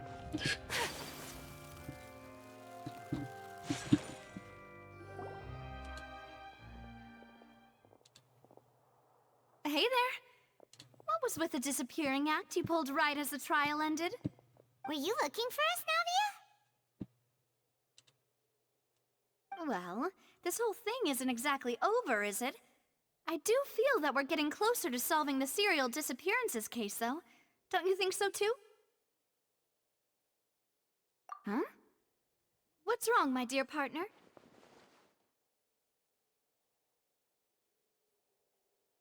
Besides, are you sure we're the ones who can crack a case that's been cold for decades now? And given that there's new evidence from the trial, there should be a trail of breadcrumbs for the Hydro Archon's people to follow now, right? Ah.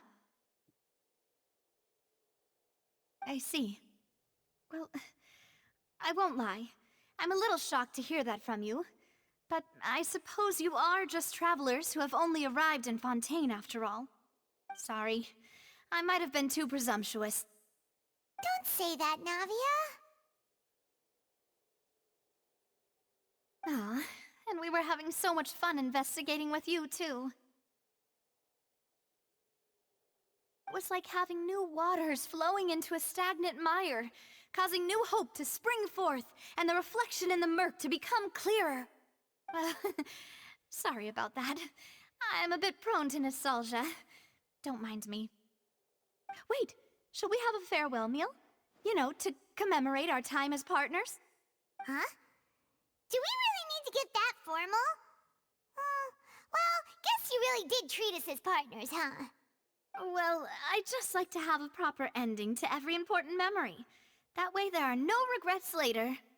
Anyway, it would just be a meal, so it shouldn't take up too much of your time.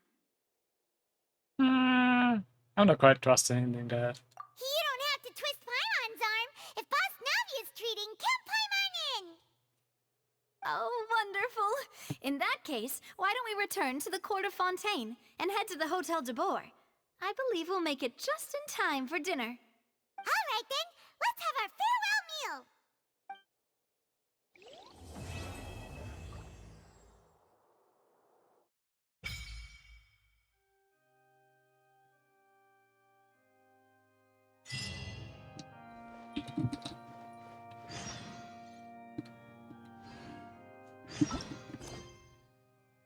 Oh, okay. Actually, it's already semi-automatic forging. What the fuck?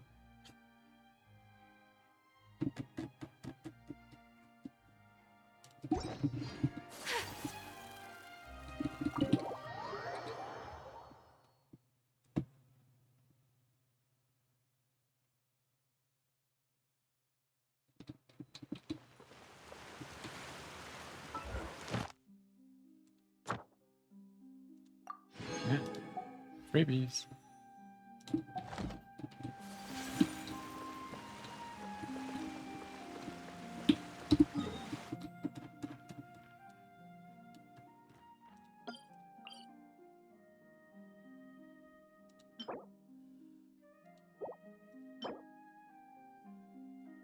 Okay.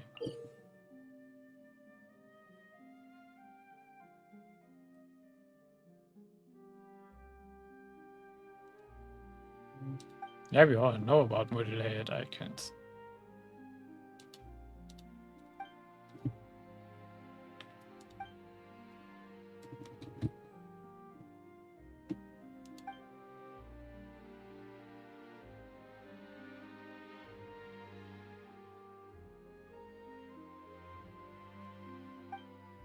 Okay. Oh. Interesting.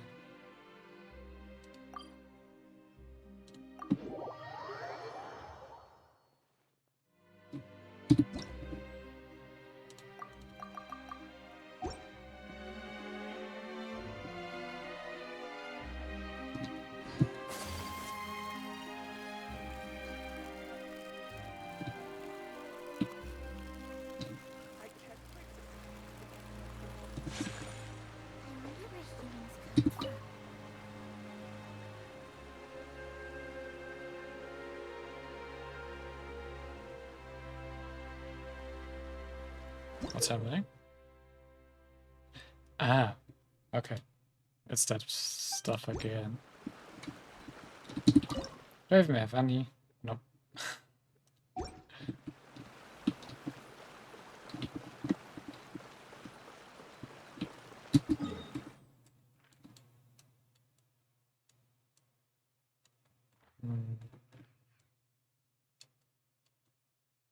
Okay.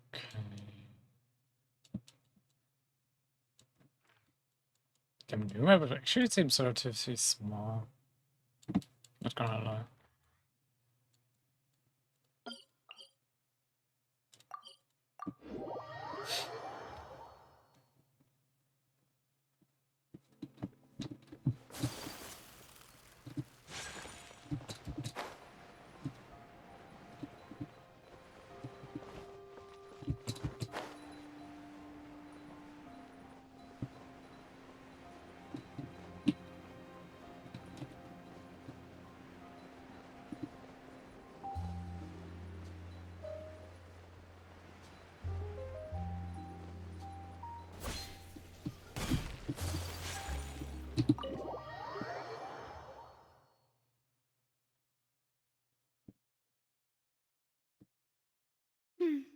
I came here several times with my father when I was little, but stopped eating here as often after growing up.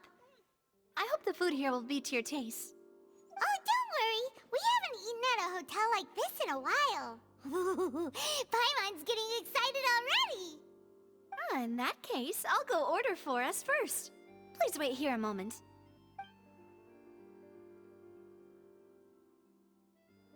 Ooh, everything looks so good.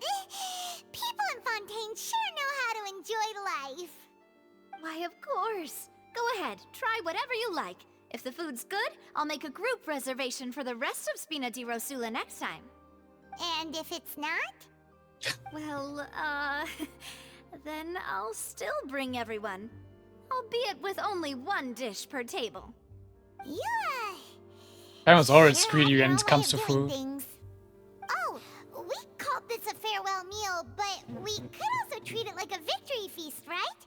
We did just win that case after all. Like, the first thing that's always pop into Paimon's head is like, either food or money. She's really greedy.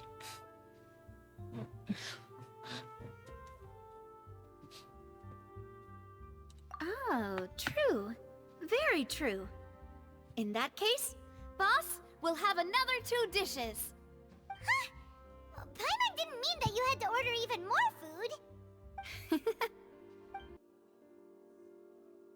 Speaking of cases, do you think that the mastermind behind the serial disappearances will get caught soon now that this has all happened? Well, we've certainly taken a big step forward, but I feel that's about it. We know that there's an organization that means to dissolve these young women, but we still don't know what they are really after.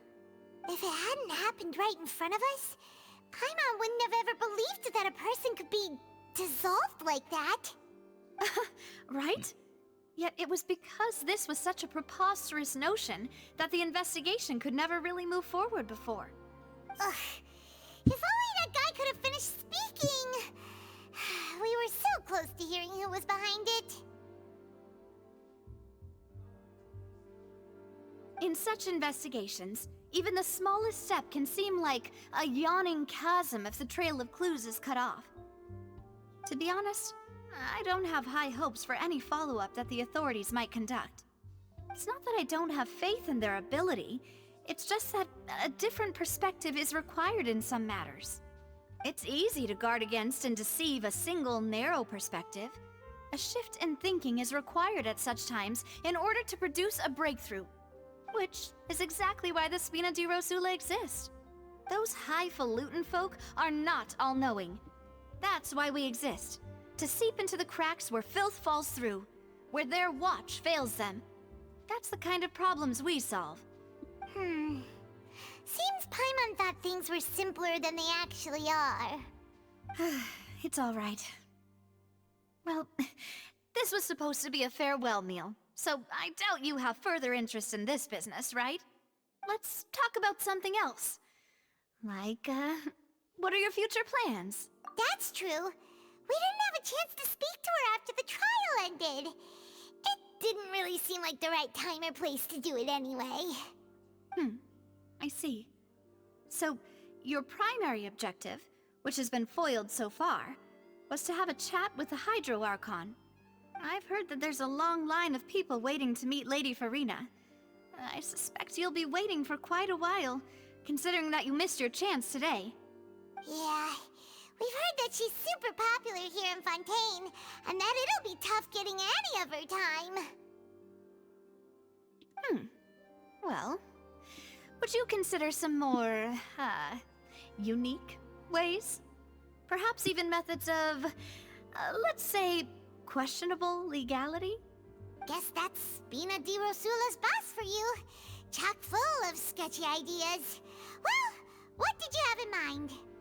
Well, one way would be to infiltrate a performance troupe at the Opera House, only to abandon your act at the play's climax and ask to speak to her after the performance. I'm sure Lady Farina would be eager to see the ending, and would agree in order to finish watching the play, don't you think? Could you suggest something a little more practical? This plan seems pretty hard to pull off. We'd have to go learn how to act, and acting's really hard. All right, here's another.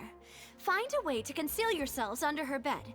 Then wake her up in the dead of night and demand answers. Don't let her go back to sleep until she answers all your questions. That's a stupid idea.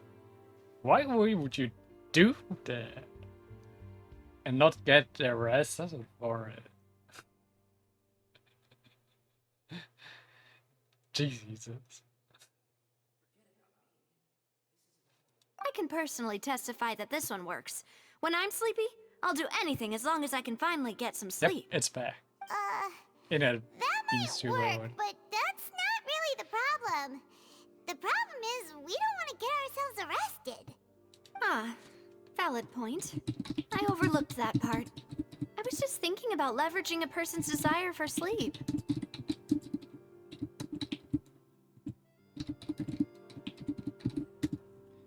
You busy? Nah. I just don't know if it. Well, what? I think what happened. Yeah, keyboard ASMR, I guess. No, what happened is like my the software I use for like downloading or like audio inputs, and I had crashed. And for some reason, like with YouTube Studio crashed as well. There kind of was a chain reaction of some software crashing. Not sure what was the cause. And then internet dying came on top of it. Completely out of my control. Fun first stream, I guess.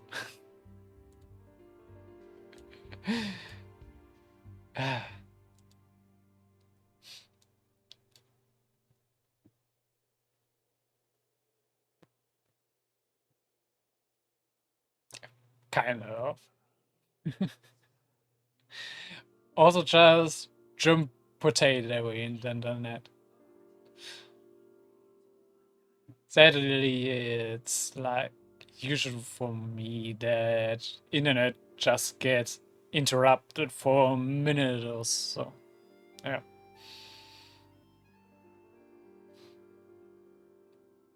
Like, it sucks when it happens while raiding in Final Fantasy 14.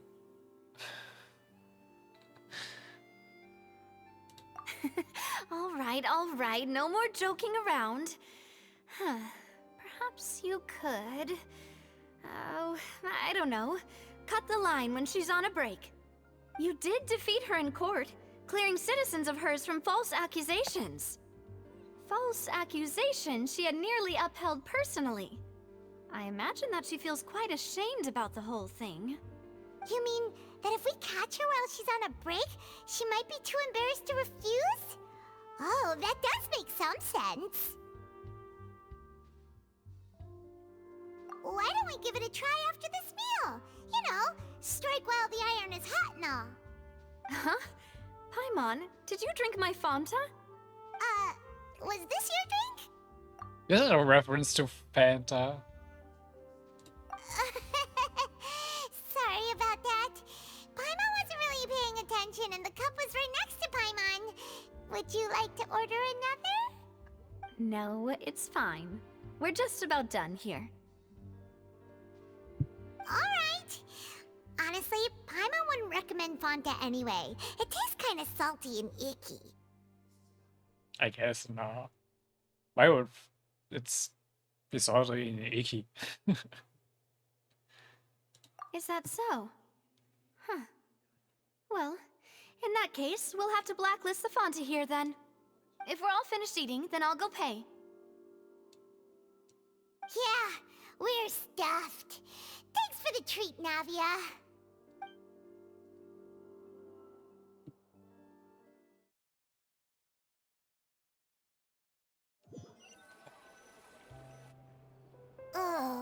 so full.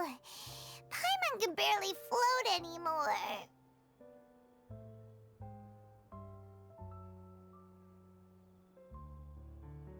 Can't you see Paimon's barely an inch off the ground? You're flying at normal height. Okay. As for expenses this month, we're left with... Huh. Hey, Navia! What are you doing over there? Oh, nothing. It was just a meal, you know? Nothing the Spina di Rosula can't cover. Let's get ready to try to meet the Hydro Archon again. Bye, Navia! So this is goodbye, huh? Well, if you do encounter any other trouble in Fontaine, you're always welcome to contact the Spina di Rosula. I'll give your requests the highest priority. In any case, I wish you smooth sailing. I'll see you again, partner. See ya! You know, smooth sailing.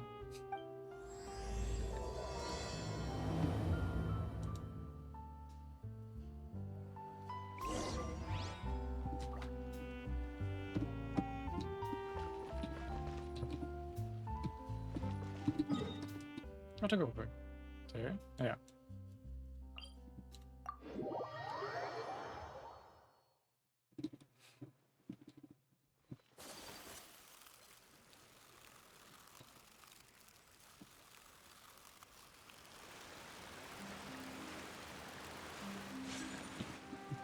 There aren't many people around anymore. Looks like that boat we took to Araneas might have been the last one. Vache. That again. Looks like we're back here again. Huh? Traveler? Are you hearing voices again? Ugh. That's kinda spooky. Are you sure we don't want to come back in the morning? Vache? Vache. Hey, why are you still walking towards it? There might be something nasty in the water. Huh? Hang on. Paimon can kinda hear a voice. It's calling for Vache, right? Hey, Traveler? Stop walking! Come on, wake up! Okay.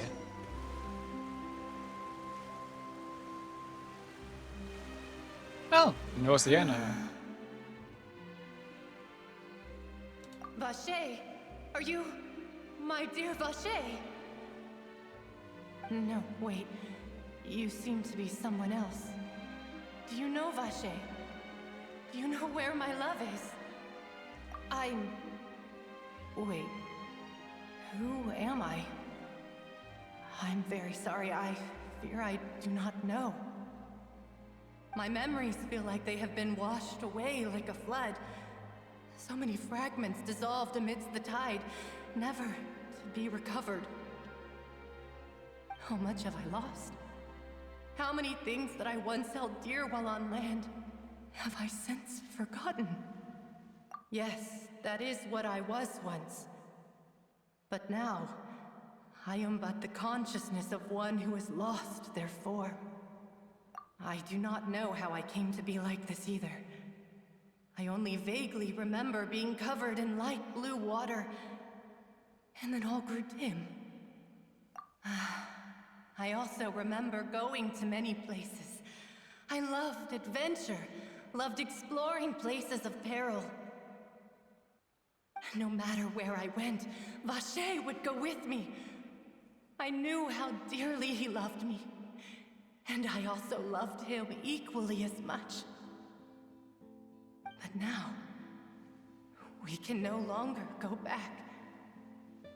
The pain of such parting, I never knew how heavy it could be. No, our reunion no longer has any meaning. There is no way for us to create any new memories. The thought of me gives him no succor, so let it lie forgotten beneath the waters. If you meet Vache, tell him not to look for me. Tell him to move on. That is the only thing I still remember. Perhaps that is so. As I was submerged in the waters, losing consciousness, I saw Vache above the surface. His eyes were filled with such sorrow, such longing. If only I could have comforted him, told him that I did not suffer. Indeed, I had felt a great warmth. Is that what you call it? Dissolving? If anything, I consider it a form of release. It was a state of neither fear nor frenzy, with only an endless peace, like the water's still surface. I could also liken it to being a thirsty person who drinks water for the first time, and only then sees how they have lived for so long in a world of endless want and anxiety. Getting quite philosophical here. I think I hear your companion. It's time for you to go, I think. Farewell, then. I am glad that you were able to sense my presence. Remember, if you see Vache, tell him not to seek me out any longer.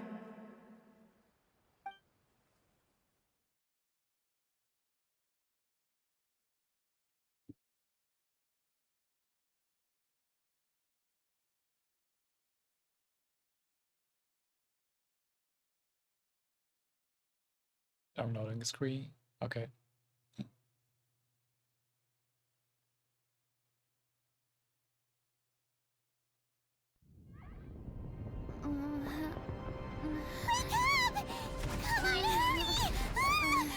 What the fuck?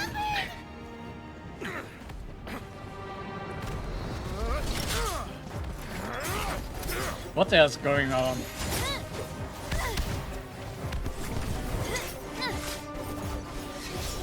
I don't know. It looks cool though.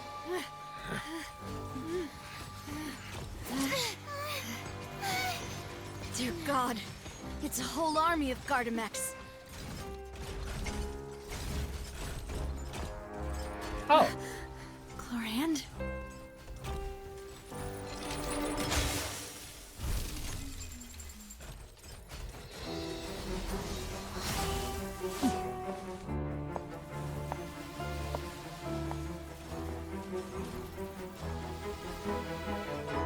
Quick, now's our chance!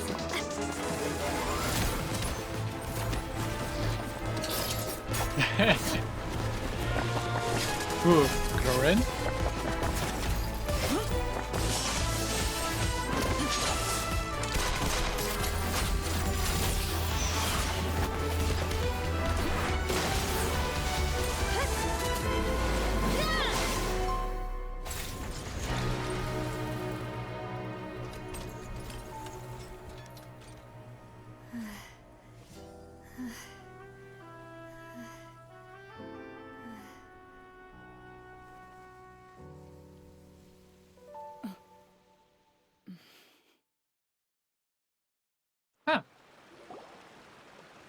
I should thank you for lending us your sword there, Chlorand. But before I do so, could you explain how you managed to show up here? I followed you. It seemed to me that danger has followed you more closely as of late. I believe that following someone without their knowledge is actually called stalking, is it not? Mr. Callus's last wish was for me to ensure your safety, and I will not betray his trust. He would do the same, were he alive today. Do not speak of my father! Sorry, demoiselle. I was not strong enough. Thank you for your aid, Miss Clorand, but do keep an eye out for your manner of speech. They do love their I believe heads. we all wish to avoid unnecessary emotional harm. Sorry, I did not consider your feelings. Whatever. What else do you know? How did you come to the conclusion that I'd be in grave danger? I doubt I know much more than you, but I believe that the mastermind behind the serial disappearances is very powerful. Your performance tonight will almost certainly attract their attention. I'm sure they've known about me. To be honest, I'm shocked it's taken them this long to act against me. And what about these Gardamex? I thought only those associated with a Maison Gardiennage could control them. None of these mecha have serial numbers. I was sure to check a moment ago. They are not the ones used by the authorities to enforce the law. When were you checking that? You literally were just fighting. I can only conclude that some powerful or wealthy party must have obtained them via illegal means, deploying them as a private force Okay, of sorts. see you. What? Your point being that they're out of Spina di Rosula's league, then? Yes. Be careful, and do not act rashly. I will continue investigating no matter what. We will bring the truth to light. Then kidnap yourself That's a my Paimon. father's true last wish. Regardless, thank you for your help today, Clarand. But if you get any ideas, tell me first. I don't much appreciate being followed. I do not think that they'll strike again anytime soon. So I shall stop following you. Good day, all.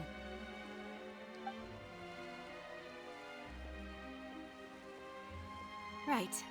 I suppose that's the best news we've gotten today. Demoiselle, I believe that Miss Clarand was being sincere with you. If we tried, we could attempt to thaw relations a little. I know, she's... Oh,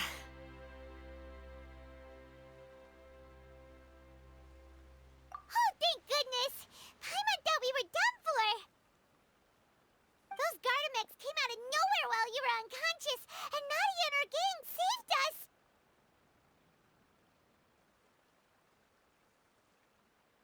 Oh, and there was that champion duelist named Clarand who came out to save us too! We got lucky there.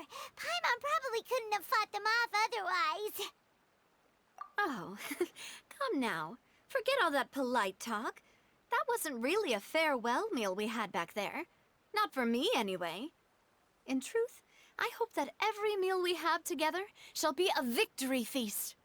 As such, we're still partners. There's no need to thank me. It will take 50 years for me to match Demoiselle's magnanimity. If it were me, I would have joined the Spina di Rosula on account of her goodwill long ago. All right, you two. That's enough. Actually, Navia, how did you know that we were in danger? You sure did show up in the nick of time. Well, to be honest, you're the one who tipped us off, Paimon. Huh? Really? Paimon contributed somehow? Ooh, Paimon's even more amazing than she thought! Yes, all thanks to you grabbing my drink by mistake.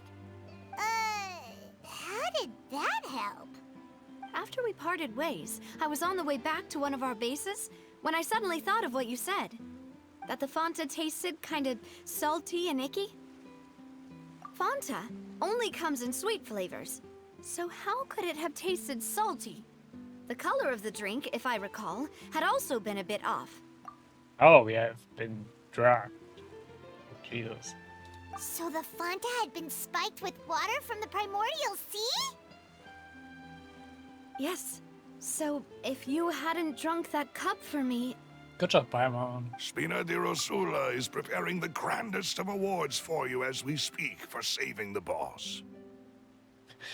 Paimon's greed finally paid off. Huh. Really?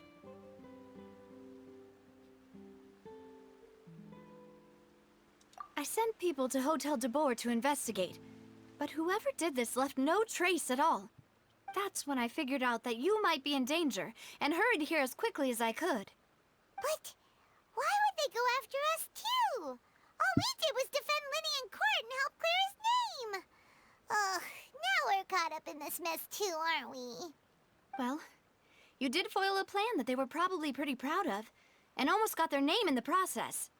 Speaking of which, did anything strange happen when you drank the primordial seawater?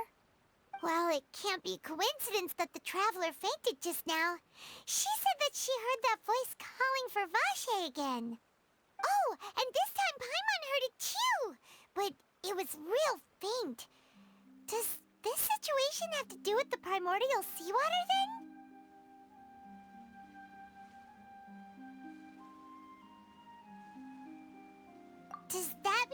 primordial seawater raises someone's sensitivity to hydro when it's used on people who are not from Fontaine? That doesn't sound like too much of a bad thing, to be honest. New intel? While you were out cold? Well, let's hear it, shall we? Oh, that is important. Vache. That name doesn't ring a bell. I suppose he hasn't stepped forward as a witness in court lately. Since he saw that young woman dissolve, he was at least at the crime scene. But he never gave testimony or any information regarding people dissolving in the primordial seawater. Could he have been threatened? Yes, thank you. This is very important information indeed. We will continue to investigate. Oh, you mean you'll help us investigate? Well, you did say that our farewell meal didn't really count. That means we're still partners, right? And besides, we're in this now whether we like it or not.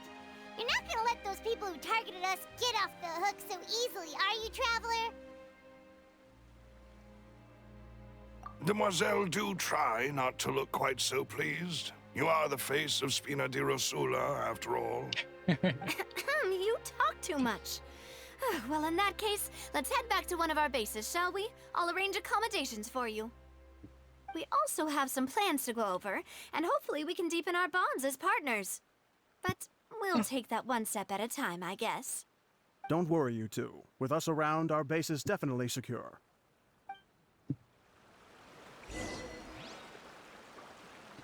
What is an achievement title? What the fuck? I'm not even gonna try to pronounce that.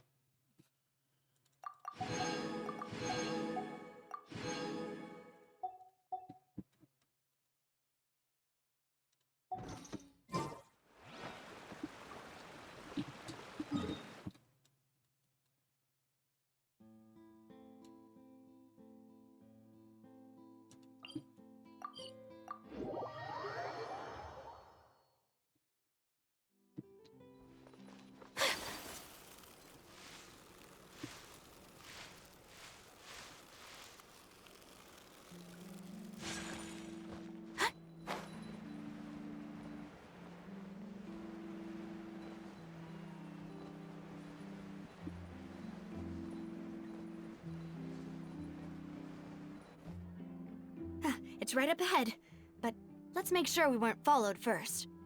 I've been keeping watch, Demoiselle. I haven't spotted anyone suspicious thus far.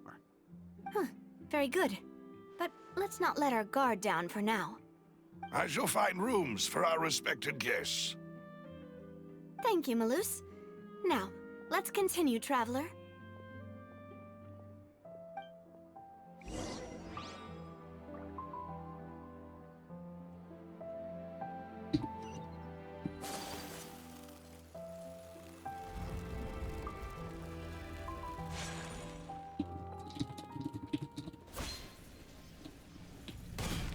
Safe.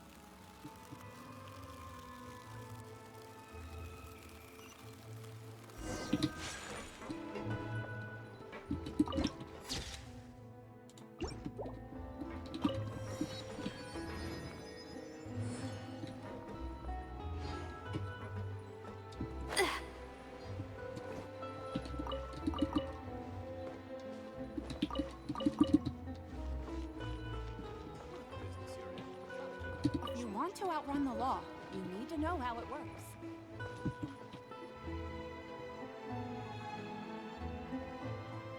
So, this is your base? It's not quite what Paimon imagined.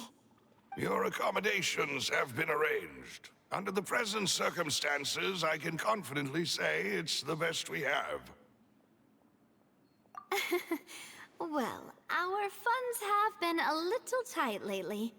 After all, we don't allow illegal or unethical profiteering. In fact, our funds often come from citizenry who support us. Seems like it's tough times for everyone. But if you have the support of the people, that does sound like it's worth it. To be honest, our financial situation was a lot better back when my father was in charge a few years ago. I'm afraid I'm not quite his equal. Your father... he was the previous boss of Spina di Rosula, right? How did he... Demoiselle, if you'll allow me to explain. No. I'll explain it myself. I suppose I couldn't run from this topic forever. And as partners, this is something I hope they can understand. My father's name is Callus. Yes, the same one they call Callus the Unfaithful in the streets. 3 years ago, he was accused of murdering his own friend. But he chose a duel to defend his honor instead of standing trial. He died in the duelist's ring. Oh no. But I do not believe my father was a murderer. I'm sure he was set up. At the time, I believed that if he only stood trial and was duly investigated, something amiss would crop up and prove his innocence. But strangely, he not only requested the duel himself, but rumor has it that even after being seriously injured, to the point where he could be deemed as having lost the duel, he refused to surrender, determined to die in the arena. 3 years later, I still don't understand why he did that. How could he protect his honor if he's dead? If anything, he gave up his chance to defend himself. The closest piece of info I have is that my father had been investigating the serial disappearances case at the time of his death. Ah, so that's why you're so determined to get to the bottom of that case. That's right. I've also tried to investigate the murder my father was implicated in, but I haven't found a single new clue in my countless reviews of the investigation records. However, I believe that if the murder case is related to those behind the disappearances, they must know something. I must know what really happened. Was my father coerced? Framed? Even if he really did kill his friend, I must get to the truth. If only he'd been more open with me when he was still alive. He even hid the fact that my mother died due to complications when giving birth to me. And now, here I am investigating his death.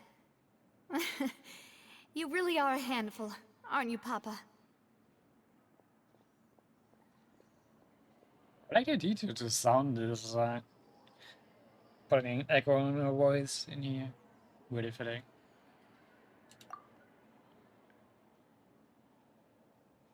Demoiselle, please, if there is anything I can do, anything at all. I also will never believe that Master Callus murdered anyone. There are none whom I respect more than the two of you, Demoiselle. Master Callus did so much good in life, yet all it took was one murder case for him to be dubbed Callus the Unfaithful. Even our supporters decreased greatly due to that incident, hence our strained finances at present. Wait, if Callus was such a good man, wouldn't people at least be a little suspicious when he was accused? No. Perhaps people just revel in that kind of drama. It's not something exclusive to people from Fontaine, really. Everyone's like that. People love watching the evil turn over a new leaf, but they also enjoy watching good people fall into an abyss from one slip-up just as much. But how could... never mind. If Callus was really falsely accused, we have to find the truth. He didn't deserve to have that happen to him. There is one other thing. Master Callus's opponent in the duel was Ms. Clorand. Oh, her? Well, then, isn't that as good as saying that she was the one who killed him? Yeah, That's not the sort of thing that you can just let go and move on from. Miss Clorand has always placed great emphasis on the honorable nature of the duel.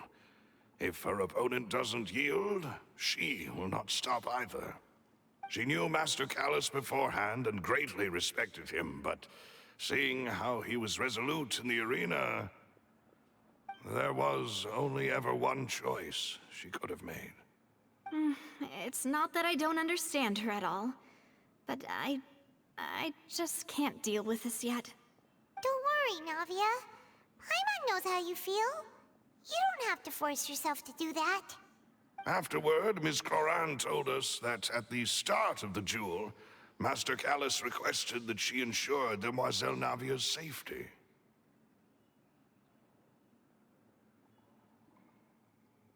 Yes, that is our understanding as well. Oh, Papa. What madness drove you to ask the person who killed you to take care of me? All right, anyway, that's the information I wanted to share with you. Even if it did sound like I was just complaining towards the end. Thanks. You two should go and rest. This was quite a day after all. Yeah, Paimon's feet. Please, relax and get some sleep. We will ensure you rest soundly.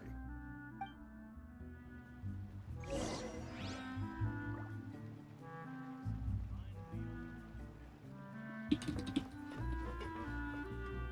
say what you mean. No problems.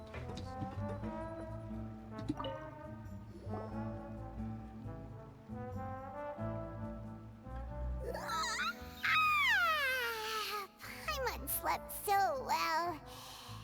This place feels almost too safe. Huh?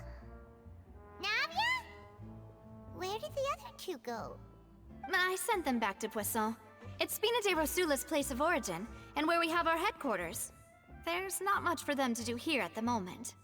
Paimon gets the feeling that you're just trying to get them off your back. But never mind that. When did you get back? Were you waiting here the whole time? No, I just returned after going out for a while. I did some investigating yesterday regarding the name Vacher. Wait, so you didn't sleep at all? How could I after having such critical new evidence appear? Guess Paimon wasn't speaking for everyone just now, huh? Unfortunately, this name seems to have been wiped from existence. It doesn't seem to have a match anywhere. I suspect that those behind this have already taken steps to hinder an investigation from this angle. But that does prove that this Vacher person is a key witness in the incident. Does that mean we're too late, though? No. There is one ray of hope. One place in Fontaine that they would find almost impossible to threaten, no matter how much they wanted to. And that is the archives kept by Chief Justice Neuvillette. A place where detailed files on all the cases in recent years are kept. If the Oceanette you met is one of the young women who went missing recently, we should be able to find some related information there. So Neuvillette maintains an archive of case files? Whew. Guess that's the hard-working Chief Justice for you. In that case, let's go talk to him, shall we? Aren't you coming along, Navia? Did you get tired? No, it's nothing. Let's go see the Honorable Chief Justice.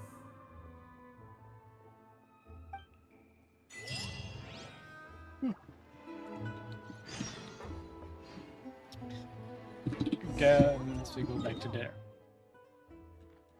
Oh, actually, no, that's right. Oh, see. Right. The Palais is right up ahead. Come on.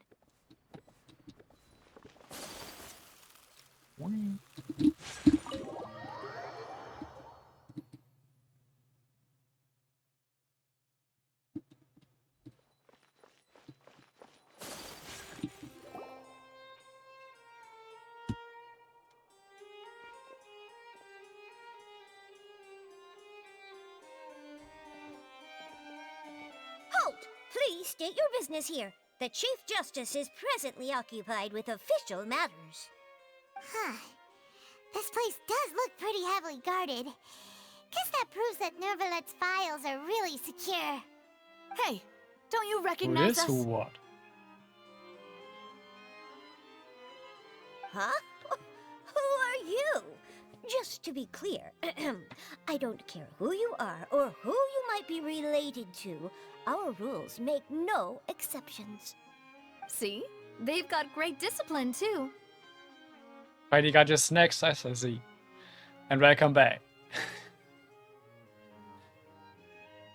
Yep. Paimon can tell. If you're here just to crack jokes, I can point you towards the exit. Unlike some, we're busy, so please leave if you don't have a reason to be here. No. What I meant to say is, shouldn't you remember us from a few days ago? We were at the trial of the great magician Linny. Oh, yes, I remember. I read about it in the Steambird. You must be Linny's attorneys. It's all coming back to me now.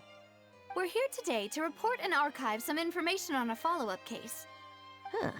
Is that even a thing? Of course. Don't worry. We're here on official business. You can trust us. All right then, I'll let you through. The Chief Justice is just inside. Thanks so much. What's answers?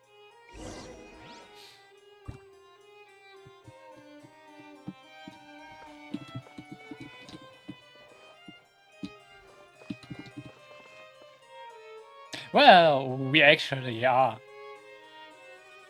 I think you missed it, but we're here to, like, check the files for this Vache dude. Since this will probably be the only records we actually have this name remaining.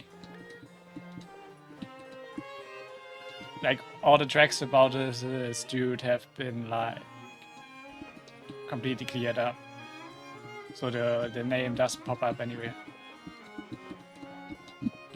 Then to miss some backstory about Nadia. Like, her father did like a trial by combat thing and lost his life to it, to Chlorine. Before the fight, he told Chlorine to look after Nadia. And he probably was put on trial in connection to the disappearance case because he investigated that.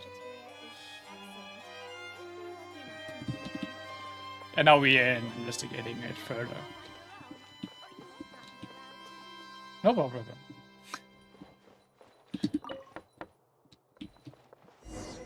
Please come in.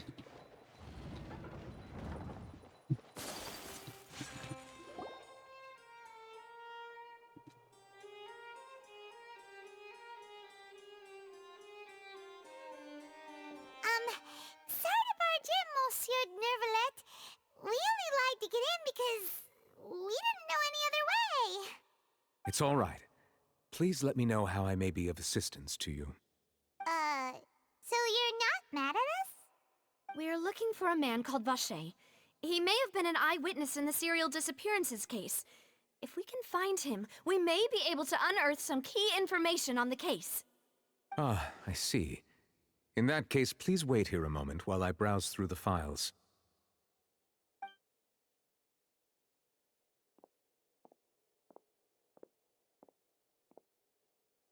Who knew that Nervalet would be so easy to talk to?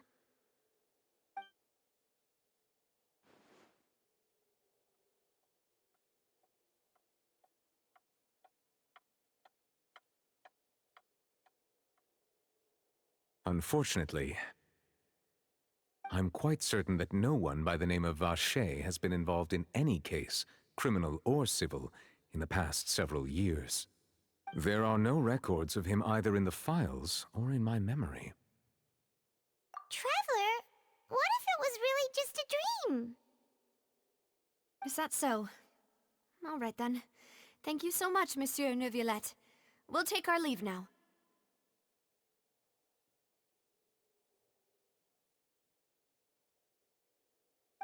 him.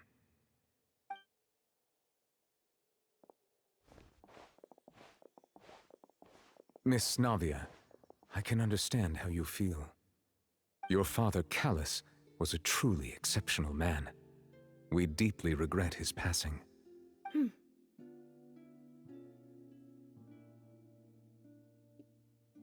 And what are you trying to say, Monsieur Neuvillette? Are you trying to console me? Extend your sympathy? Or just express some tendril of regret? No. You are not trying to do any of that. I can hear it in your voice. There's no emotion behind your words. You only said those things because you felt like you should.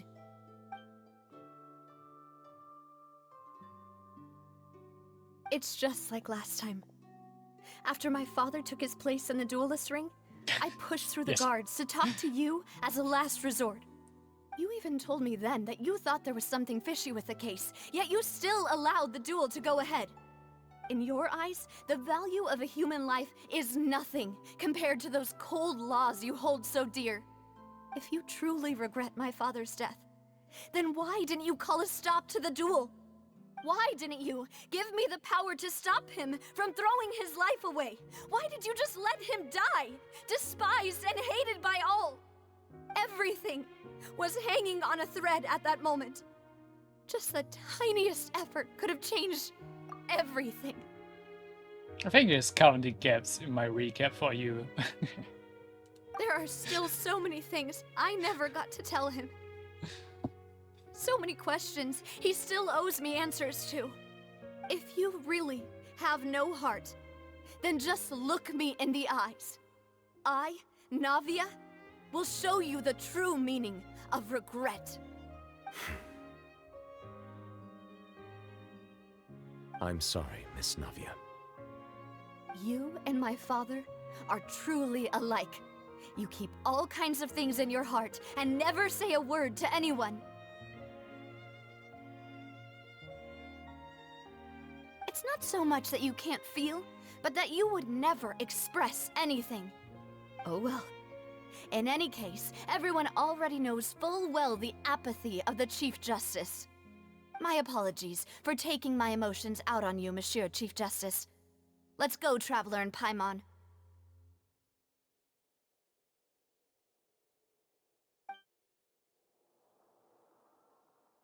She did tell more nicely, I guess.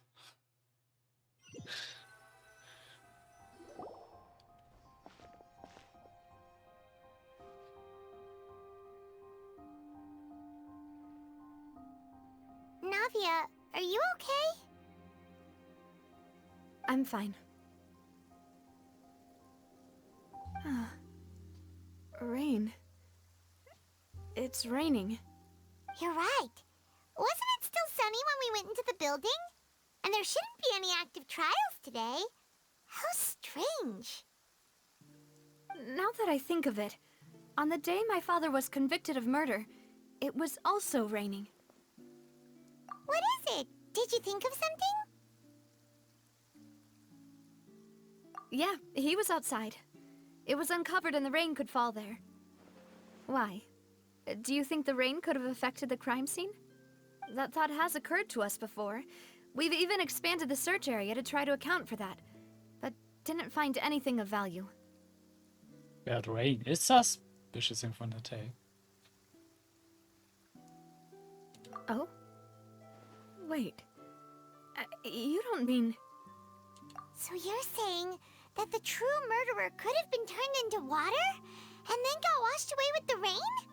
Yeah, and if that's what had happened, then no one would have believed your dad, even if he explained what he saw to the authorities. I really think I found a true genius for a partner. You're completely right. How did I not connect the dots earlier? All right, let's go to Poisson. With this new lead in mind, we'll get to the bottom of my father's case for sure. Yeah, we're gonna make progress for sure this time. Do you want to go with me now? Or do you want to head over by yourself later?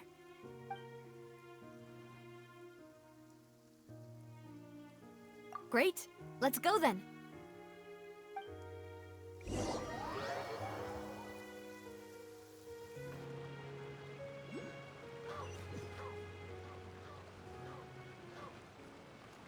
I'll spawn you right in front of her.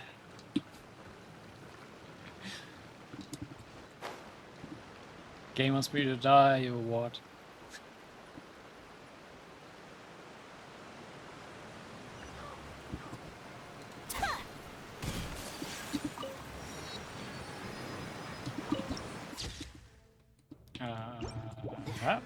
Yeah.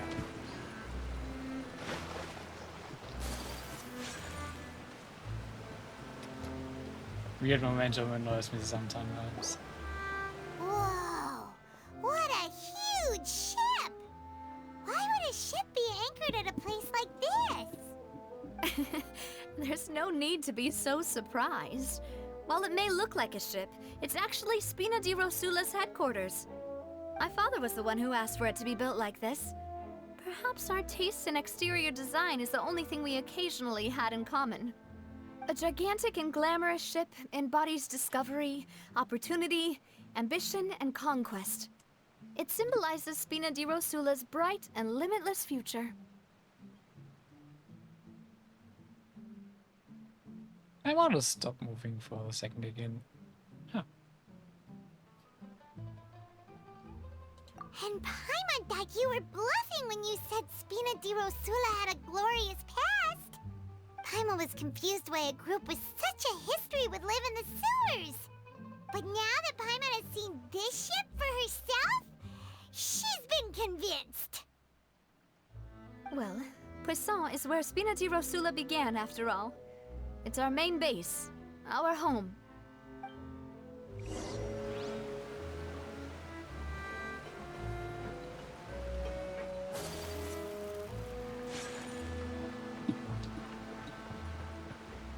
That's how to rock this.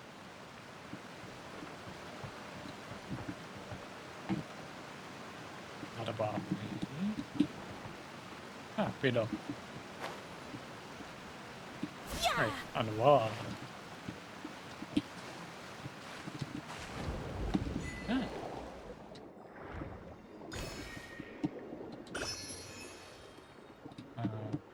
Later.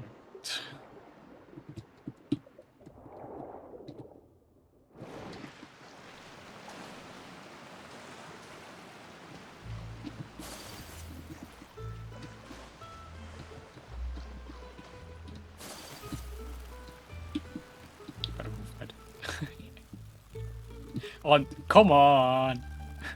Oh! Weird bridge.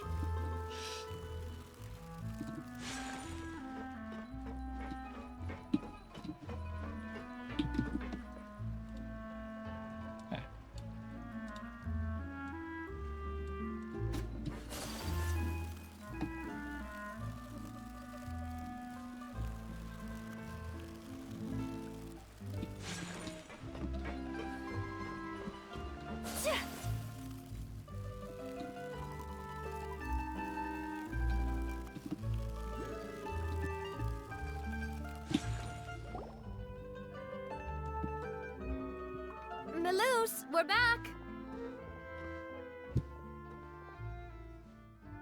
Apologies for the wait, demoiselle, and our most important partners. You said before that you still had some business at the court. What brings you back to Poisson so quickly? About that. It's because my partner here reminded me of something really important. You see, what if my father's case had something to do with water from the primordial sea? You still remember, right, Melus? On that night, it was raining? Yes, the case was quite similar to that of Mr. Linney's. Both were what you'd call impossible murders. Could you tell us a bit more about what happened before? Yeah, of course. Many years ago, something called synth began to gain popularity in Poisson. At a glance, it was a kind of drink that could excite your mood and produce many pleasant hallucinations. Yeah, it rocks. Didn't that guard guy who turned into water also mention that the primordial water could be used to produce some kind of potion? Yes, he did. Considering what we know now, it's almost certain that synth is created using water from the primordial sea. If you drink synth for an extended amount of time, you'll suffer many side effects, such as losing the ability to focus or control your emotions. And if you were to stop drinking it completely, you'll experience flashes of paranoia and anxiety while lacking energy to do anything. It's an extremely dangerous substance. As he oversaw Poisson, my father was compelled to put a stop to synth abuse and called for a complete ban of it. Boss's uncompromising attitude incurred the synth vendor's wrath, but no matter how much they threatened or bribed him, he refused to yield. Not only that, Boss became determined to find the mastermind behind the synth operation and put an end to the problem once and for all. Yes, but the enemy was very cunning. So he could never get anything out of the dealers, all of whom only sold the stuff and weren't privy to the rest of the operation. Recognizing that, my father decided to contact the dealers in secret and cultivate personal relationships with them. Finally, he was able to convince someone to become his informant.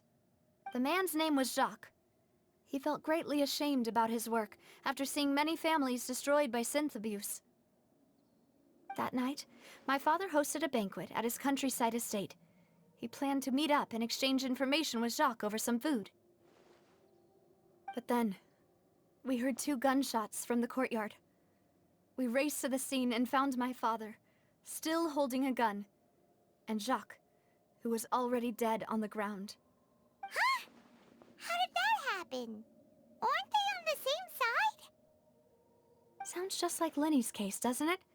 In both cases, the culprit seemed obvious, but neither appeared to have any motive at all. Looking back on it, though, I now believe the most important clue was something we all overlooked at the time. There were pieces of clothing left at the scene. Precisely. It's all thanks to you that I made the connection now. Back then, we all just thought they were some costumes that Jacques used to disguise himself at the banquet. But, considering it now, it's almost certain that they belong to a third person at the scene.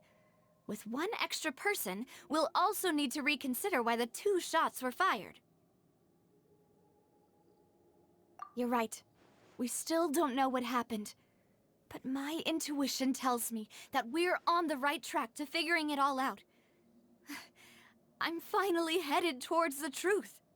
Jacques was an empathetic man who was infinitely remorseful for his past actions. It's unlikely that he turned on Boss with 0 warning. I think this third person is probably the key to the full truth. On that note, however, even though this will not please you, demoiselle, as your and your father's butler, I must still offer a word of warning. Our opponent is insidious and cruel. They are extremely difficult to deal with, and Boss has already lost his life trying to bring them to justice. Even though Spina de Rosula has lost most of its former glory, Poisson has welcomed a new time of peace, and we have been allowed to live out our lives. There is no need to follow your father's path. It would be both wise and in line with Boss's wishes to step back and give up on the case. If that's indeed what he wished for, then he should have told me that himself. Was I not the closest person to him?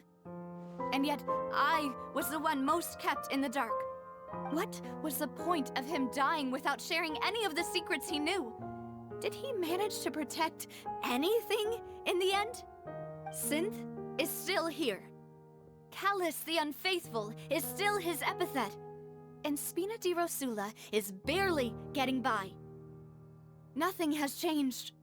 Did he think I'd just accept his meaningless death and live out my life just as meaninglessly? I've never accepted that, ever. Not since that day, and certainly not now. I want to find out the real answer for everyone's sake. For the missing girls, for the victims, and for myself. Navia. This is indeed the best moment to act. Your partner appears to be quite reliable, and more importantly, demoiselle, I think you're also ready to take this on. So you do know something else, Malouse? Yes, I do. In fact, even before that banquet, Boss already knew of the connection between Synth and the serial disappearances case. But what drove all the tensions to the boiling point was the revelation that you, Demoiselle, had been selected as the next target to disappear. What? Boss also didn't tell you that he had been diagnosed with a rare illness. The doctors told him that he had no more than 5 years left to live. And the serial disappearances case caused him great anxiety. 5 years was nowhere near enough time to resolve this long-standing conflict. But once he passed away, all the danger would pass on to you. Knowing all of this, he decided to use one final intimidation tactic before his death. He claimed to have already gotten his hands on some key incriminating evidence for the other side, and even told some members of Spina di Rosula about the details. But as long as you remained safe, he would not share the evidence with the public. If something were to happen to you, then he and all those he told would immediately expose all they knew about Synth and the disappeared victims. Right, so nobody would be able to get off scot-free. As we've seen, Boss's tactic has worked. Even though Boss has been gone for a long time, the other side has not tried to take Demoiselle's life. No, I don't believe it. He never appeared to look sick to me. No father wants their daughter to see them weak and haggard, especially someone as proud as Boss. To him, dying in a duel and suffering lasting dishonor as the unfaithful were still far preferable than losing face in front of his daughter. So he chose to die in silence, so that he could protect me. I'm afraid you're not understanding this correctly, Demoiselle. What Boss wanted to hand to you was not a parasol, but a sword. If Boss's spirit could hear you telling me that you want to find the answer for the sake of everyone involved, I'm sure he'd be extremely proud. That fool. Couldn't he have just given it to me straight? No. He might have set up everything precisely because he never thought I'd be able to understand him. Is that the amount of confidence he had in me? And what if I was never able to make it to where I am now? Yeah. I suppose that's true. With the way he'd set things up, if I had wanted, I could have just lived out my life without a care in the world. But thankfully, he rarely talked to me about complex matters, and thus understood little of me as a person. In this case, he really didn't need to give me an easy way out. Malus, what was the key evidence that he shared with you? It's the location where Synth is produced. Essentially, it's the enemy's headquarters. When he was threatening the enemy, Boss didn't share the specifics of the incriminating evidence he found. But if you want to use it against the enemy, you'll still have to take several things into consideration. Why? If we know where the place is, can't we just go storming in? You mustn't forget If we can that we're find one. fighting against a mysterious and dangerous organization that's been in operation for decades. Just storm in, head against the wall. There's no telling what might be lying in wait at their headquarters. We also have no idea what kind of evidence we may be able to find inside, nor what people we may be able to capture. But a single visit to their headquarters would be tantamount to a formal declaration of war. The worst case would be that we leave empty-handed, but also open ourselves up to full retaliation. Then, in that case, why not work with the Fontaine authorities? Well, you saw one of them dissolve during Mr. Linney's case. We have no idea just how thoroughly they may have been infiltrated. Huh. That's true. Seems my father really had no choice. But things are different now. It should be a lot easier to prove the other side's guilt, now that we've connected Synth with the disappearances case. You sound like you've put a lot of thought into this, Malus. I am the butler, after all. I live but to serve the boss and Demoiselle's will. I've always been willing to take on any kind of risk for your sake.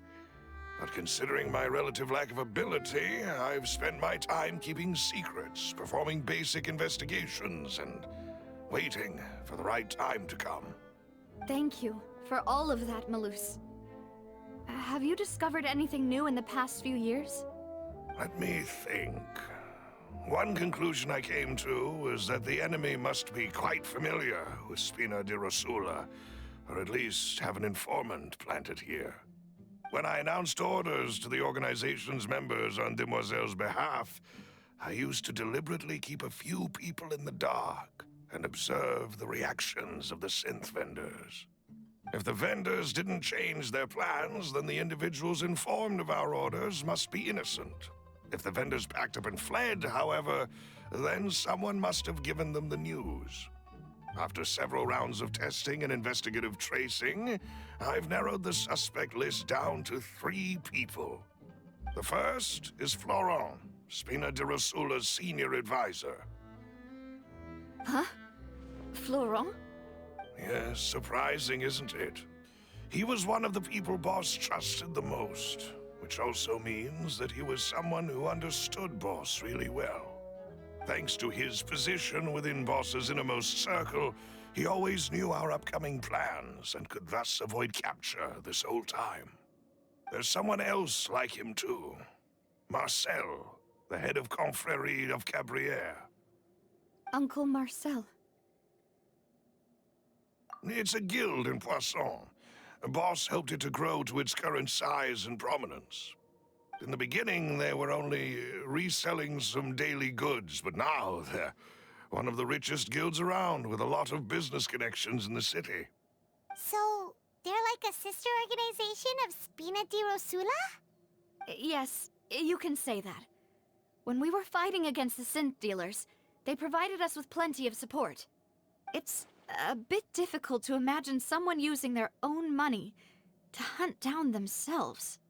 The final suspect is Thierry, the man responsible for coordinating information between Spina di Rosula and the guards. Although the guards mostly leave us to our own devices, there are still many activities we have to report to the local authorities. Since Thierry is always in the know about our current activities, he could theoretically always plan one step ahead. I see. These are all people who I communicate with quite regularly. To think that the enemy we've been fighting against has been right next to me all along, among those I trust the most. It's almost too hard to believe. If you want to investigate them, please take every precaution to not alert the quarry. Judging from our experience, the enemy is extremely cautious. Of course. And thank you, Malus. You've provided us with a lot of great information. You're too kind, my lady. I'm just doing my duty. And before I forget, proving Boss's innocence would also mean clearing him of blame in Jacques' death. After that incident, Jacques' wife and daughter were taken into the Spina's care. They still live in Poisson today. If it might help, you could also pay them a visit. I can make the necessary arrangements. Aw, thank you so much, Malus. You really are the best. A new case awaits, my dear partner. I hope we can work together to uncover the truth and end this case once and for all. Oh, we got new record stuff. Okay. But uncovering that stuff, I'm gonna do in the next stream. I'm getting really hungry and gotta cook dinner. So, this will be it for the first stream. Hope to see you next time. Bye bye.